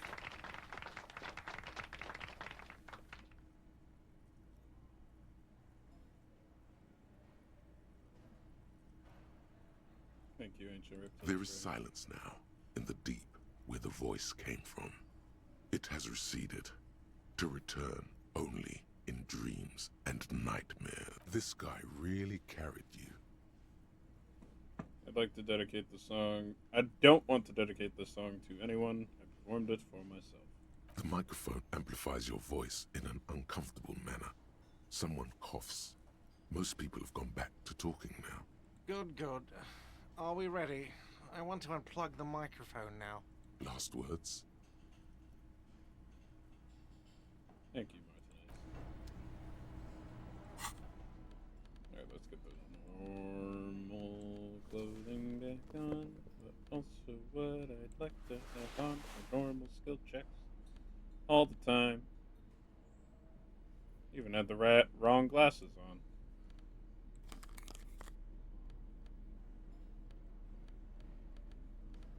Here's the shirt I had on. This one. It's just a white shirt. Cool, cool, cool.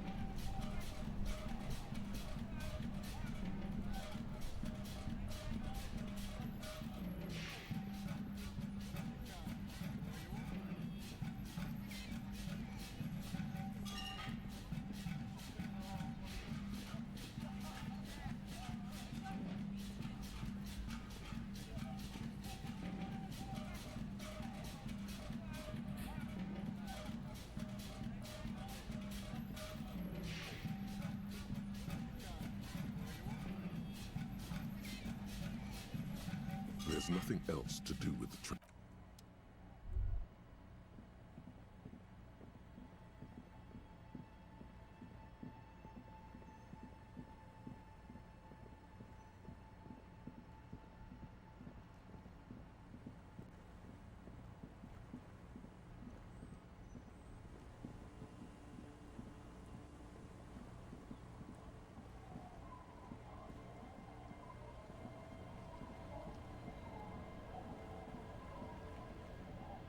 You're back. Good. What can I help?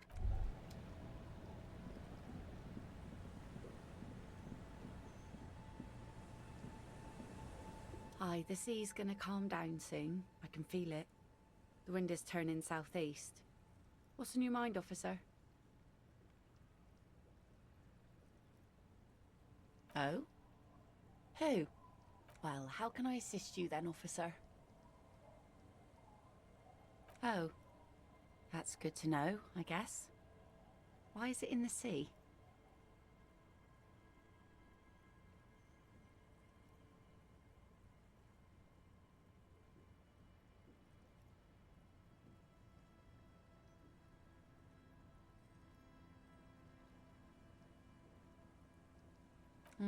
Installation. Us poor people are stupid and don't get installations. All I see is a heap of trash. This actually calls for a funeral, I think.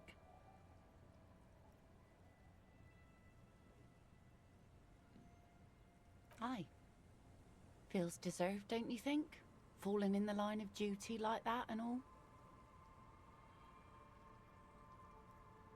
Why odd?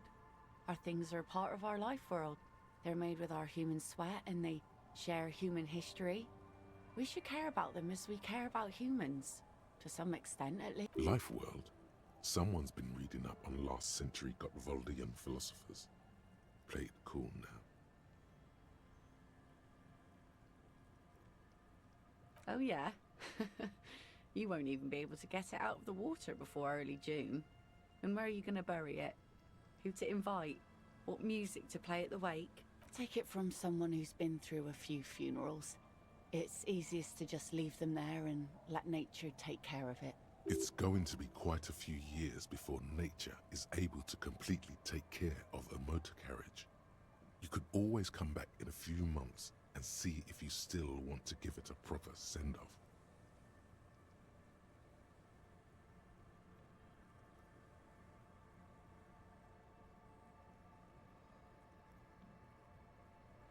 I understand, believe me.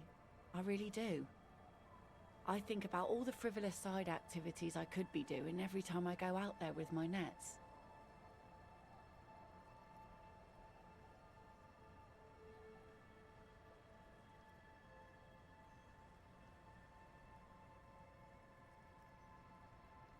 But daydreaming is a rich man's game. At sea, you can't afford to be careless and dream. Anyway.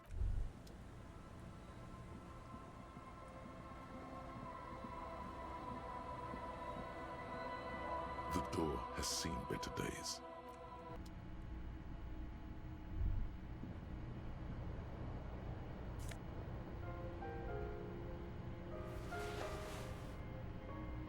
An old mirror hangs on the wall.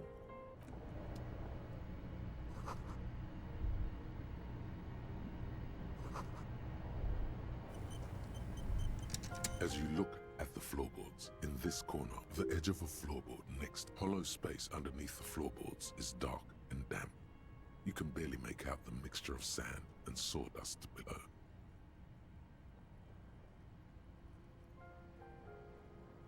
You return the board to its original position.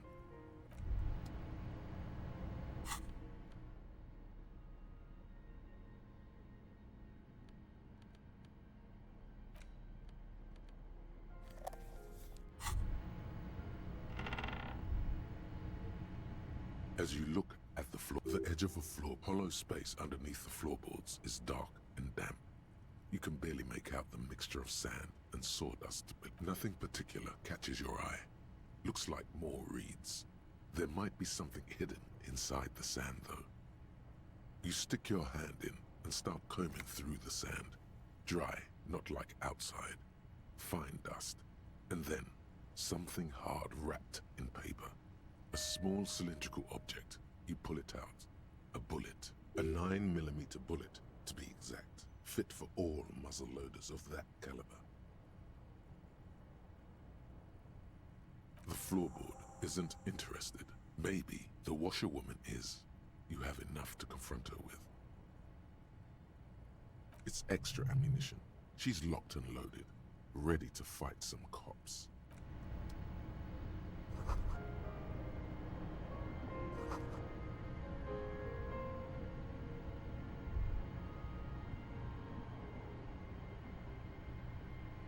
On the table, you see a bowl of water, a rough soap, and next to it, a small hand mirror. A straight razor soaks inside the wash basin. The water reflects back a vague image of your face. Knows a fresh start looms ahead.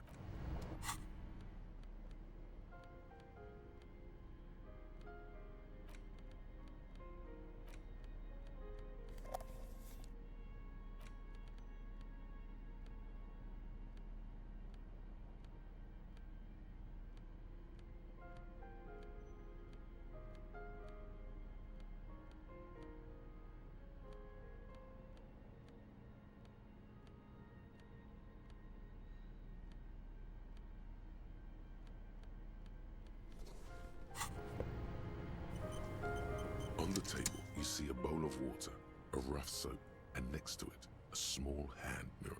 A straight razor, like an artist with a brush or a master swordsman. You use the small mirror and the straight razor with some soap to remove all that unkempt hair from below the nose line. The sharp blade chafes against your skin, producing a scratching sound. The surface underneath the beard feels tender, the air brushing against it chilly. They feel so smooth, surprisingly so. A feeling of freshness overcomes you, as if you just came from a cold bath. The water reflects back a vague image of your clean-shaven face. Despite the bulbous nose, unkempt hair, and persistent swelling, you look a little younger, maybe. You almost look like a professional. An old mirror hangs on the wall. You see your reflection in it.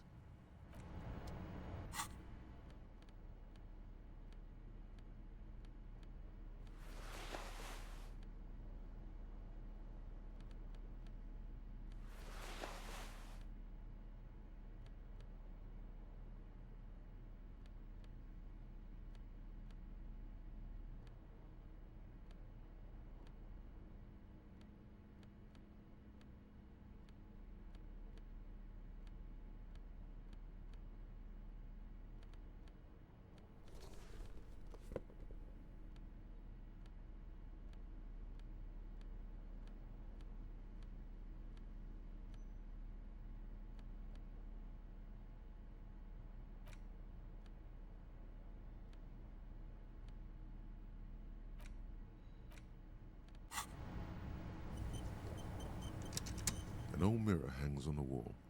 You see your reflection in it. The experience still not happening.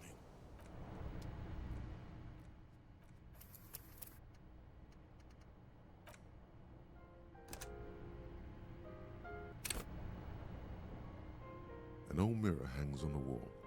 You see your reflection still not happening.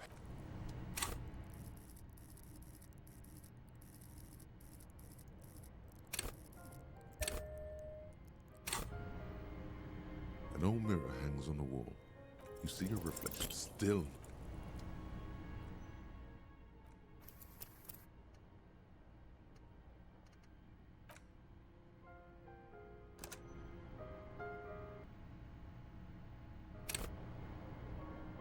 An old mirror hangs on the wall. You see your reflection. It's like something snaps in you. A nerve ending. A thought. A sadness. Your face in the mirror is suddenly clean of the layer that had distorted it for God knows how long. Just like that, it's over. The running gag that your life had become.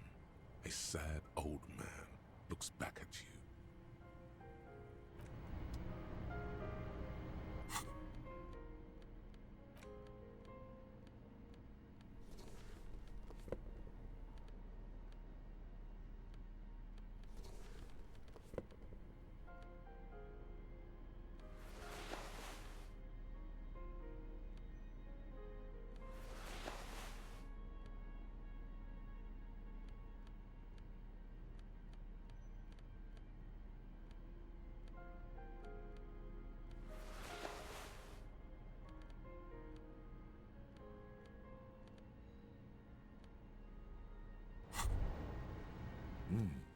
These are some wonderfully regular pants. Not too tight, not too loose, moderate in every sense. You'll blend right in at some pleasant dinner party. I know you do. These inter-Isolari pants are like wearing a perfect compromise in your nether regions. No one will call the moral intern on you like this, that's for sure. You're a little more moralist now, buddy. A little more normal, even if you didn't want to be. Makes sense. This is what wearing boring office trousers does to you.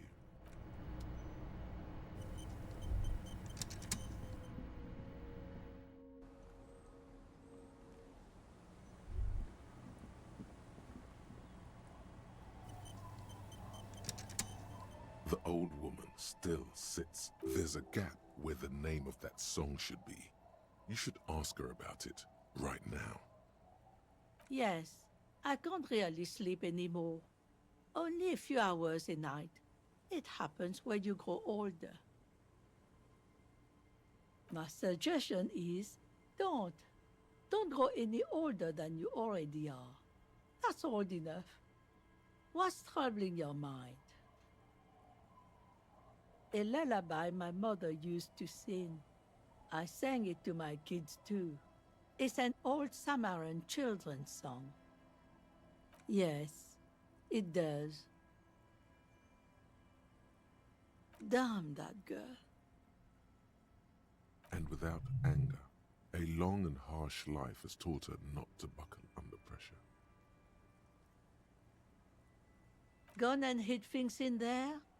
She's usually a good tenant, and not a stupid one either.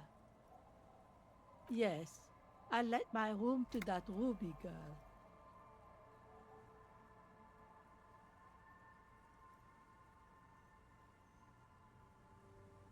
As I've done before when she's been in trouble or just looking for solitude. I've made it clear, we welcome all kinds of people here. She came last Friday, left on Monday in a hurry. What has she gotten herself into, that girl? Yes, early with the dogs, around 8 o'clock, I think. She probably heard the Lieutenant's Kanema drive by, and it woke her up, just like it did you. She's good company, knows how to talk to an old woman. At my age, you don't get a lot of quality conversation, so I really appreciate that about her. No, she was mostly silent this time, kept to herself. She tried not to let it show, but I could tell she hadn't come to fish. Usually she likes to cast a few lines, but this time she mostly stayed in her room.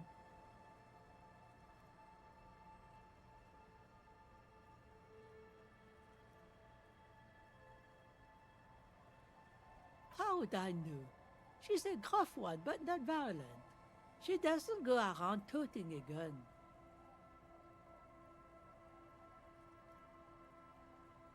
I cleaned it, like I always do. No. The truth, sire.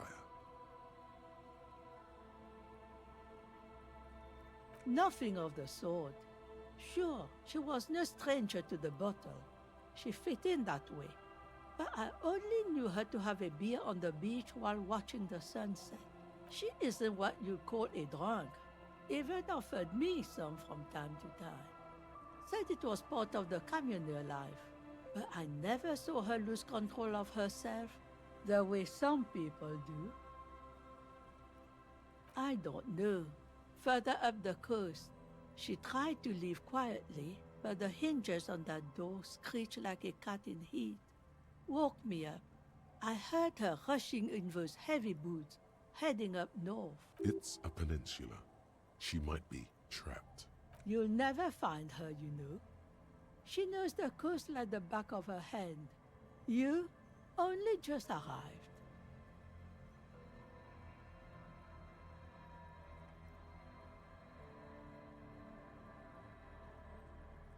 Yes, it's going to be too much work for you to find her.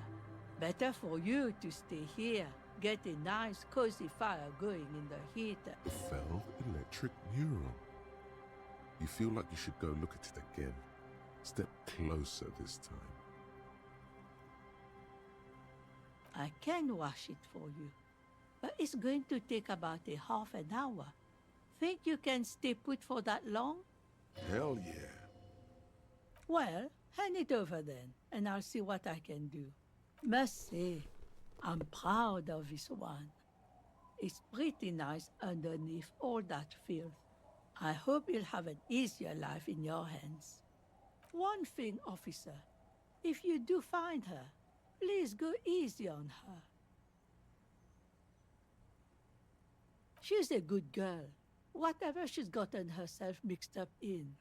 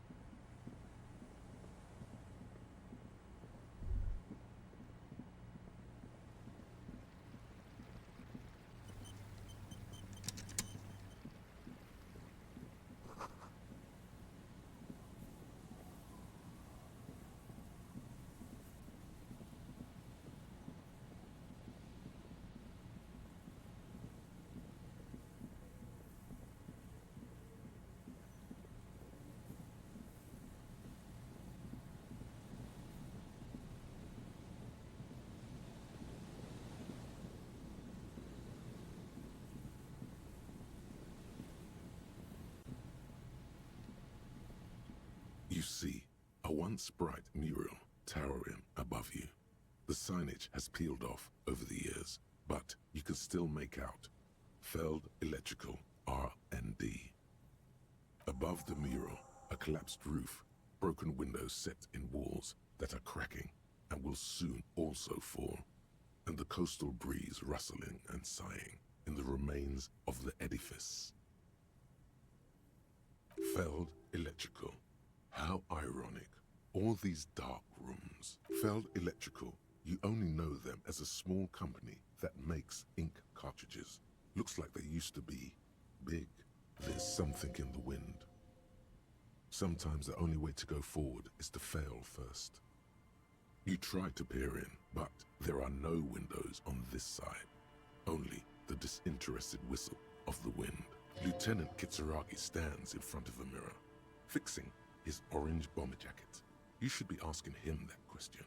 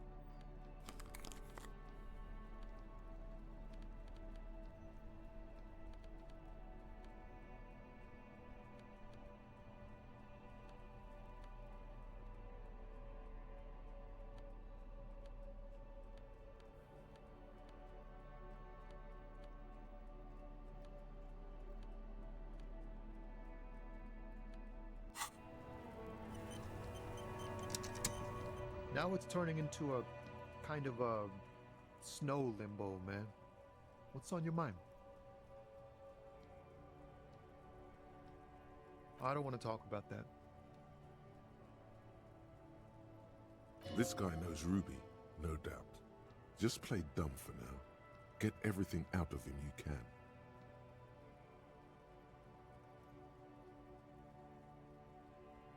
Man, I was hoping it isn't going to be her. All I can say is, she isn't around here anymore. She isn't some evil drug trafficker. And I don't know where she is.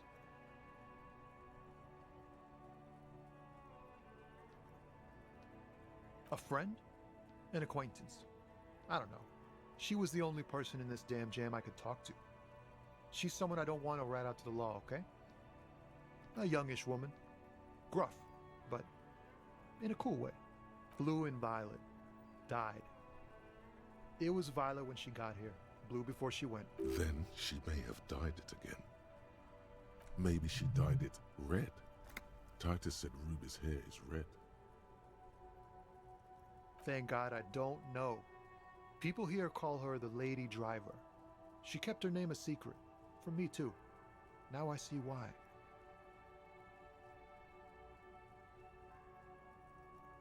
I didn't, man. I told you I was hoping it's not her. He still is. Hoping. It's just wishful thinking on his part. Not trickery. It's true. We would of course a lie.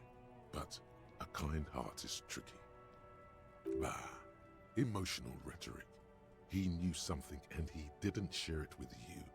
That's a fact. Mike muted. I'm stupid. When did she leave? Move on. Damn, I don't want to... Please just let it go. Whatever she did, it can't be that bad. She's not a bad person. I know that much.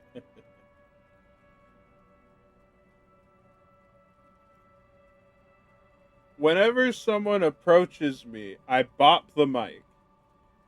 It's... Well, what was your reply to your question? Wait, which question?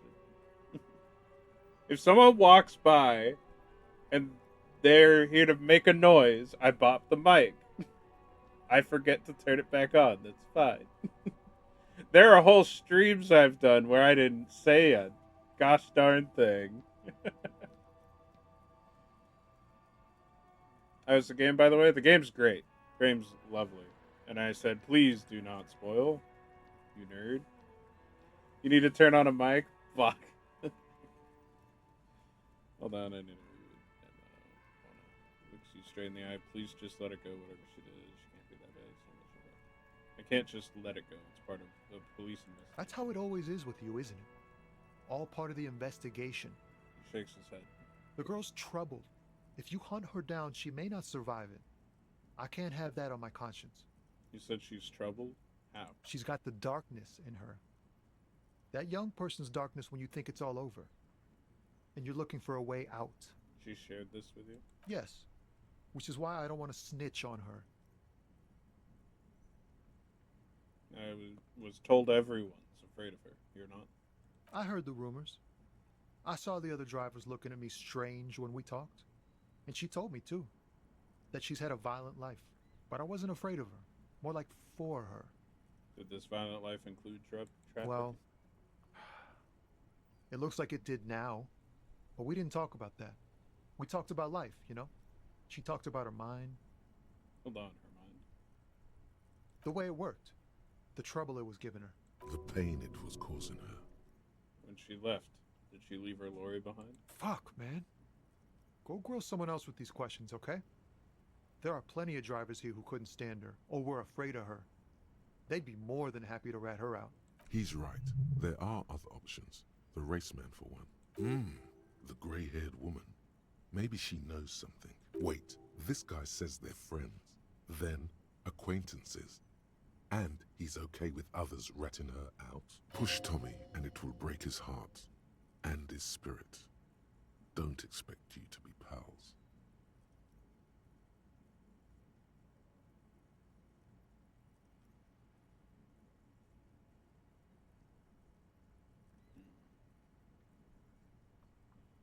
So you're alright with others ratting her out.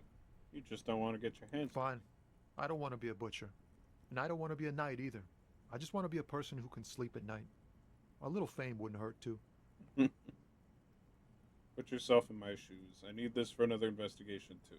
It's important. I can't blow it. You're not going to put a bullet in your head if you blow it, are you? Because she's on the edge, man. I wouldn't be so sure, Tommy. Yeah, you wouldn't be so sure. She's a suspect, and I need you to tell me where she is, or I can't finish the investigation. I'm pretty sure I know where she is, though, so this feels rather rude. I thought you were a different kind of cop. Something breaks in him as he stares into your eyes. The realization that you've used his friendliness and goodwill for your own ends. Remember, you're doing it for the bigger investigation. This is important. Relax. Where Ask. is the lady driver? Here. He takes a keyring from his pocket, then looks at it before giving it to you. The keys to a motor lorry. Pretty complex. Looks like a chain lock. Her lorry's still here. Down past the statue of Philippe. The cabin is green. You can get in there with these. That's all I know. I'm sorry I had to do this. I bet you are. And he's sorry he couldn't be what he wants to be. A good person. His last line, his revenge on the world. One more thing about Nah. something else. I need to think my own thoughts now. Pray forgiveness for my sins. Go check your cabin. I hope it gets you something. Help someone. It's reasonable. Actual art degree. Trite. Contrived. Mediocre. Milquetoast. Amateurish. Infantile. Cliche and gonorrhea-ridden peon to conformism. I fucked me. Affront to humanity. War crime. Should literally be tried for war crimes. Resolutely shit. Lacking in imagination. Uninformed reimagining of. Lip-wristed. Premature. Ill-informed attempt at. Talentless fuckfest. Recidivistic shit peddler. Pedantic. Listless. Savagely boring. Just one repulsive laugh after another. -1 hand-eye coordination, handshake from anger, how shit it all feels. Conceptualization, passives, heal +1 morale, and give 10 XP. Nice.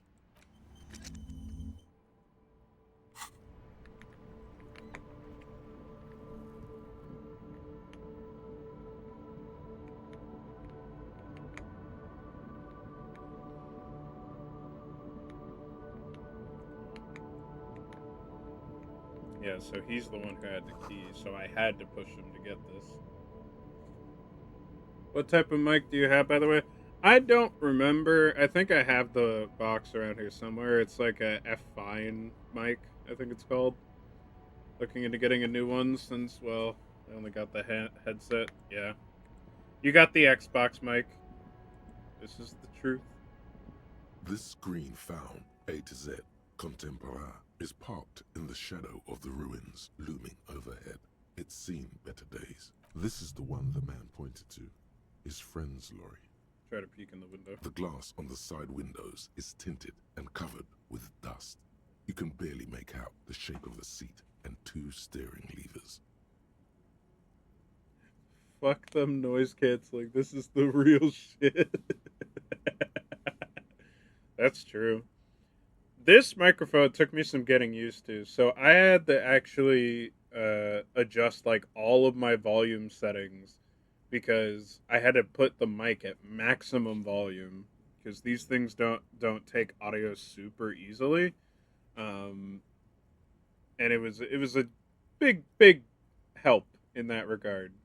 Not only that, but also having a very easy way to, mute the mic and so on and so forth. But, yep.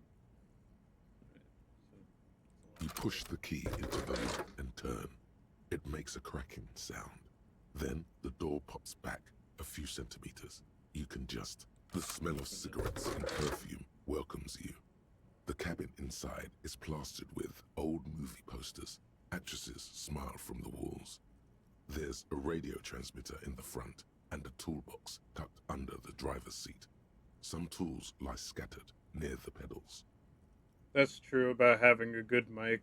But even sometimes, like, not even in your work, but, like, I've had to do virtual interviews lately, and having a good mic is a darn good thing to have for those. Because it shows, some level of professionalism that you otherwise wouldn't get. Yep, all the time. All right. Let's pull out the A pull-up. metallic drawer slides out from the seat. It's empty, except for a folded newspaper. Unfold the It's newspaper. an issue of Periphérique from last Wednesday. A piece of paper falls out from its pages. Pick up the note. It looks like an article ripped out from a radio enthusiast magazine. Oh. Complex mathematical equations explain the basics of something called the Ulan frequency system. These formulas look oddly painful. Maybe it's the hangover, but they give you a headache. The pull-out toolkit slides back into its nest. The rest is as it was. Radio, posters, a trace of motor oil smell under all the cigarettes. These are movie posters featuring starlets from long-forgotten films from the 20s, the teens, even the 90s of the last century. One of them particularly catches your eye. A centerfold of an ingenue attached right above the back seat. There's definitely perfume in the air. It's spicy, with a hint of amberette, wafting through the bitter air of the cabin. Stop and wonder, what's that smell? The remnants of a sweet juniper-scented perfume. Probably granate number 5.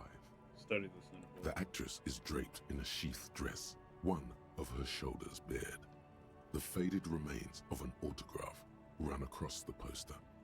She's looking past the camera.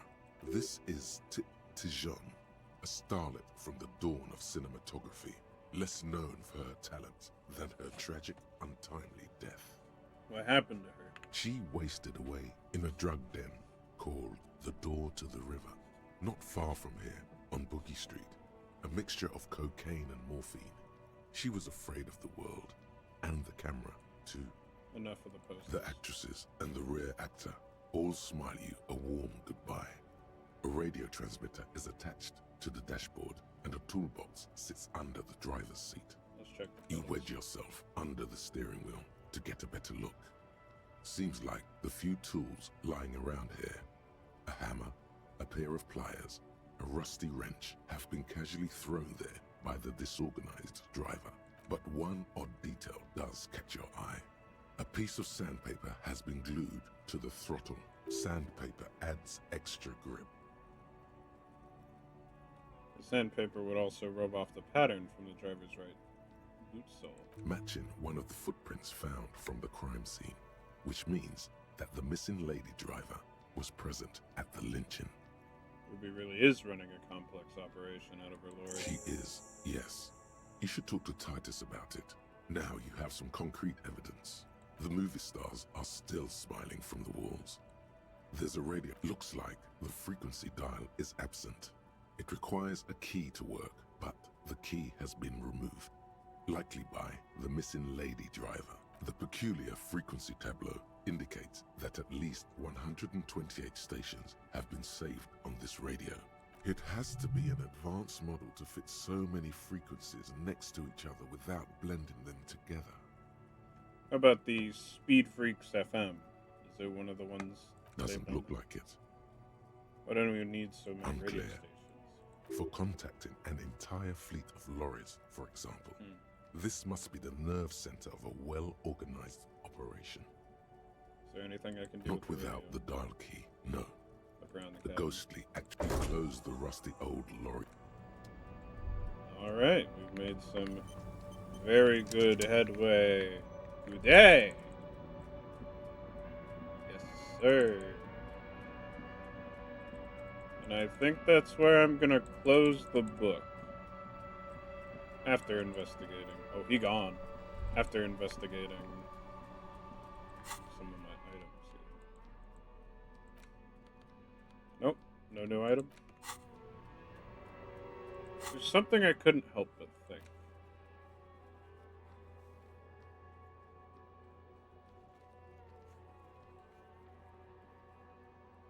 wouldn't know what he indicated that he might know where she went,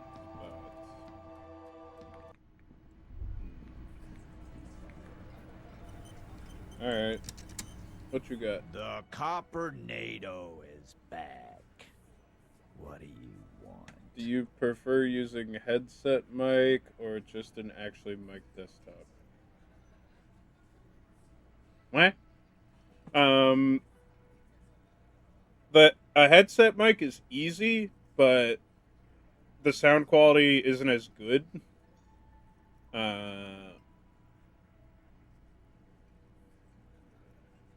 Okay. So the desktop mic is going to be better in the long term, and it's also going to produce better sound. But it's obviously going to be a little harder to set up because it actually comes with its own, like, sensitivity dial. Like, I'll just do an example here, is that this is it at max sensitivity. And this is what happens when I turn it down. What just happened? I think I accidentally hit an F key with my microphone. Because it's got like a little tripod to it. That's alright. I did not know that you could quick load in the middle of a conversation. Back. What do you want? Copper-nado. Guess what? I've connected you to the local drug trade. Like hell you have. There is no local drug trade. You're right. This place is as clean as a rifle. Go Right. back to Jamrock and ask the local junkies how clean your streets are in Precinct 41 kilos. You're right. There is no local drug trade. Except you. That's a mighty interesting theory. I guess that's what you would need to do, theoretically. A big, strong, state-run monopoly would outcompete the runts on the street. Yeah, man. Theoretically, that's what you would do. To get rid of the gangs, the dealers, even some of the junkies. You would need good, trustworthy people to take their place, of course. Hardy men to run such a monopoly. For the good of the community, of course. Yes, but that just sends everyone else to Jamrock, doesn't it?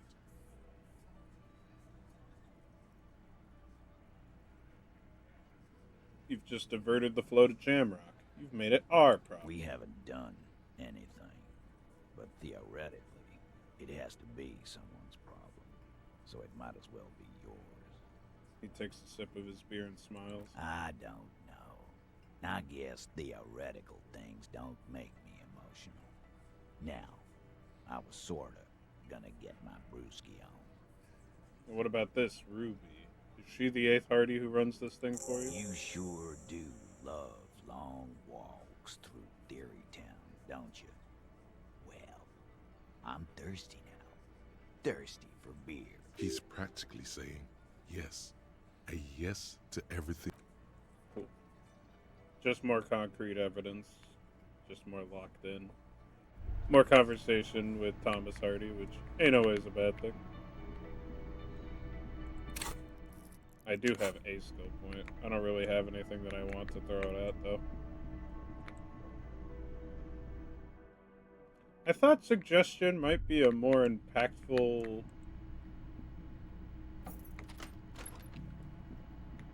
stat, but usually it's not really been doing that. This medicine cabinet.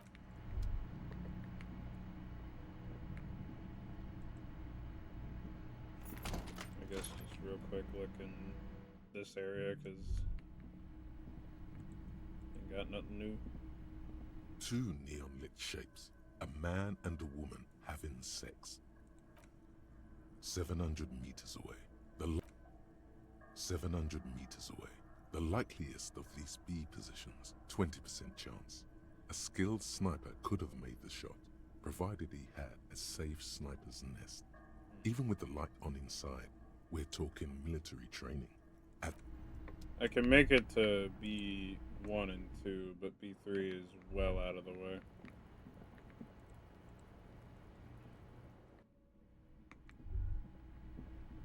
I guess I can do something a little extreme here. Since I believe I have some time to kill,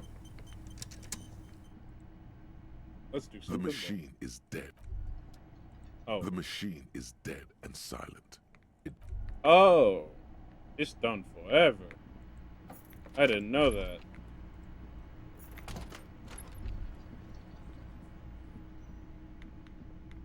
Why are you a selectable, talkable NPC? Gotta spend money to make money. Yeah, whatever. Bro's going to sleep at a good time. Is this door green? The lieutenant's door is no response. What are you doing? Still, is he not worried that you haven't? Doesn't he want to go for a little drive? He's not here, is he? I mean, he would have been gone for the day, but... Just realized how many servers I am in. Yeah, I got quite the... The lieutenant's door. Yep. You got quite the amount of servers I'm in as well. I don't like that this one stays yellow. The window stands. You see some light.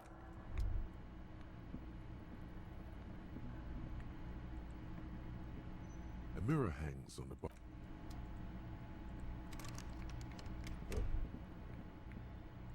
The bed is still cold from the broken window, and not too inviting. But it's yours. Jesus. You've earned it. Yeah, that's a lot of servers. I don't know what my number's at. I'm not going to sit here and count. Not during a stream It's anyway. not easy, but your bones are so tired from what feel like weeks of work on the case. You have to try. After what feels like hours, you feel you might be sleeping. Thoughts, baby. A million little lights in the dark. You're one fine instrument, brother. All those faces and all those names. All that laughter and screaming and scheming around. Every corner and every street. Recorded in you forever on Faraday. Spinning in eternity. On and on it goes, for untold hours. At the disco where you first asked her to dance.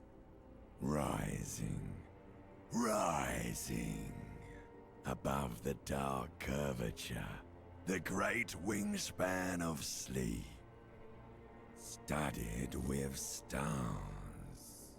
Behold, there are millions of them down there. The first time, the last time, the smoke in her mouth, the plotted flowers, the faces turning, changing. What is it? It's the world, Harry boy, and you're made of it. Every day you're out there, you make more of yourself from it. I'm afraid you can't be unmade now. You can never forget this shit. The rain, the snow? I don't want to. It's beautiful. Beautiful. It's stuck on loop, whirling, spitting out words and images. You're the son of the world again. Harrister, a ceaseless agent. Picking up litter and old newspapers. Collecting your little bubblegum wrappers and idiotic picture postcards. Meaningless, meaningless keepsakes. Reading your awful letters and recalling things, aren't you? The endless names of the world. An address book you are. The map of a city. That's right. I am an agent of the world. You'll go insane if you keep going like this. One more day, and you'll be in the loony bin. I just know you will. And for what, brother man? For the money, baby. For the greater good. Solving your little crossword puzzles, doing your tasks, crossing names off lists, trying to become some sort of world detector. It won't make it okay. It won't put smoke back in her mouth. Making progress. Measured, steady progress. There he goes again. He's a real political animal, our Harry. He still doesn't see that it's the world changing around him. He's got no idea what he's in for. Feel the pillow under your cheek. Beep, beep, beep. The alarm is ringing, Harry. The disco circus goes on and on. You barely slept 3 hours last night. You can do it. It's nothing. Do it for the city. Go. Do it for the picture puzzle. Put it all together. Solve the world. One conversation at a time. Open your eyes. Ooh. Good. You're up. Listen, there's something that's been bothering you for a few days now. What is it? It's a suspicion, or a feeling really, that things are not quite in hand around here. An earth-shattering deduction from your psyche. What will those guys come up with next? Every day, things seem to spin more and more wildly, out of control. The center isn't holding. And despite your efforts to moderate and contain these energies, things only seem to be getting worse. Let's get right to it. What needs to be done? You've got to find out who bears la responsabilité. I thought I was assigning responsibility for the map. Harry, you're thinking about this too narrowly. La responsabilité isn't concerned with trivial questions like who killed who. It's about the real issues. The Human Welfare Index, the price of staple goods, the transition to real democracy. Alright, give it to me. I'll accept responsibility. Whoa, whoa, whoa. This isn't some kind of dictatorship. You can't simply seize la responsabilité for yourself. It must be given by a legitimate authority, like a committee. Who should sit on this committee? Only the most even-keeled minds in Martinez. Together, you'll be able to discover who has la responsabilité in Revachol. And, if necessary, you'll have the wisdom and expertise to assign it among yourselves. What happens once we've assigned responsibility? Most likely, your findings will be collected in a report, which will be carefully reviewed by your superiors. Once they've reviewed it, those same superiors will produce a set of recommendations to be taken up at the next meeting of the Standing Committee. Rest assured, no matter what happens, it will be done through the proper channels. I'm prepared to take on this awesome burden. Good luck. Your report is eagerly anticipated.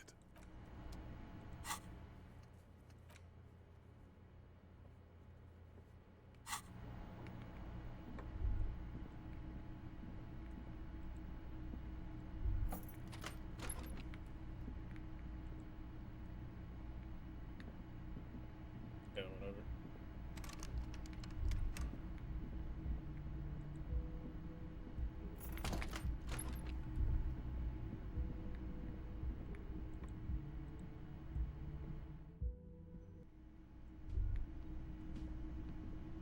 Good morning.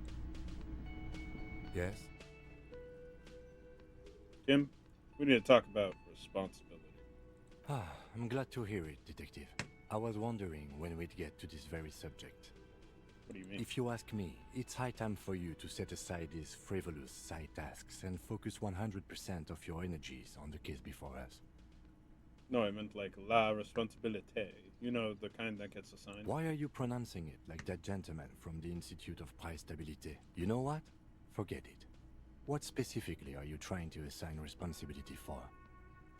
Spread your arms wide for this whole situation. Now I understand. The lieutenant nods his head gravely. Next, I suppose you're going to tell me you need to form a committee to assign this responsibility? Yes, exactly. Fascinating. And here I believed your recent turn towards moralism was just an act. In any event, I am just a humble law official. I may work under the moral intern's umbrella, but I'm certainly not qualified to serve on any committee. You know who might be, though? That Mr. Villedroit, the gentleman you met in the young man's apartment. If I were trying to get in touch with the coalition, I would start by seeking him out. But first you might need to speak with his young companion. Now, was there anything else? So, Yes. I don't know what to say. Perhaps, What is it? You could tell me, Kim. I'm not really sure about this turn of events. I think the mutton chops might have been a better idea. They sort of seem to cover up some of the... He stopped. Yeah, damage. He means damage. Either way, good on you.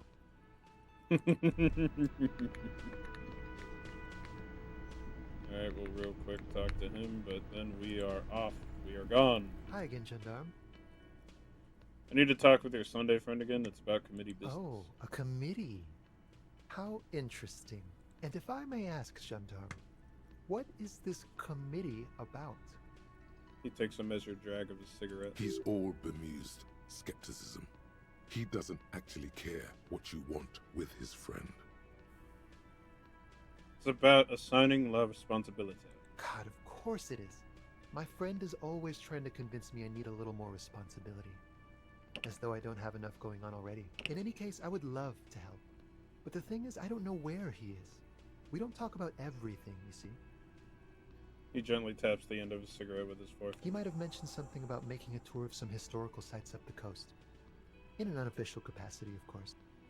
Yeah, no one helped you back. Not a clue. I'm not his agenda keeper, you see.